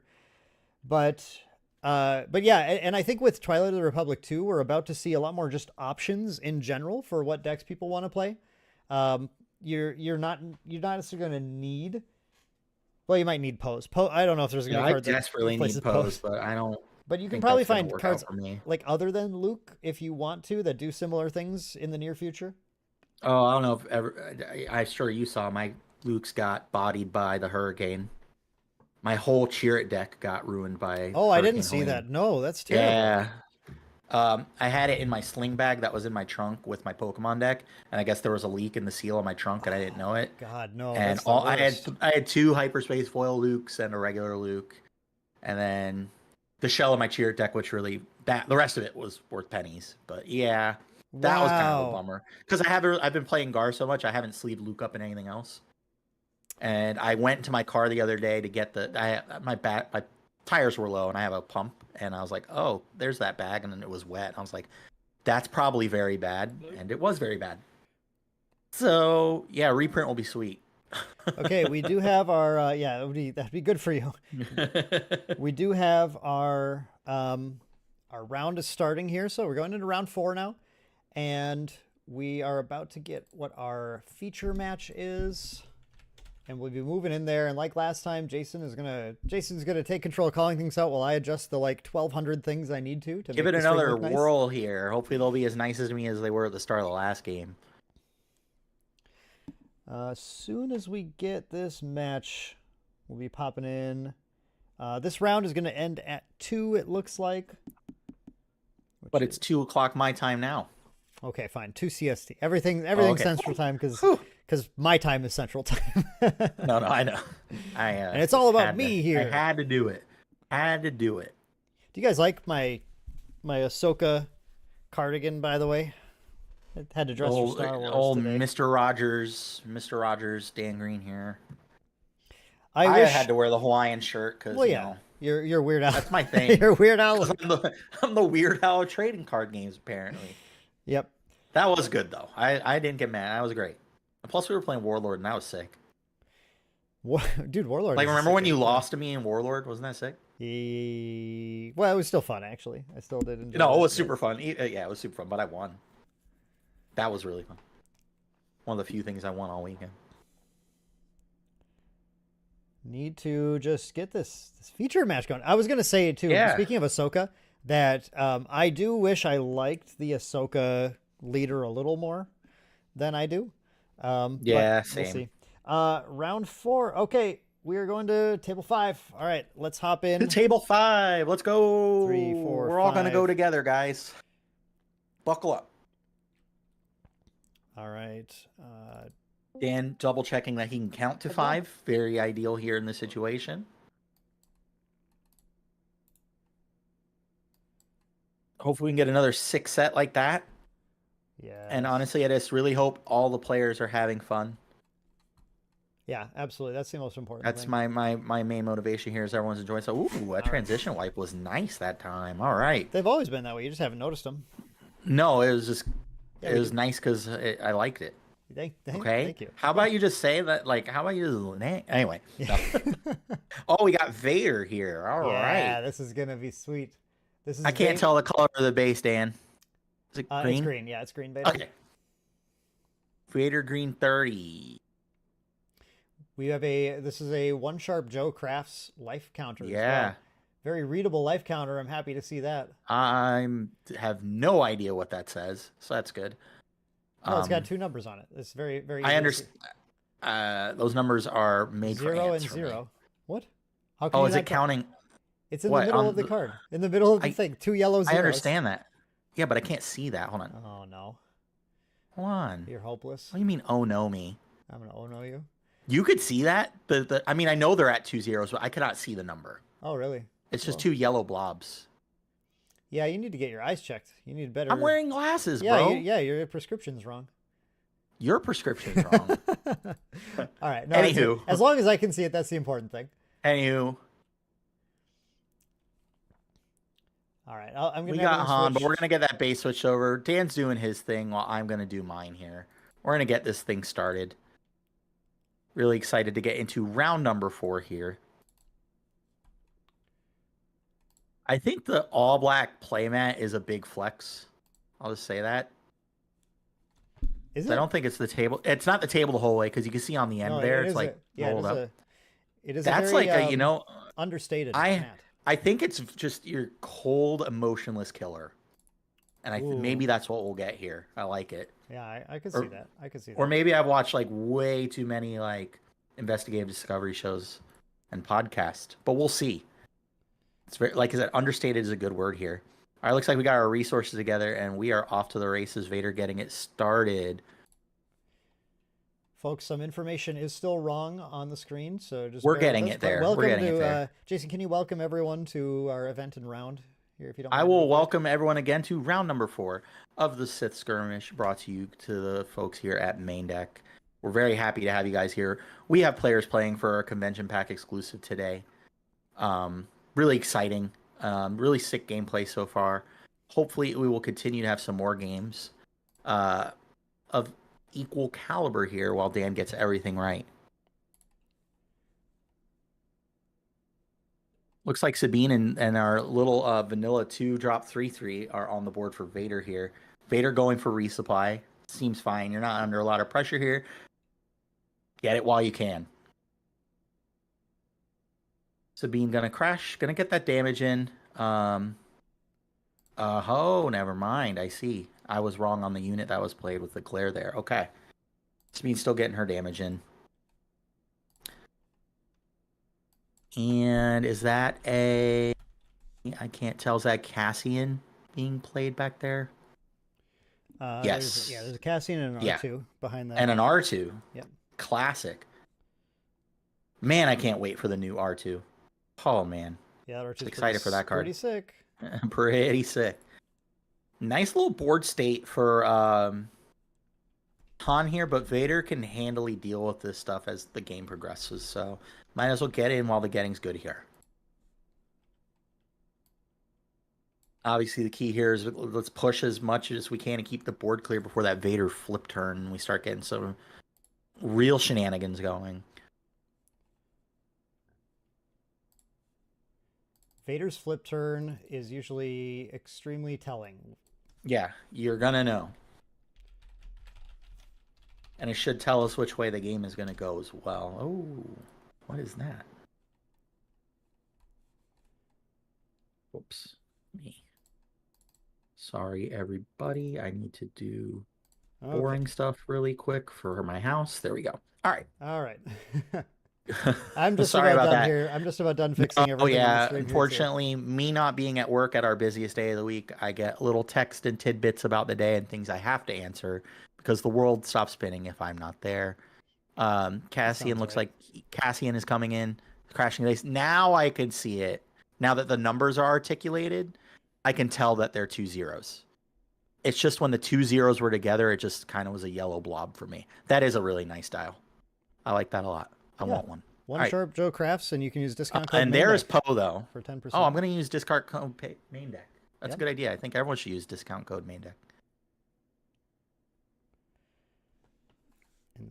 Okay. Getting everything right. fixed here. Almost done. I'm almost here to engage. Interesting to see if we're going to be able to attack with this Poe. We're already at a Poe? Oh my god, they're going so Yeah, fast. bro. You are missing out. You're missing out. I am. I'm just trying. Okay, can you let's see. How much damage have we dealt here? 4 on Vader. Yep, 4 on Vader, and looks like 1 on Han. And it's the homie Ray there, so glad to see his game here. All right. Old Z Warriors. And as we thought, Poe did not get to attack. Come on, let us live a little here. Yeah, Poe has never attacked yet today. Poe has shown up and shown out. That's but that's Been pretty shown the common. door. But at least he's got 6. He's got 6 power, Yeah. so he Yep. takes stuff with him a lot. But of I the tell time. you, who is attacking is R2D2. R2D2 trigger. What do we like it? We do not. Get it out of here.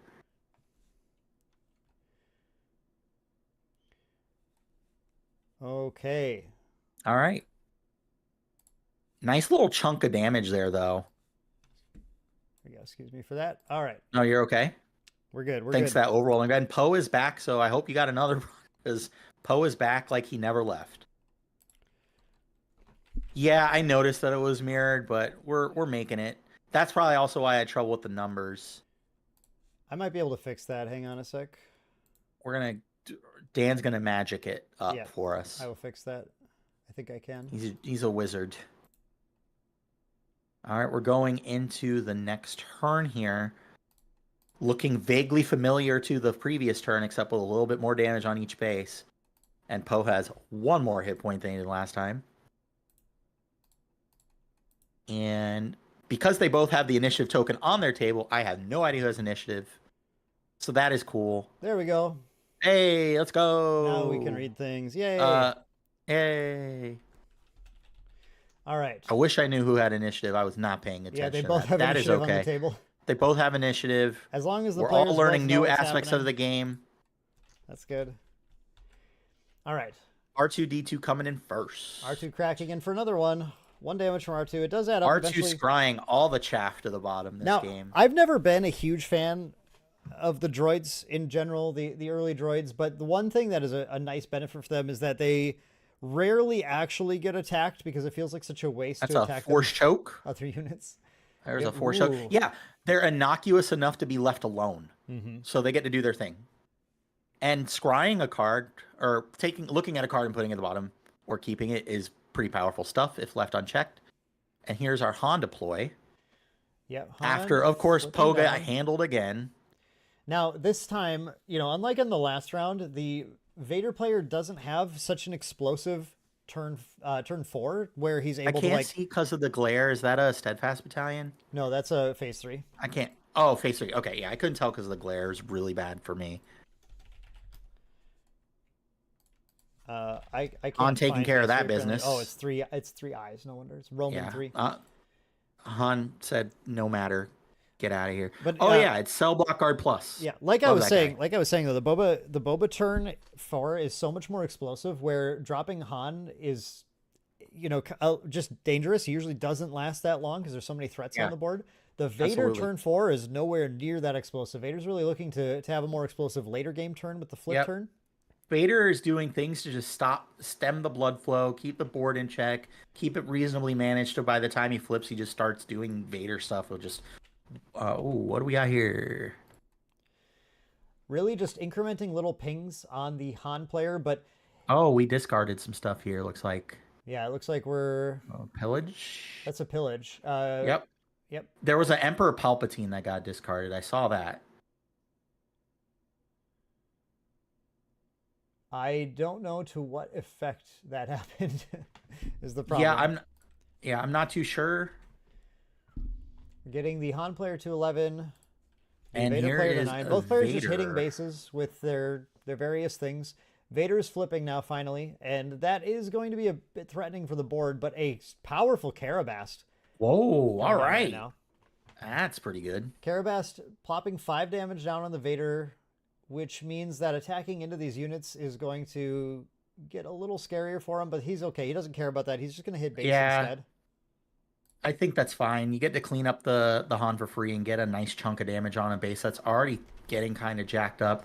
However, not feeling too super. It doesn't feel like Raven's under super ton of pressure yet. If we could deal with the Vader, I mean, we're still doing okay. This is a lot of damage to present, but we've seen it already with Han in the last games. Like, there's a lot of game left to be had. The Carabas was kind of nice there. I'm interested to see what the follow up here though. Yeah, just jam into the Vader, get him out of here. Yeah, that's fine. You got to get the Vader off the board. Vader got his damage in and killed 2 units. You have to be happy with that. Dude, the more I look at this life counter, I love it. Yeah, life counter makes it so easy to see. Meanwhile, R2D2 just doing his thing. This time we're keeping it, though. Our little space sentinel cracking in for a lot of damage this game. Dude, this thing is added up His big time. Raymond Especially has because the just overwhelming barrage. ignored space so far. Not Well, too worried about it, but Not its not time ignored is much over. longer. Its time is over as Luke That's- Skywalker hits the board. -6, as if though that was necessary. It is very dead. And you know who is still in play? His old buddy R2D2. I'm telling you. Innocuous enough to be left alone. Has pushed a lot of cards to the bottom, which has probably been crucial into some of these better draws. Obviously not seeing his hand or just ruminating. Tyler will eventually kill it with Vader's pings, but Whoa! how, Reinforcement Walker is how here. much value will it get before then? Yeah, Reinforcement Walker. And we decided to Huge mill play. it and heal. Huge play from Vader to be able to get some healing on now. We're spending. Oh boy! Kind of interesting. I'm gonna choose me discard. Raymond Love that. is indeed playing Crate Dragon. Love today. that. Yep, gonna take the Reinforcement Walker by pitching Crate Dragon to Force Love Throw. that. Love Force Throw's versatility is. Yep. I love it. Force Throw, target yourself. So now you just spent whatever reinforcements cost was to mill yourself and heal for 3. Yep. While I just discarded 1 and used a resource to kill your guy. Seems reasonable. Luke is going to crack in, start getting some of that health back. Yeah, and commanding turn there. I'm getting the life updated for everyone. Everyone just hang There's tight for a tech sec. now, There were a too. lot of, Here there were we a lot of go. changes that happened over that. If you liked game 2 of the previous Han game, you're going to love what's going on here now. And we're arguably in a better position than we were in that game for Han. Yeah, this is I think, we really saw Han's ability to actually control even Boba was pretty impressive. Yeah. And if a deck isn't putting as much pressure on, it feels like Han has the clear advantage in that matchup. The deck has to really overwhelm Han's late game then to be able to take him in that arena. And I'm not sure we've seen this Vader yet perform anything that's quite that threatening. Of course, he is just now getting to, it looks like, 10 resources. Smuggling in, he's using Timely Intervention Smuggle. Love seeing a Timely. Timely into what, though? Timely is going to allow him to ambush with a Reinforcement. I thought it was a Walker. Right. I thought it'd be a Walker. All right. This is good. This is a powerful play. Reinforcement Walker. And there, mill the traitors. Ambushing in and likely taking that tech out to deny the resources. Yep. Oh, yeah. 100. Yeah, get that out of here. There it is. And then milling. We do need to get some damage on the old Reinforcement Walker here. You don't here. need to draw a resupply for any reason. You're happy to do that. And then the on attack trigger, another heal from that, going all the way down to 8. All right. As I speak, timely Now, reinforcements. Luke says we are not going to allow that Reinforcement Walker to live. No chance of that happening. Oh, no. Oh, He's going for whoa. base. He's going for Okay. base instead. He might just have the option to deal with it instead. Yeah, Yep. If he's holding the way to kill it in hand, which he, certainly could be. is. There it is. Still got a ton of value off of that. That is I think we're okay. Yep. That is a Fell the Dragon on the Reinforcement Walker. It's some kind of dragon, an armored dragon, perhaps. And here we go. Good old R2D2 still in the fight. Yeah, R2D2 for the 1 following up. There's giant reinforcements and stuff. Walker, and here he is just runs chipping away. Just wheeling Beeping. through the battlefield. Yep.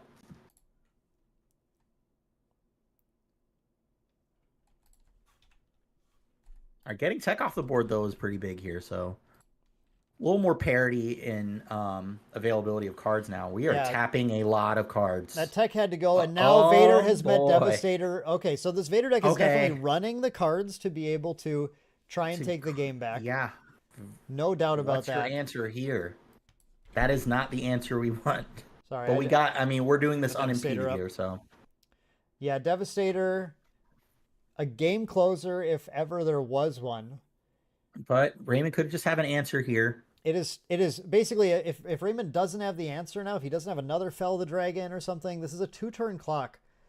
Yeah. For Tyler. Tyler can just close the game out in short order, but You know what is equally a turn 2 clock is a crate dragon, but this is a Han. It's Okay. not a crate dragon. Or, sorry, not a Han, a Cassian. And that's a Cassian. Excuse me. Cassian.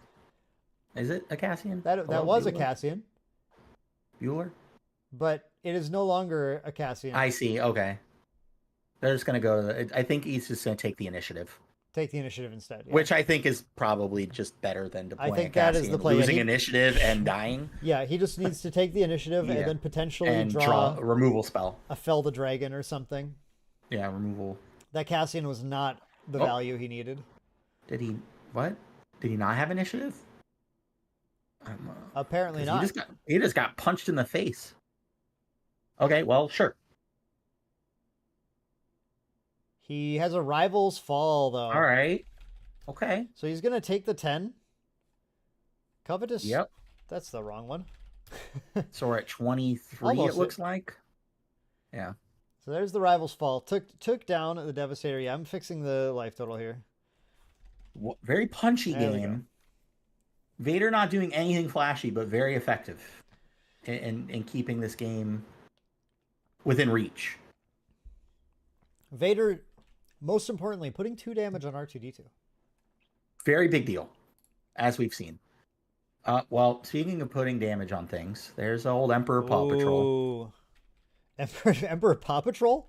Yeah, Emperor Paw Patrol. True.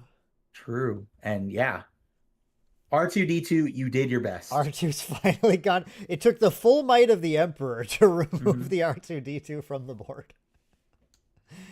Oh my What's with goodness. the damage on the base? He is very gone now. What's with the... I'm confused. That That 5 damage shouldn't be there unless I'm is going not insane. what is supposed to happen. Emperor Palpatine That is not how cannot deal Palpatine damage works. to base. That card would be broken. Okay, we need to grab the judge for that one. That is Yeah, we gotta hugely get that impactful. fixed. If we Yeah. have anyone who can grab judge, I'm gonna message him otherwise. Yeah, how did that not get... But again, lost all audio. Can you guys hear any Should- of us? Should not have lost audio here. Audio should be rolling here. I do not know why audio would be lost. We need Judge Randall in right now, though. We need him in here so fast. We need someone to. We need. I messaged. I'm trying to get him there.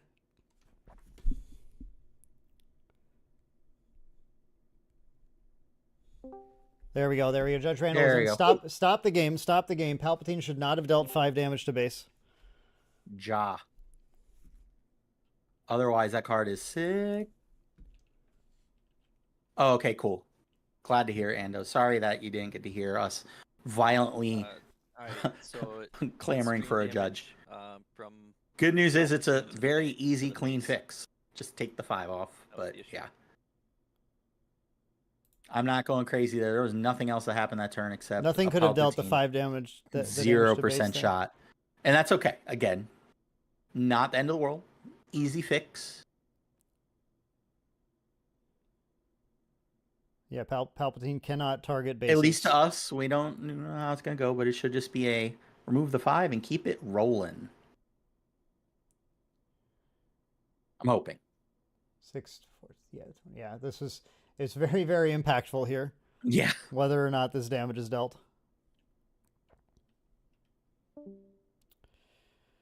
Okay, Judge Randall looks like he is figuring out. He's trying to figure out if it's a fix. It should be an easy rollback because there was nothing else. I'm just going to add that information here. Yeah. I think the only thing we've seen that's different is, well, we were clamoring, but the Palpatine's off the board now, and there's a TIE silencer in play. That's because I kind of just stopped paying attention to it once that happened, trying to get our judge involved.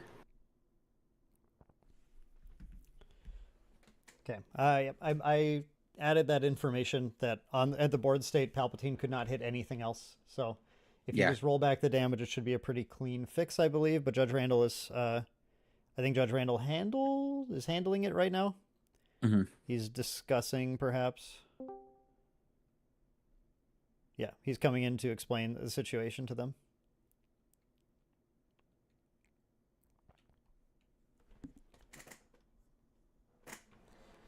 So we will see what the fix is. What was the card that ambushed though? Unless there was a timely somewhere we didn't see. And also, I think we would have seen the timely on you know what I mean. He did take a point of damage on a Palpatine. If he ambushed with timely, I didn't see a timely, but did he even have the resources to do that? Maybe a timely from hand?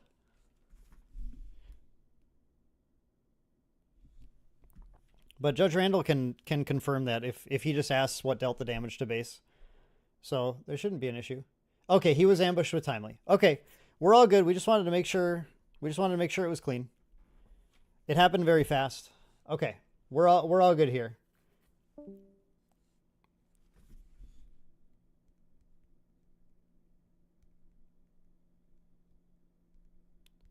Okay. So continuing the game here, then it's looking very good for the Vader player to take it out. Vader dropping, and I'm not sure where my co-host went here. Jason's clearly disappeared for a second. Vader dropping in and dropping a shore trooper. Oh my dumb! Yeah, I'm back. Did you mute your mic again? Yeah. No, I didn't mute it. But my arm did when I reached over to grab something on my desk. Oh, your arm's not part of you now? No. So, yeah, I think it's... Oh, 201. That is a good question. Sorry about that. Yeah, that happened so fast, and I want to apologize. We don't want to infer anything or make anything go crazy. But it all happened so fast, I think all of us were just like, the hell? Yeah, it was happening really quickly, and then it's important that we just make sure that when there's an issue, we get a fast response to it. Because we could always give a time extension. We could always do that stuff so people could finish their game within reason, but we'd rather make sure nothing does happen, because things have happened already that we needed to catch and have caught. So that's just sort of the nature of doing these streams. You don't always have a positive hit rate on catching those things, but we're able to catch more things than in other ones. And as you guys saw earlier today, we already had a couple of rules issues, and it's just important to, if we are not positive, we want to make sure that it's fair for everybody. Yeah, Max, in Star Wars Unlimited, draws are double losses, and that's how it works. So yeah, thank you, Ethan. I appreciate the backup. Yeah, no, that was great. Calling out that 1 point of damage was big, actually. So thank you for that. But yeah, it moved very quick. I have to try and get speaking of damage, I have to get it all updated. No, I don't. I put it to 0. No, you don't, because you could put it to 0 because we're going to game 2, Vader taking game it concluded down. with Vader taking the win on the... But Ray played that game really well. That Palpatine was timely, if you will. Oh, that is funny. I think he lost because R2 died. Yeah, that was it. If that R2 could have stayed there, he was going to go the distance. But he did some great plays there, some very heads-up stuff, like obviously the force throw my own crate dragon to get rid of the first reinforcement walker. Second reinforcement walker handled pretty well. I mean, it was he had the answers to the questions. It's just unfortunately Vader asked a very big one with that Palpatine, and then the follow-up Vader. Yeah, and I don't want to understate here either that Tyler's questions were posed at the right time the whole game. Absolutely. Really just played well. Really just taking control of the fact that, like when Command Vader goes late, Reinforcement Walker, Devastator, Palpatine, Vader. Your plays are just better. Your plays are just you have the resources. You've kept the board clean enough, and your health is at a low enough amount or a reasonable enough amount where you're not in any danger, and you're just playing haymaker after haymaker. Like Devastator, it's in the title of the card. Quite devastating. Devastator. I mean, the problem is eventually this Han deck, because the Han deck is running both questions and answers. Yeah, he runs out of answers, and then his questions, sure, unless they're Crate Dragon, are not as good. Yep. Like, I love Poe, I love Luke, but Vader, Reinforcement Walker, these cards are just a little better. Palpatine, they usually answer things on the board more cleanly or present such incrementing potential value that it's hard to keep up with it. You know, Poe's a card. Poe's so good. And look, I know I'm comparing a 5-drop to an 8-drop here, right? But like at the end of the day, 5-drop is super pushed. At the end of the day, really good. Those 2 units are how these decks close games. Yeah, they're the linchpins of both decks. And so you got to refer them the same way. Poe's value is incredible, but asks you to trade down your value to get it, whereas Reinforcement Walker is just giving you pure value and is harder to get rid of.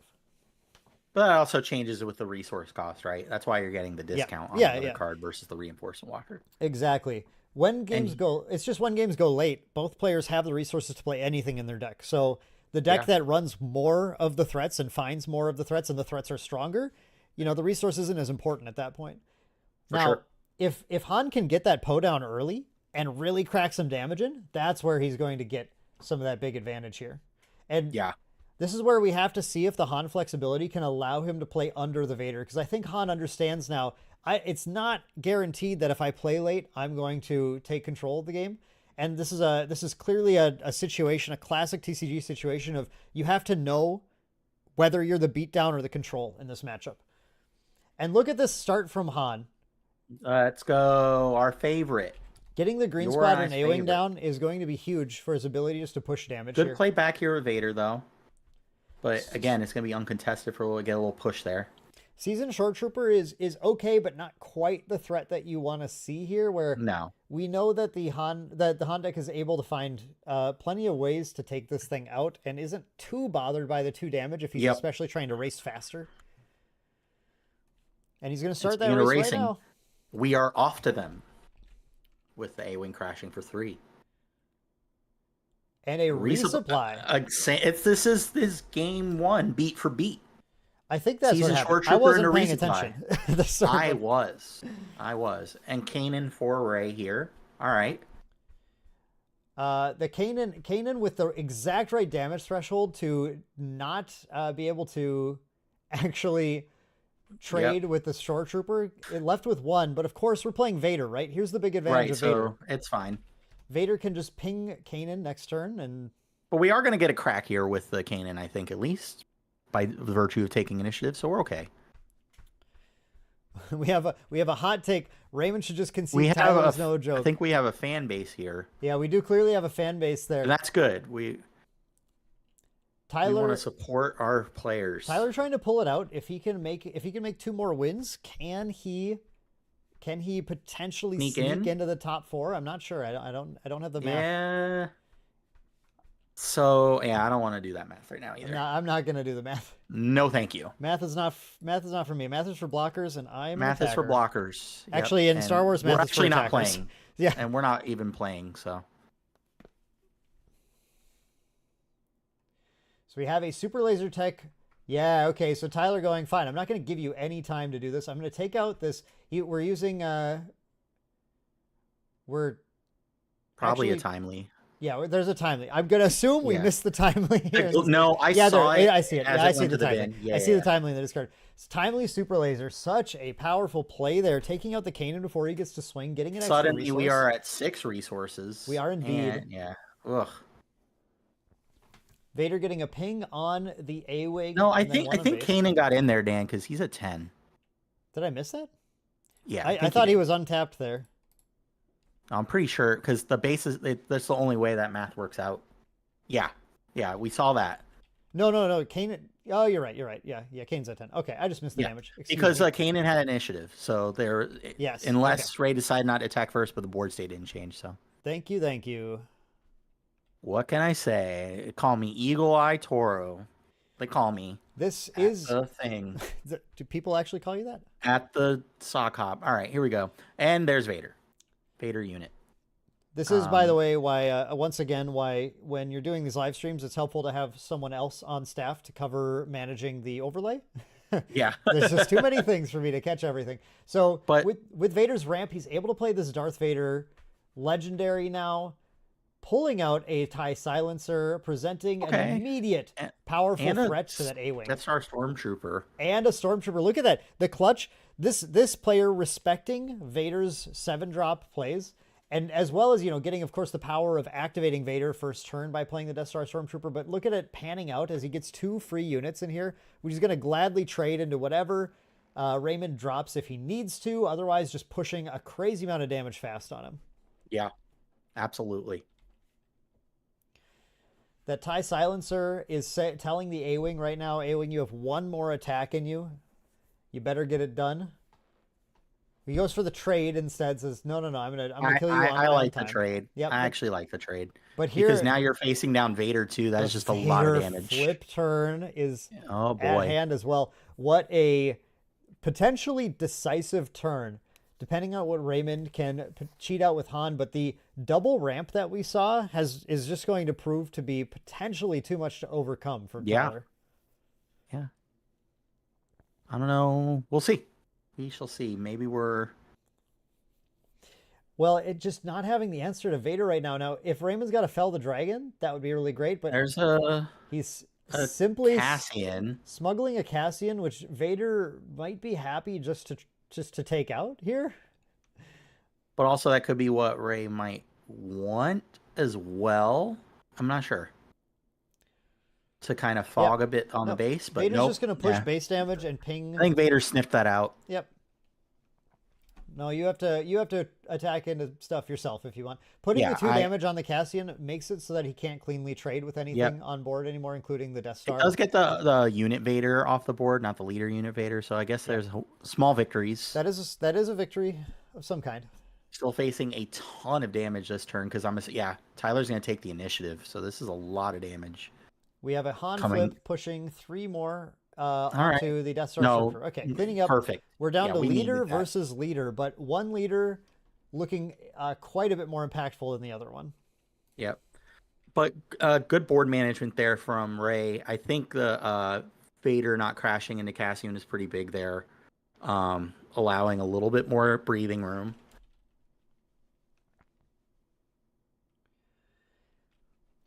Yeah. Getting rid of the Vader there. And this is why. He said, that's why. Fine. Go ahead. Freely take my Vader. I don't care. He can take...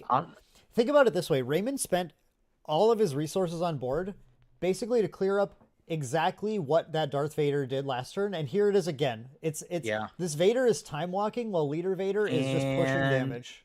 We have a Death Star Stormtrooper and a Seasoned Shore Trooper, looks like. And that Seasoned Shore Trooper is pumped up, too.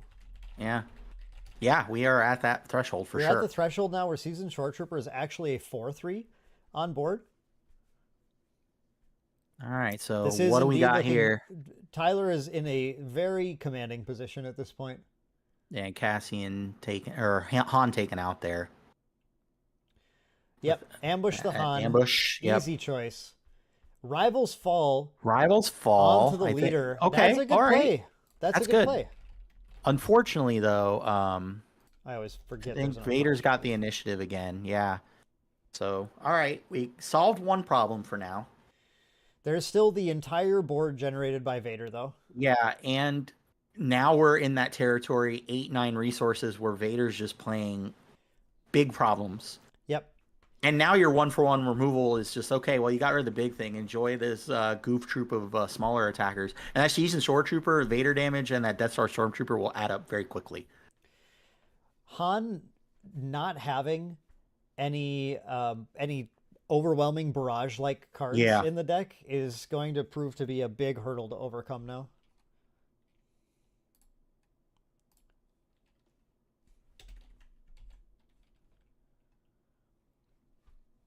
Seasoned Shore Trooper, I believe, has the exclamation mark token just to remember that he's got the +2 buff. Yeah. I like that. Thank you. Helps us. We do have a there's Luke. Okay. Luke. Assuming, yeah. Sure. Luke can do work. Yep. Just going to delete the Seasoned Shore Trooper to prevent a little more damage right now. And there's Overwhelming Barrage. That's got to feel really bad. That does not feel great. Yeah, but we took the initiative, so hopefully we have some more action. Only taking 3 damage that turn has to feel like a little bit of a win. You know, when you trade your Luke for a Barrage and a Shore Trooper, it's not bad. That's not bad. Yeah, acceptable losses. That's okay. Updating the damage here. Mm-hmm.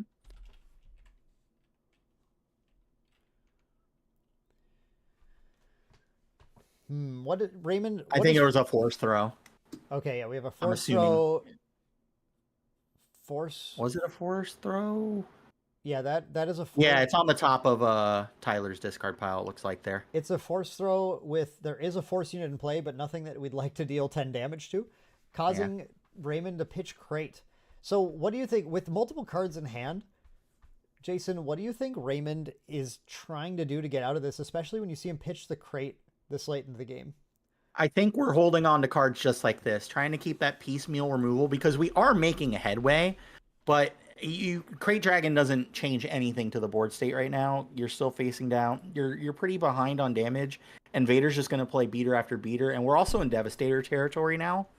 So Vader's at enough health too where they could afford to take the hit through Crate, get rid of your stuff. It might have been a pillage the more I think about it. I just couldn't tell. Oh, was it a pillage? I couldn't tell with red card on the top. That makes sense because Okay, I it think was there a was a pillage. second card. Yeah, I there's think there was a a second card huge first. glare there, so it was hard to catch that. So if you don't catch it right as it happens, it's kind of. We did see the Palpatine dropping again.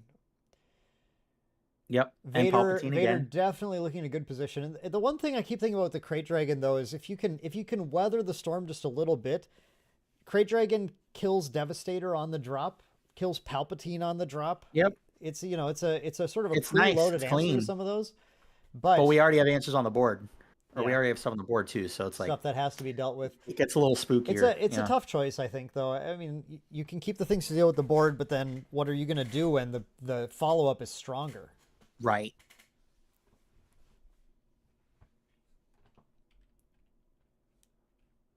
We are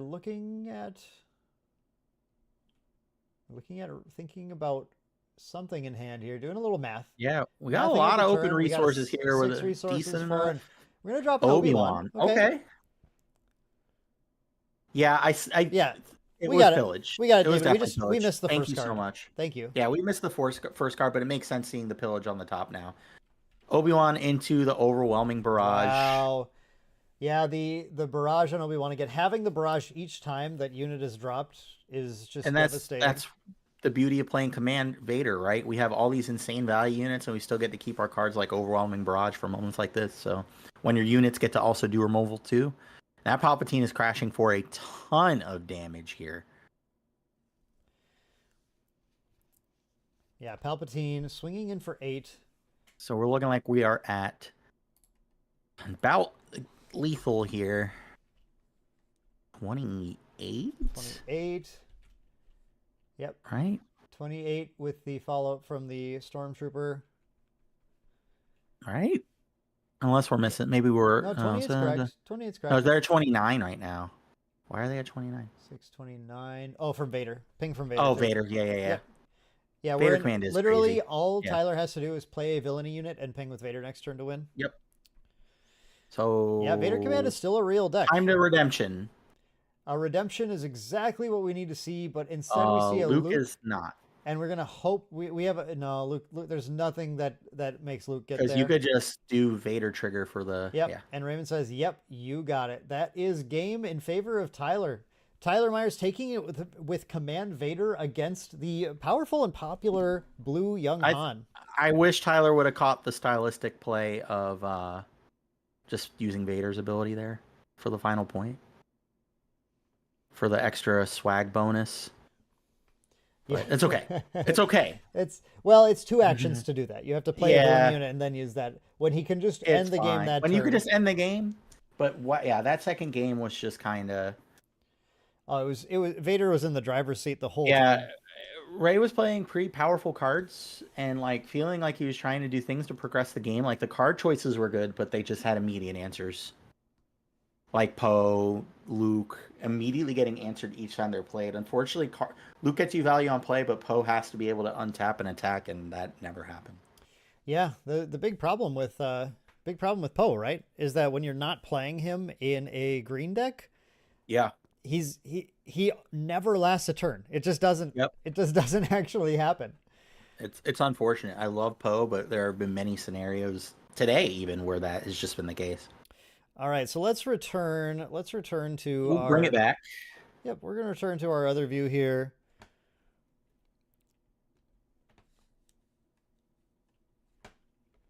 We're gonna swing back over here and pull our cameras back on. Here we are. Hey Welcome guys, everyone. here we are. We're still here.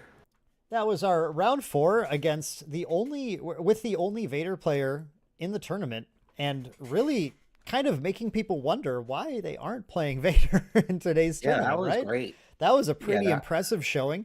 I do apologize again for the incorrect judge call that happened in Yeah. there, but we're just purely looking out to make sure that everything is being played fairly when possible. And it looked like there was even the chat had a little bit of confusion about what happened. Yeah, I think there. everyone kind of agreed it was a very fast play, which is not our problem. That's not their problem either. They It's can not a play problem as at all. long- It's just Yeah. a matter of even high level players of tournaments at high level events will get so locked into multiple lines of thought that simple mistakes will happen sometimes. And we certainly didn't mean to insinuate at all that like Tyler didn't know how Absolutely Palpatine not. No. worked, but That's not sometimes the you case. just kind of. I can attest to this, having done some very silly things on streams for other card games as well, that it just happens. But thankfully nothing was played wrong. It looked like that was a totally kosher game and a clean win, 2-0 for Vader in that match. Yeah. Went very well. Again, I don't think it was by any fault or misplay by Ray on all accounts. It just kind of it was well executed and the right answers at pretty much every turn for Vader there. But it was a great game. We got a few minutes left in the round, so I'm gonna kind of lighten the mood up a little bit with what I want to go over while Dan's. Yeah, go for it. I'm Awesome. Ether texting. I'm texting with Judge Randall about something real That's quick fine. here. No problem. So I'll leave this to the chat for now. And our next topic in between rounds is, how do you feel about the art direction in Star Wars Unlimited? It's been a hot topic the past few days, to say the least. Personally, I have no real issues because I think there should be a vast swath of stylistic choices in cards. It makes it exciting. It makes it fun. I think it's fun to allow artists to express themselves. I do think there's been dubious interpretations of cards and how they've been implemented, like backwards lightsabers, appendages missing or added, things like that. Obviously, unless you live under a rock last week when Jar Jar got spoiled, the polar reaction to Jar Jar Binks' art, on top of his ability, on top of being double cutting, which I think is great, by the way, I think it's fantastic, led to a lot of discourse. So I'm just, for all of you who are in the chat, how do you feel about the art direction of the game overall? How do you feel about how the direction they go in? I'll first and foremost say most showcases are beautiful. There's some that I'm just like, ugh. You like the comic style? Me too. Yeah, I'm a big fan of that. And I also think there's a part of it too, whereas I'm not as big into the fan mythos and IP as others, so I don't have as much of a lore based or like this is how my thing should look kind of thing going to it. There's obviously like an eclectic mix of styles in the game. Yeah. And Jar Jar is a great example of that. That's why I wanted to hold off on talking about it. I like Michael's take here. Many more hits than misses. I think there's Absolutely so agree. much like actually really cool, really good artwork. And there are a few that they're caricaturistic. I don't even know if that's a word, but I was making it up. Close. They are caricature style artwork for some characters, like Han Leader is a great example from set 1. And I get if that's that's not your style, but like I don't know, I like to look at the positives rather than the ones that maybe I would like to see a different artwork on. How do we think we'll pick a random unit? I'm hoping it's just a die roll. I think the easiest way to do that is there are almost never 20 objects.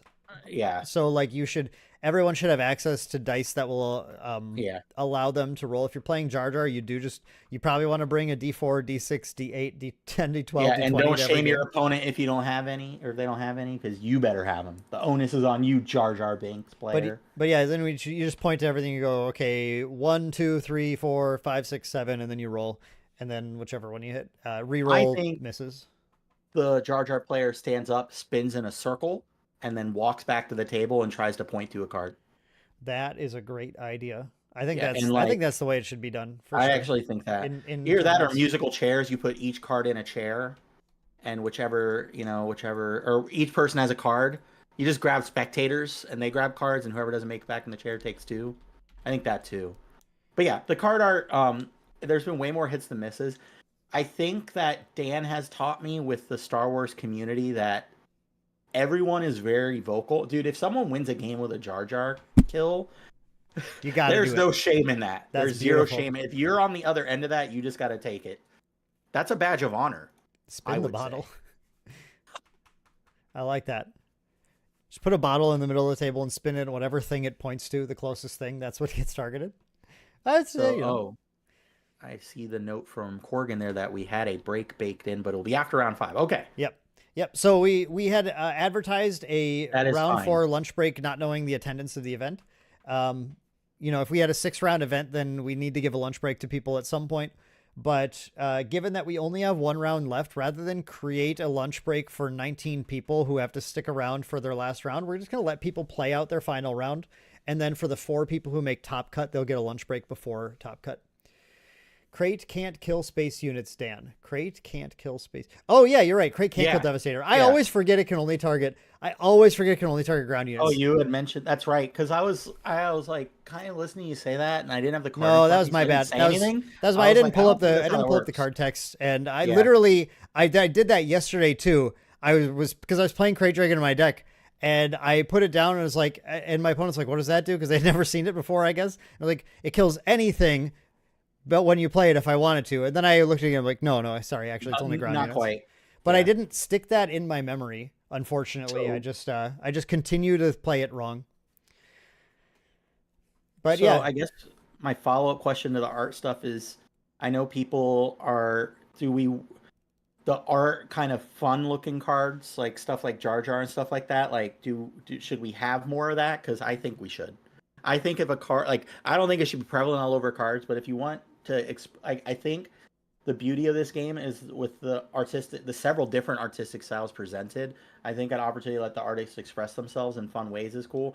I just hope that they get things right, like we were talking about backwards lightsaber, stuff like that. That's the problems I may not have, but I could see how that is something that would, cause me up in arms. Like, not respecting those kind of things is one thing, but stylistic choices, I think, are fine. I think you should be able to have a little fun with that. I do think there have been a frustrating, I think it hasn't been like a massive number, but there's still been a frustrating number of inaccuracies in the art where when it's such a beloved IP where people live it effectively, getting things wrong like that, it just feels like it shouldn't have been that hard to do the research to get it right. So I would like to see more of those cleaned up, and especially when it's a process where it's not just one person who does the art and then it just goes to print and that's the end of the story. Right. It is going through an art director and everything who, I would love to see that just short up a little bit. It's a small quibble. It doesn't really matter that much at the end of the day, but it would be nice to see things like Grogu having the correct number of fingers and the lightsabers being held the correct direction. Yep. I agree. So right now it looks like we're getting everything ready and shored up for the 5th round. For Jar Jar, it should be like Chaos Orb. Yes. Sign me up. Chaos Rip Orb, the card up and just, that would be great. Yeah. Make it Chaos Confetti, even better. Just get it as many pieces as you can. You should actually have to rip up Jar Jar and throw him. Yeah, 100%. Anything he touches takes 2 damage. We need that version of Jar Jar at some point. Yep, must be held at least 16 inches above the board and must rotate at least 2 times or something. Yeah, I'll bring a measuring tape too. We will make sure that happens. Yeah, classic. Big integrity here. Hopefully everyone has been enjoying the nonsense. We've been having a lot of fun. Yeah, it's been a lot of fun. I wish we were just a little cleaner on some things, like getting the stream set up, but we're each time, so I don't like falling behind so much. I think it's lessons for the next time we do something like this. I I think just need a third person. That's what I need. yeah, I just think adding another person solves a lot of that. The problem here, just behind the curtain, is that I do this all just from. This is all managed from my studio here, and A lot of bandwidth for one person. I need to have somebody who has access to all of these things too, and I just don't. So Yeah. it's actually exceptionally costly to get another person on the stream to run this too. Like, I can do it because I have the computer set up. I have everything here. I know the game. I don't need to pay myself to do it or anything. When I get a third person to do that, then all that goes to hell. They have to have the same setup here. Or I have to stream somewhere else, which means I have to bring my camera setup to another computer or something. I just don't have any of that. I don't have the ability to set that up this way. So We're not there. we just do what we can. It's obviously when you get invited to cast like a major tournament somewhere, they put all There are that. people doing that, You yeah. just have to show up and put on the headphones and do your job. But here I have to do everything. I don't have the money to not do that way. Michael says, I think leaders should have a more consistent style. Playable cards should be more open to fun or different styles. And that is, I think that's not a bad idea. That's like kind of, Dragon Ball Super did that, where they had all the leaders had one different style than everything else. That wouldn't be unreasonable.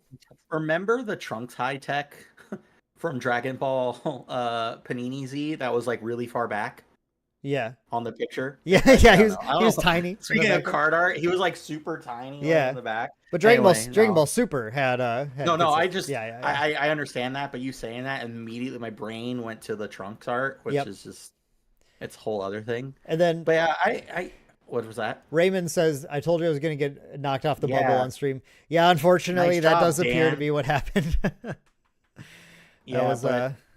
I don't think that was any fault of your own, my friend.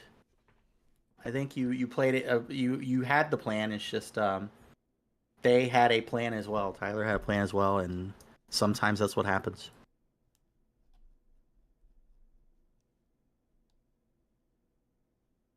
Looks like people are starting to flow into their tables. So we should have round number 5 getting ready for you guys. We're going to figure out what we're going to watch together.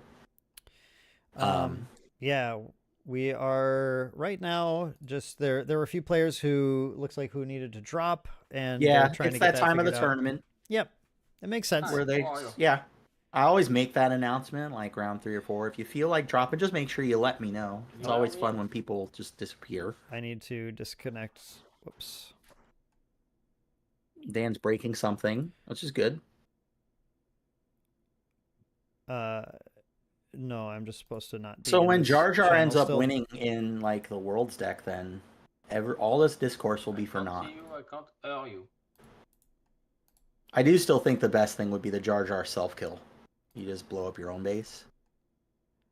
As mentioned in chat, that would be the all-time achievement. Yeah, absolutely. I would just award the tournament to that player. Be like, all right, guys, we're done. You win. You get a brand new car. All right. Looks like people are milling into their tables. Yep. I'm sorry. I'm watching right now for where we are going to end up. But yeah, I agree. I can't wait for the first person to post online that they self-killed themselves with Jar Jar. Yeah. That's going to be the greatest thing.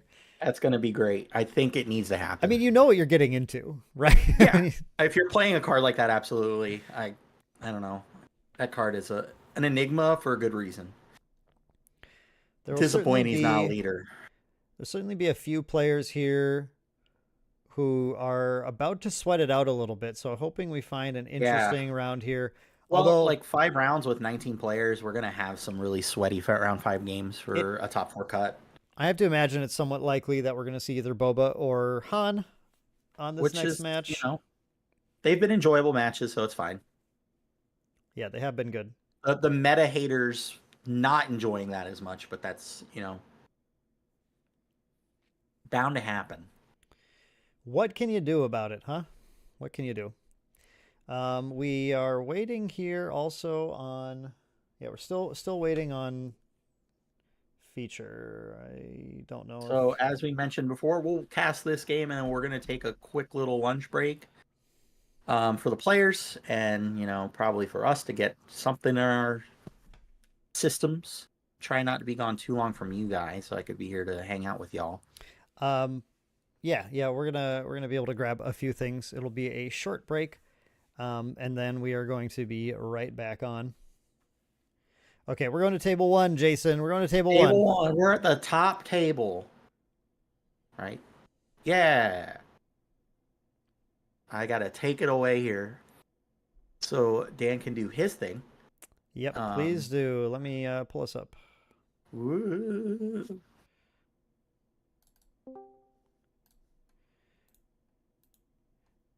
And one of these players we've seen, I think, a couple of times. Well, the All other right. Well, is going to be a little more fresh. All right, moving in. Hang tight.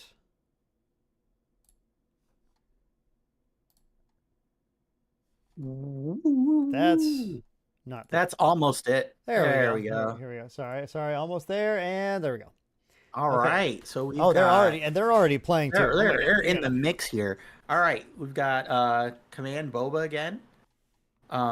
Looks like we're going against... This is double yellow old Han. Double yellow old Han. Yeah, Okay. no, this is a great match. This is great. Again, everyone, the information will be wrong for a little Yeah, bit here. that is going to be updated as we go. All right, we're going into the next turn here. I don't see what was discarded off of that discard because the glare is monumental. I missed that on the transition, but we knew it and do know that we got a card discarded here. Boba with the initiative, bringing in a resupply. That has been the theme of the day. A lot of turn 2 resupplies today, which I never get with that card. So good for them. I'm happy for them, begrudgingly. Looks like we're doing that. Yep. Boom. I draw it turn 8 usually. Yeah, I usually draw it. I'm like, sweet, I'm dead. Thanks for this card. Yeah, I love that. Love that. All for right, us. what do we got from Han here?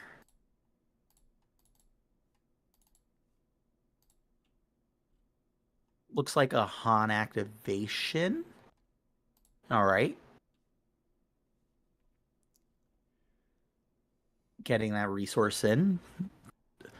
This is our hopefully up no good here. Our die damage character, so please help. Make sure. sure. I'm gonna do the best I can. Right now we are clean.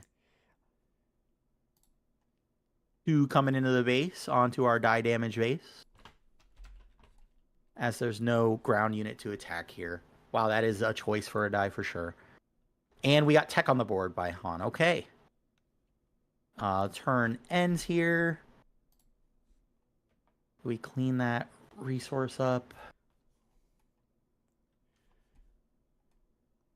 So I want to point out that Han is perspective here on this Han player. Han got his turn 2 tech and has the potential to turn 3 DJ Fett, which would be absolutely insane. Yes, Ray. I distinctly remember the original Scorzy art where it was like nonsensical to what the card did. That was my favorite art. It's like, here's a card about a kick, and it's just like a picture of someone's face. Yeah, like blue round throw just being Nappa's face. Good stuff. Another good one. Looks like that's Boba Fett's armor coming in onto Boba for the Boba command player. But we do have tech online, so I'm interested to see what's going to happen here.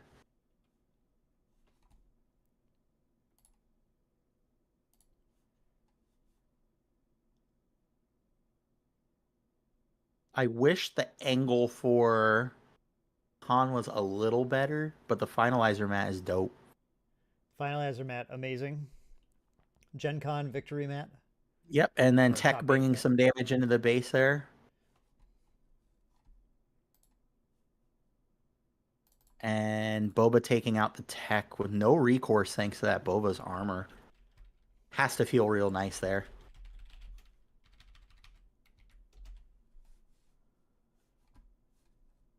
I think I got this right.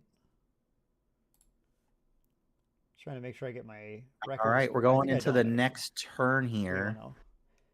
This is actually a 3-1-0 versus a 3-0-1 match. Oh man.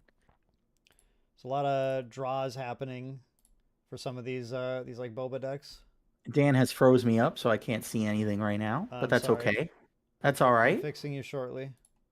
You're There we fixing go. me shortly. Very good. Looks like more damage going on that base from that Bodhi. Right? That's what that is. Yep, Yeah. that's Bodhi Rook. So it's crashed into base every single time it's been able to attack. So how much damage has that base taken so far? 3, 6, 9 from it, and then 2 from a tech, I believe. Right? Because tech has 2 power. Yep, Tech has 2.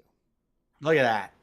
I think. You yeah, got yeah, it. yeah. That makes sense. That makes sense. It checks out. And then Boba crashed into the tech to clean it up.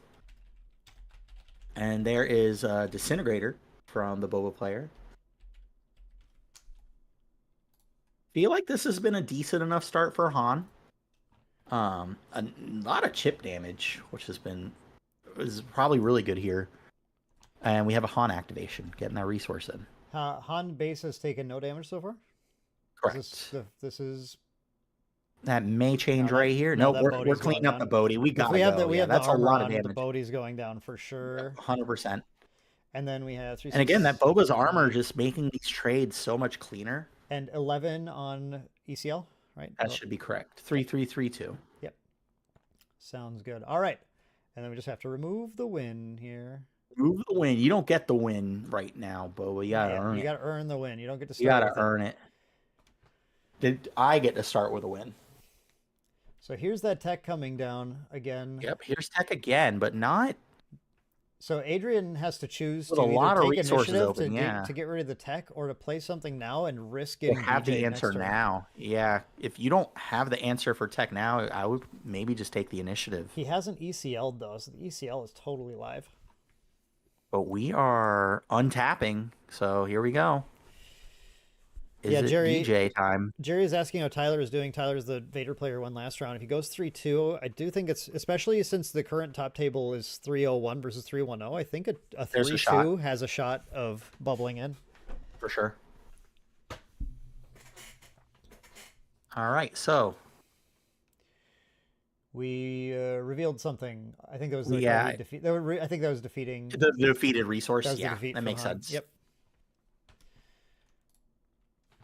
All right, is it All right. DJ time?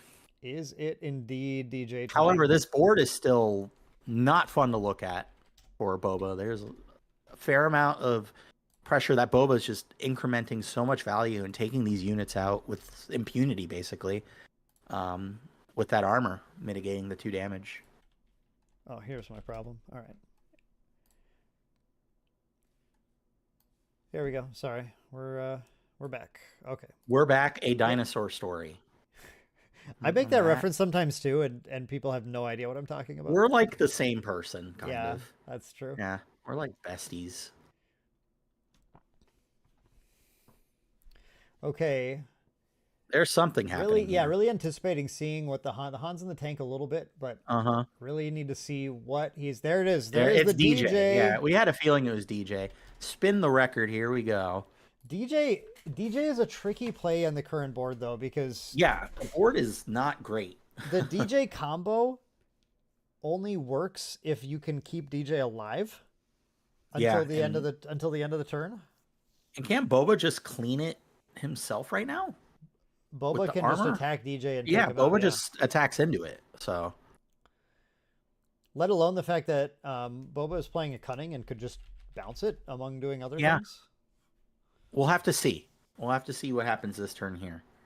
So the Or DJ on is this. is quite interesting. Yeah. I assume the players set a resource aside and are treating it as it's a tricky card to play. That's the on resource. webcam. Yeah.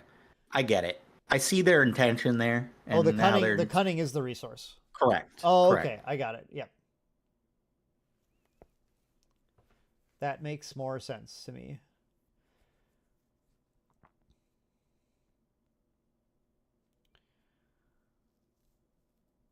Yeah, kind of as we thought. I think Boba's just going to crash into the tech, right? Yeah. Like, Well, crash into the DJ. or DJ. I'm sorry. Yeah. The DJ. Like, If the DJ goes, and again that armor, right? Boba Fett's Yeah. armor. I was just gonna take one Just here, an right? insane card. Just absolutely insane on your leader, making him big enough to kill just about anything until late in the game. And against some of these, especially some of these like little utility units, just takes nothing back. And that's the Takes thing one too with back. the Han deck, right? Like your linchpin units they're great, but they're also little baby wussy men. So Boba's just kind of holding court over this and recognizing that just slapping an armor on there, just going to town. Looks like the players are discussing something fun because they walked back that Boba attack. It looks like they're just restepping how the turn got to where it is. Judge Randall did step into the room, so Okay. he might have caught something that we didn't. That's okay. Thank you. Thank What do you, you Randall. Let's see what could have happened here. Yeah, I'm not too sure. There's no sentinels. I'm going through some of the obvious options, trying to figure out what we missed here. I'm gonna check if we've had any chatter about it. Well, the players look like they've been, so we shall see. Did a Meanwhile, the players did call a judge actually. oh, okay, sure. Maybe they're trying to clarify DJ.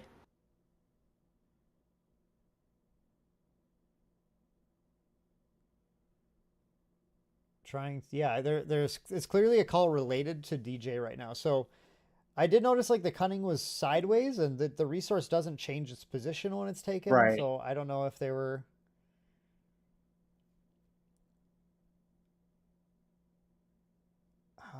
I'm trying to figure out what. Yeah, I'm not too sure. Yeah, this is I'm missing something. This is confusing me. But Randy will give us that insight here momentarily, and that's okay. Good news is Judge was called on the spot, taking care of business. We're getting info coming in here in just a moment. So Yep. Hang tight. We'll figure out what happened. You know, interesting thing too about the double yellow Han is that you are able to still smuggle DJ at 7. It's not great, but No, it's not great, but it's still something you can do. question on whether resource would be ready when returned. Oh, okay. They just wanted to know whether it would be ready when it was returned. So, yeah, the answer to that is I believe it doesn't leave play at any point. So I think it just goes in whatever. It should be whatever state it's in, right? Yeah, I'm trying to pull up the card, but then Sweetie Bee just broke on me for a sec. Yeah, it just says they gain control. Yeah, they of just it. take Doesn't- control. So it does not change its. There's nothing that would cause it to leave or enter play. So it's whatever state it is when the event happens. So in this case, yeah, the Boba attack happened, killed the DJ, took 1 damage on the Boba, and then the resource just simply returned. So ultimately, not the most impactful round for Andrew. It looks like then after that, the Adrian elected to just take the initiative and not attack with the disintegrator. And that makes sense, right? Like just whatever. Yeah, he what Adrian really wants to do now is just take that tech out. Like I don't 100%. I don't care about 3 damage. 3 damage does not matter to me, but killing tech for free, very strong. But That does apparently matter. we're wrong. He didn't take Yeah. initiative. He just passed instead of dealing damage. Okay. Sure. Uh, He knows something more than we do. That's okay. or perhaps we missed something, but I don't see Maybe. any damage marked on base. A lot happened there, so I'm looking at I the am- full image here, and there's no tracking of any damage on base here. So, I'm Yeah. fighting my mic stand real quick. So or did he play that FET that turn? I don't. Did he? Maybe he played I the don't FET think that so. turn. No, I I thought it was out already. I thought it was ready. Yeah. Because it was ready. Yeah. Yeah. So not totally sure. Is that? That's not another armor, is it? Is that another armor? I would have reason to believe it is because he didn't capture anything. Well, there's nothing to, or unless it's a blaster. Is it a hold? It's a I don't know. holdout. Yeah, that's a holdout. I see Yeah. it. Okay. Yeah. That's a holdout blaster. So holdout blaster played on Sweetie Bee. Really, there's no cards called. Oh, Hot Shot. Sorry, not hot. Holdout's from a different Star Wars game, I think. Hot Shot blaster. So yeah, Hot Shot blaster. Trading in. And then we have Cantina Bouncer dropping now, although it's not particularly bouncy.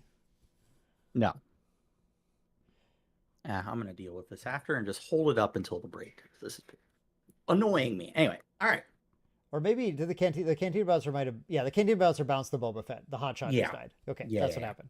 The glare, We're man. good. The glare sometimes on the cards. glare it is makes it killer, so, yeah. It makes it so difficult to get a quick assessment for what's going on, especially when my attention is drawn in a few different places. And there was a lot going on with that judge call that kind of mystified us a bit. So it got lost in the sauce for a minute, but we're good now. Okay, so we have, just an interesting scenario. Oh, there we have a damage. We have a damage calculator popping on stream, although it is not actually visible on the opponent's Not stream right now. visible, so that's kind of a bummer. So I'd want to address it, but you know what? We can cover it. He's taken 3 damage. Yep.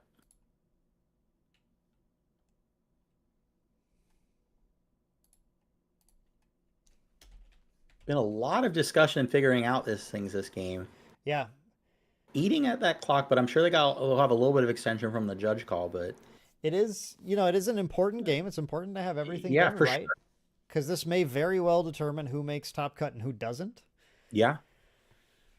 Taking, Hey, there we go. considering both players are going in with effective losses. Yeah. A 3-0-1 and a 3-1 should have the same effective record. So Sure. Ending up 3-2 is the record where we're not sure if you can make it in. You just have to have good Mhm. tiebreakers. So we're going back to dice, it looks like, I'm hoping, here for There damage. That would be good. We have a lot blurrier stream now, which is exciting. Big blur time gaming going on. Mm-hmm. But then again, it's for the players to play, make sure they're playing, and we're just going to do our best to navigate it. Yes, we can. We're We will decent make it enough at work. recognizing artwork where we can figure things out. But it does look like we then got no That 3 damage on the mark. base is now gone. I didn't know so where we need to actually I find a didn't way know to where the mark it. damage came from, to be fair. So I was just trying to figure that out. But I don't know if there's any damage on the base because I'm not sure. the Boba Fett got replayed after getting bounced. We'll wait Second until they deal damage and get it caught up. That's fine. I'm marking I'm it at sh- 0 right now because I don't see any source that That's would have fair. dealt that damage. All right, Han tapping 6. Ooh, for a change of heart. Change of heart. Okay. This is not bad here. No, change of heart is kind of cool. It is unfortunately just taking a disintegrator, and this disintegrator is just terrible against the leader Boba with the armor. I imagine we just run it into the Boba. And deal like, 2 damage to it. Yeah. Oh, yeah, because the disintegrator will die. The disintegrator dies and leader Boba takes 2. Yeah, and now One from the there's, trigger and 1 from the damage. And that Boba just dealt 6. Yep, so we're gonna that's hot good. shot in. Yeah, Hot shot in for 6 damage. and that is a blurry card. You can tell me what it is. That is a surprise It costs strike. what? That is Okay. a surprise strike, which is going to actually deal a little bit of damage to this Fett now. Still a not grand close. total of 4. 1 and then, Yeah, or wait, still grand total not of 5, right? 5. It should be 5, right? It should be 1 from the on attack trigger. And then the printed damage And is the printed 2 damage is 6 plus. minus 2 for 4, so 5 damage Yep. total. Yeah, we are gaming on a literal potato right now, I believe. It's me without my glasses on the stream. So there you go, guys. Little insight or not so much insight into my life. Blind Should as of be a that. total of 5 damage. Let's see if they get that mark correctly here. Without the echolocation. It Because looks it's like 2 that- packets of damage. It looks like that Boba has a 3 marked on it. No, it's a 5. I think that's a 5. That's got to be. Because it only had 2. No, it's a 3. That's Boba is marked as 3, and I'm not sure that's correct. In fact, I'm pretty sure it's not. Looks like they're fixing that. Did it have 3 before, and then now it's at 8? It had damage on it. I don't. Yeah, remember it had 3 before, and now I'm it's pretty on sure it 8. was 3. It had 3, now it's on 8. So okay, I think we have. Unfortunately, Boba has like 10 million health. Yeah, he's at 9. So it's So fine. we Yeah. made it to the right quantity. So because he has 9 health and 8 damage, all he has to do is deal 3 more damage to kill it, right? 8 plus 3 Yeah. is 9. Yeah, just how I learned it in school. That is the power of Boba Fett's armor. Great card. Whoop, whoop, whoop, whoop. I'd say There we go. all day today, we've seen armor being an absolute game changer. Yep.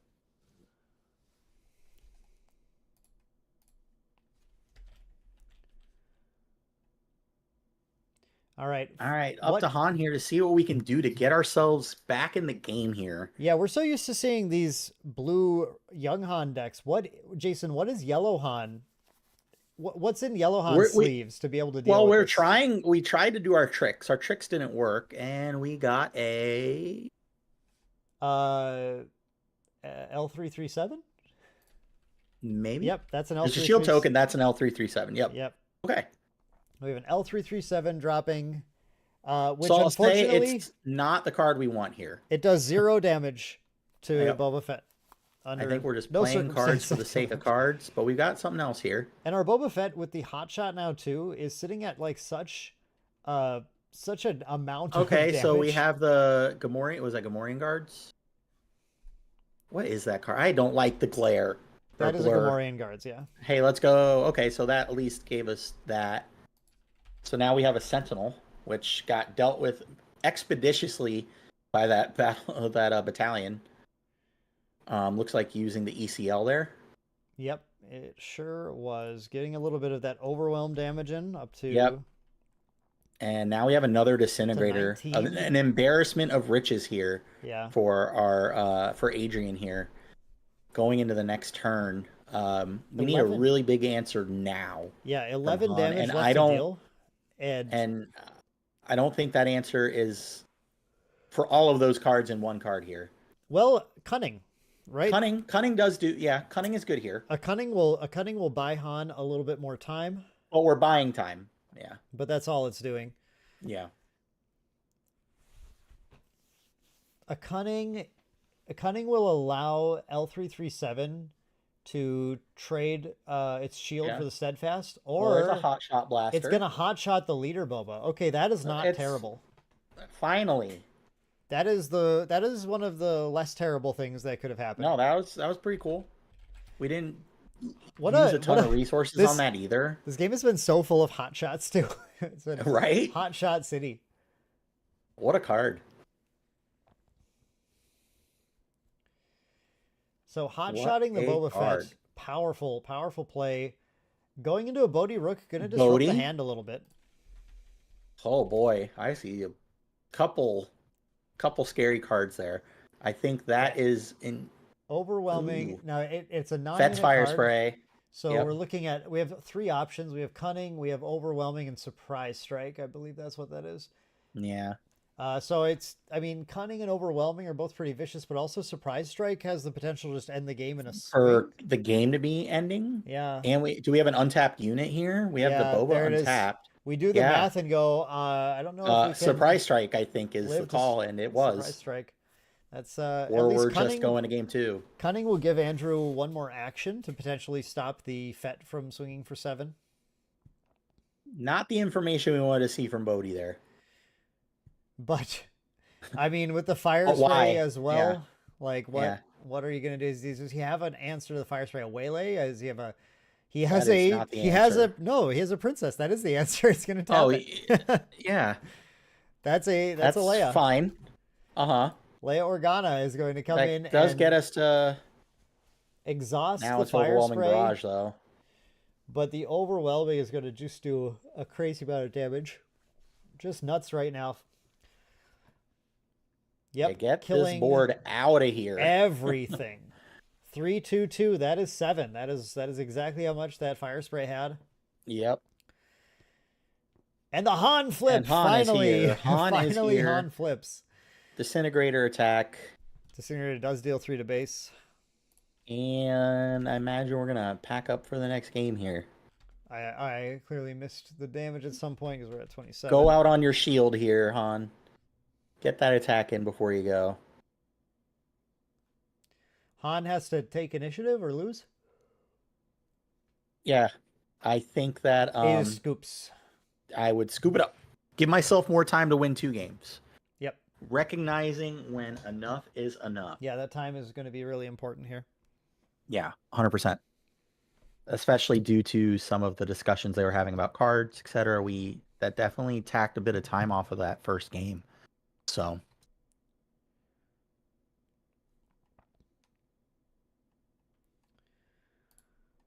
Yeah, we're going into game 2 now. As Jason and I like to do, I'm going to ask you what is our current back foot players' plan? How's Han going to get through this? I think we need to see more answers earlier, like cunning and stuff like that, to kind of navigate these unit situations. And the Boba's armor was just an absolute beating, and it just Boba was unimpeded for at least 5 turns at a minimum, and that was just a nightmare. That was way too much. It just accruing way too much value over that. Way time. too much value. It killed so many units. Obviously, the resupply. I mean, there's a lot that went well that game, but that Boba just was allowed to do too much. I think maybe a cunning a little bit earlier, or maybe just getting a. I mean, the start was fine. We had the Bodhi. We got a nice, impressive amount of damage on. I think we had the Tech DJ lined up. I don't know. I think Boba's armor and cleaning up the units was pretty key. And the DJ turn deploy was super weird because it was just a free kill for Boba as well. Right. So I'm not too sure what was happening there. There just wasn't, I think, a good opportunity to. Boba just had a command over the board right away. Yeah. And the DJ play is backbreaking, but only when he lives. And yeah, that's not always easy to set up. Yeah. But we'll see. Maybe we've got the answers this game. I'm hoping so for a nice competitive set. Yeah, we will shall see. see We'll here. See. The players are just still finishing their sideboarding process, and or no, excuse me, they're we have the Boba player mulliganing and the Han player, Yes.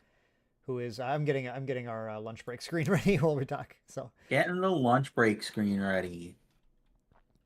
So after this round, we will be going on a short lunch break of about 15 minutes for us. It's a longer lunch break for everyone else, and then we're going to come back on and just do a little bit of podcasting for y'all. Jason's got some other stuff ready for us to talk, and it's going to be a good time.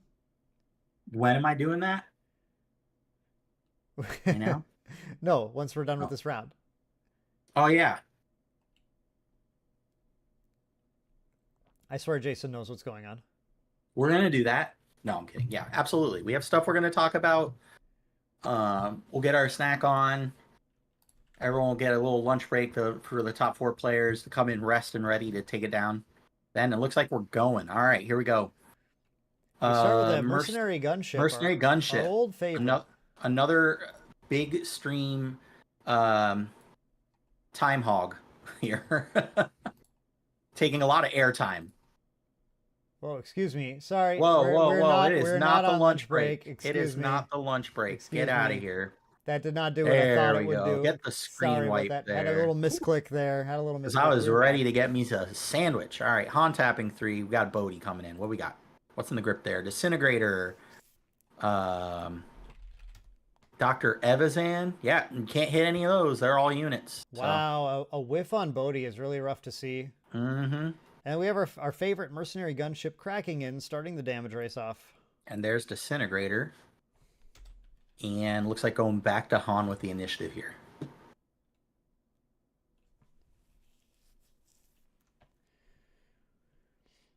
We do have our. I feel like the camera got a little less blurry, maybe. Yeah, I think Andrew. it did. I can Just make out a little more. But that's Slightly okay. less blurry, which is nice. We do have a Spark of Rebellion. Okay, Spark Rebellion's good here. So it looks like Han's strategy is maybe just leaning into trying to control Fett's hand, stop him from getting any particularly strong starts on him. I mean, while Han does have a couple decent units in play, it's certainly, or excuse me, well, Fett has a couple decent units in play. It's not like he has a full grip on the board quite yet.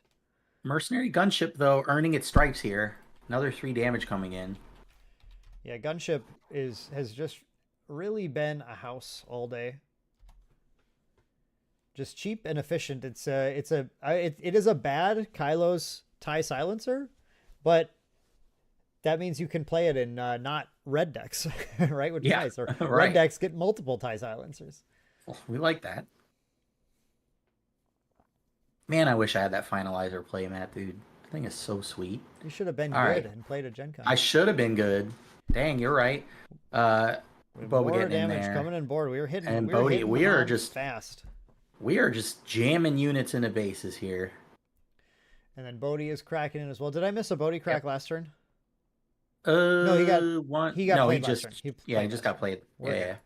I know how math works. because Han ramped a resource in this turn. Sometimes. Yes, that is. That is. What are we playing here? Actually, we're committing. Playing Star Wars Unlimited. Oh, yeah, And there's okay. Dr. Evazan. Ezan coming in. There he is.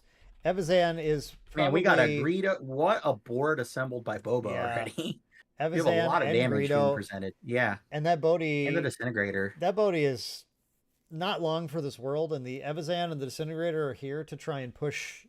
Like Yeah, again, just a lot of good options for how he wants to control the board. If he lets Bodhi attack first, it's a free kill for Fett. If he just wants to crack in with Evazan, it just takes the shield, but then opens up the ability for Andrew to kill the Evazan and get an untap. Or you can just trade the Greedo in and say, yeah, I don't really care. Just trade my 1-drop for your 3-drop. How does that feel? seems pretty good. Ask me. All right, Han with the initiative, gonna Okay. ramp a resource in. So Old Han's at this critical turn where he's at 5 resources. He gets to commit, put a 6th resource in, which puts him in range to deploy, and then get a 7th resource on attack. And he can play kind of whatever his top end is. We talked earlier about I've been playing Red Han, and I really do like the red top end compared to yellow. So the one thing I feel like you're missing here is the really good yellow top end. But the nice thing about the mono yellow is that you can just smuggle DJ in at 7 if you want to do that and get that playoff. And you have so many actions to kind of get the opponent to attack a bunch. So Adrian has to predict the DJ is coming and hold up potentially two of his units, or unless he gets lucky with Greedo to take it out. This is a pretty crucial turn here. Yeah, otherwise that might give Han a sizable advantage going into the mid to late game here. And we're just going Gamorrean guards again. And that's going to get us a Boba deploy into Alright, a Han deploy. No DJ then. Yep. We're going to deploy And Han, Boba attack leader with is going to Han, attack. and go up to 3 Kill- resources on the attack. Kill the Potentially guards. Something else. Well, I mean, yeah. Yeah, the Boba Fett just clearly Just gladly raw takes attacking, out, not caring about the extra resource on takes tap. out the Just guard, and Bodhi Rook easily trades into the Fett after that. must be okay with it for the swiftness they did that, though, because now we have Greedo coming in.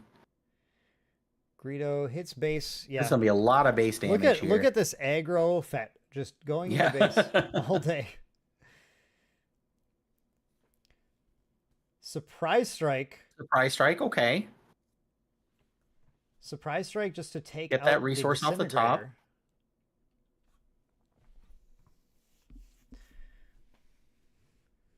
And we have a TIE Defender coming in now. Mercenary gunship is paying its dues for sure. Uncontested, smashing in damage every single turn. Adding up quite nicely here. Bro, I don't know what this thing's called apparently. Oh, it's not called a TIE Defender. It's what's this guy called again? Seventh. Seventh Fleet Defender. I thought I typed TIE Defender. No, I thought I typed whatever. I don't know. Here's 7th Fleet Defender though. I found the name of it. We found it. Great job. All right. Another crucial turn for Han here. Things changed, but a lot of things stayed the same. We just spread our units over arenas now. It's just it's still a massive board. It still is 2 shielded units. And Yeah, I mean, it's a some lot. other still threatening units. Okay, but cunning is good. Cunning Cunning is is not bad. the worst. No, I kind of like this cunning here. Yeah, absolutely. We're Greedo going gets to exhausted. Exhaust Greedo and Evazan and probably bounce the defender. Yep. Bounce defender, exhaust Greedo, Evazan. Is a All right. simple play. Getting 3 attackers out of the way that turn is real nice. Going to let us hopefully claw our way a bit back into this. And we're actually going to attack base right now. That's okay. Well, sure. You don't have a favorable unit attack, really. Did we resolve the Han trigger? There it is. Okay. Want to There make it sure is, we get that done. We do have the 3 resources again. And I wonder what kind of follow. He could follow. If he followed with like a Bodhi Rook or something, that wouldn't be feel like that wouldn't be terrible. Oh, did we chose? Oh no, we chose to take that back and attack Greedo. It looked like. Okay, sure. Yeah, that's probably fine. Oh boy. That's a steadfast battalion getting ECL'd in. Yeah, we are ECLing. Yep.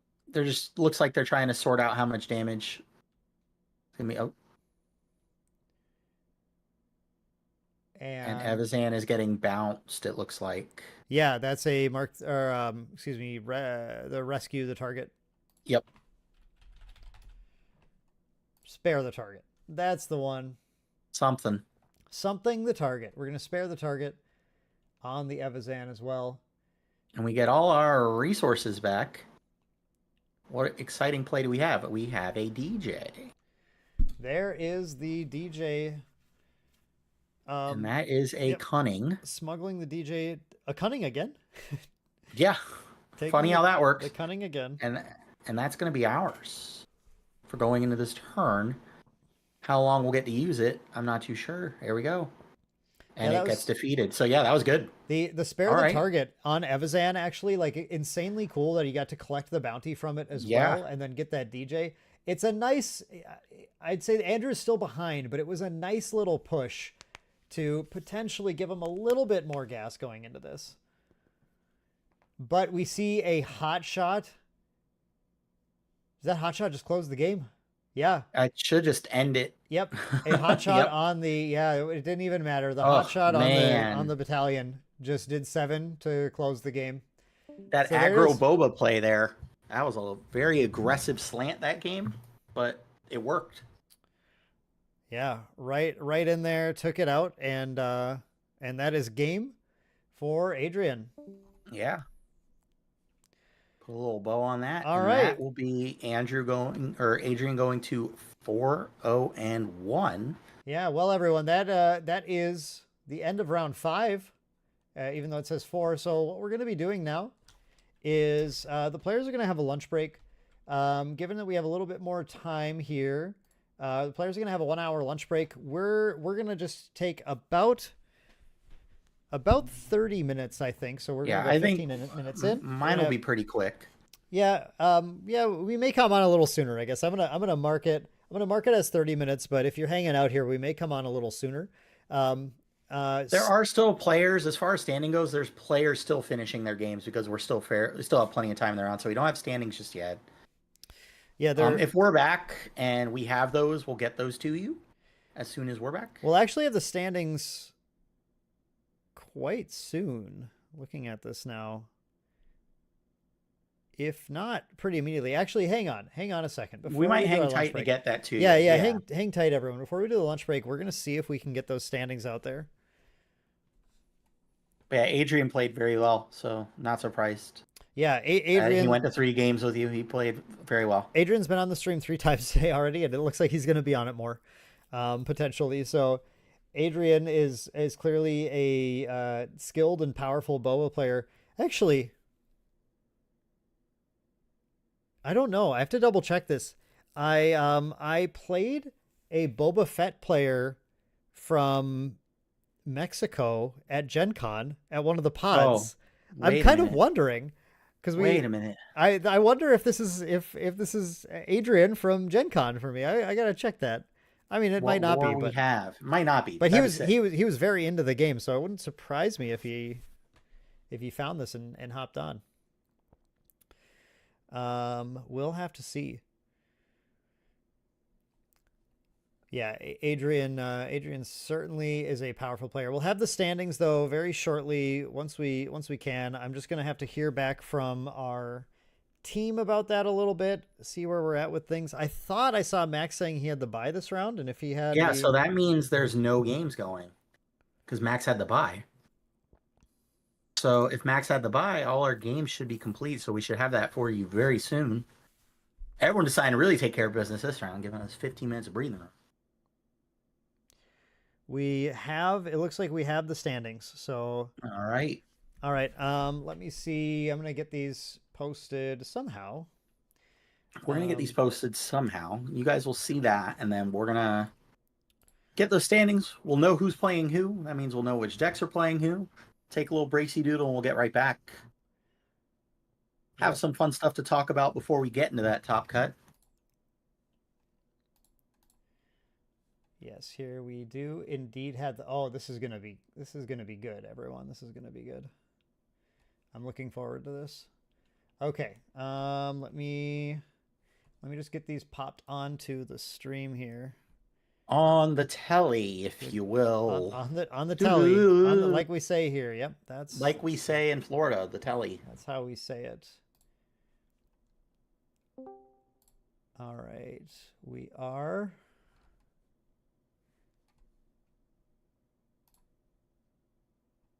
Whoops, I put the wrong thing on. A beautiful, performant, and feature pack. That describes you very well. Please ignore that. You are feature packed. For sure. Yes, I clicked the wrong thing.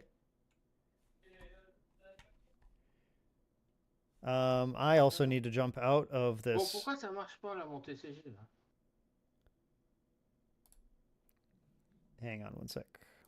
See? He's in the UK. We are on the telly. See? That's I great. I called that. Also, shout outs to you for being an international player. That's really cool. Thank you so much. That's the allure of these kind of events. We can get people from everywhere. All right, here are the standings we have posted for after round 5. We did get a 3-2 in there. Look at that, and our 3-2 is in fact Andrew, who. Oh wow! I don't want to lie about this. No, yeah, that is he actually was the one. He just lost that round, but yeah, and Andrew. Yeah, Andrew Evans. Thank you for joining us. It was fun. Yeah, Andrew Evans. Glad you had fun. Did break in as OG Han Yellow. Nice. So yeah, it looks like we have Adrian as the top seed with Boba Green, which makes sense. We have Thomas, who we saw early on the stream, as Young Han, Blue Young Han.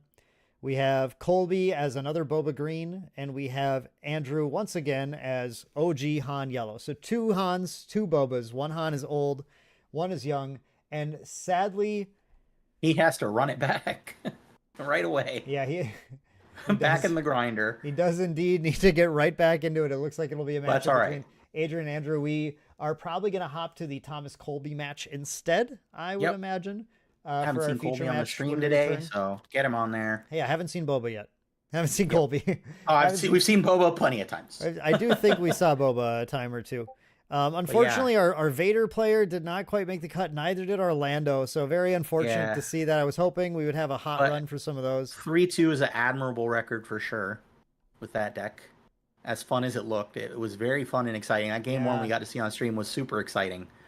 Dale and Tyler both picking 3-2, just not having the breakers needed to get there. So kind of a heartbreaker top cut, but that is once again, this is the FFG guidelines for this event were 5 rounds top 4. So we ran it exactly that way. Please don't come at us a little bit, but I am very glad you guys came and played. Thank you so much for coming and showing us, guys, those very cool decks. I'm very pumped to have seen some of those, and really looking forward to the set 3 metagame. So with the standings posted again, those 4 players get to hang out for the final competition at the Sith Skirmish. Once again, the winner of this event is going to get a convention exclusive promo set.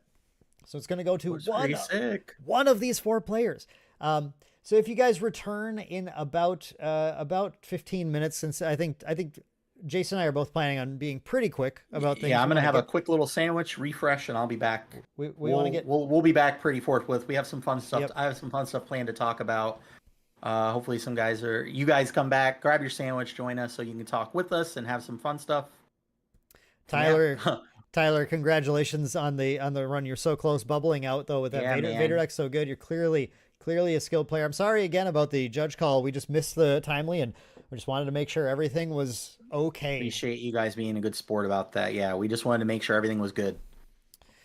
Yeah. So okay, so back. You guys swing back at the top of the hour is when you can come back. I'm gonna put up a little screen here, shut off some mics and some volume, and then we'll be back on at the top of the hour with the semifinals. Watching Colby for the first time on stream here today. and then following up with the finals and see who gets to walk away with the. It's supposed to be convention exclusive, but this isn't a convention. But you are going to be able to get it here, convention exclusive promo set. So How unconventional. very unconventional. All right. We'll see you guys at the top of See the you hour. soon. Swing See you on soon, back. everybody. We'll see you then.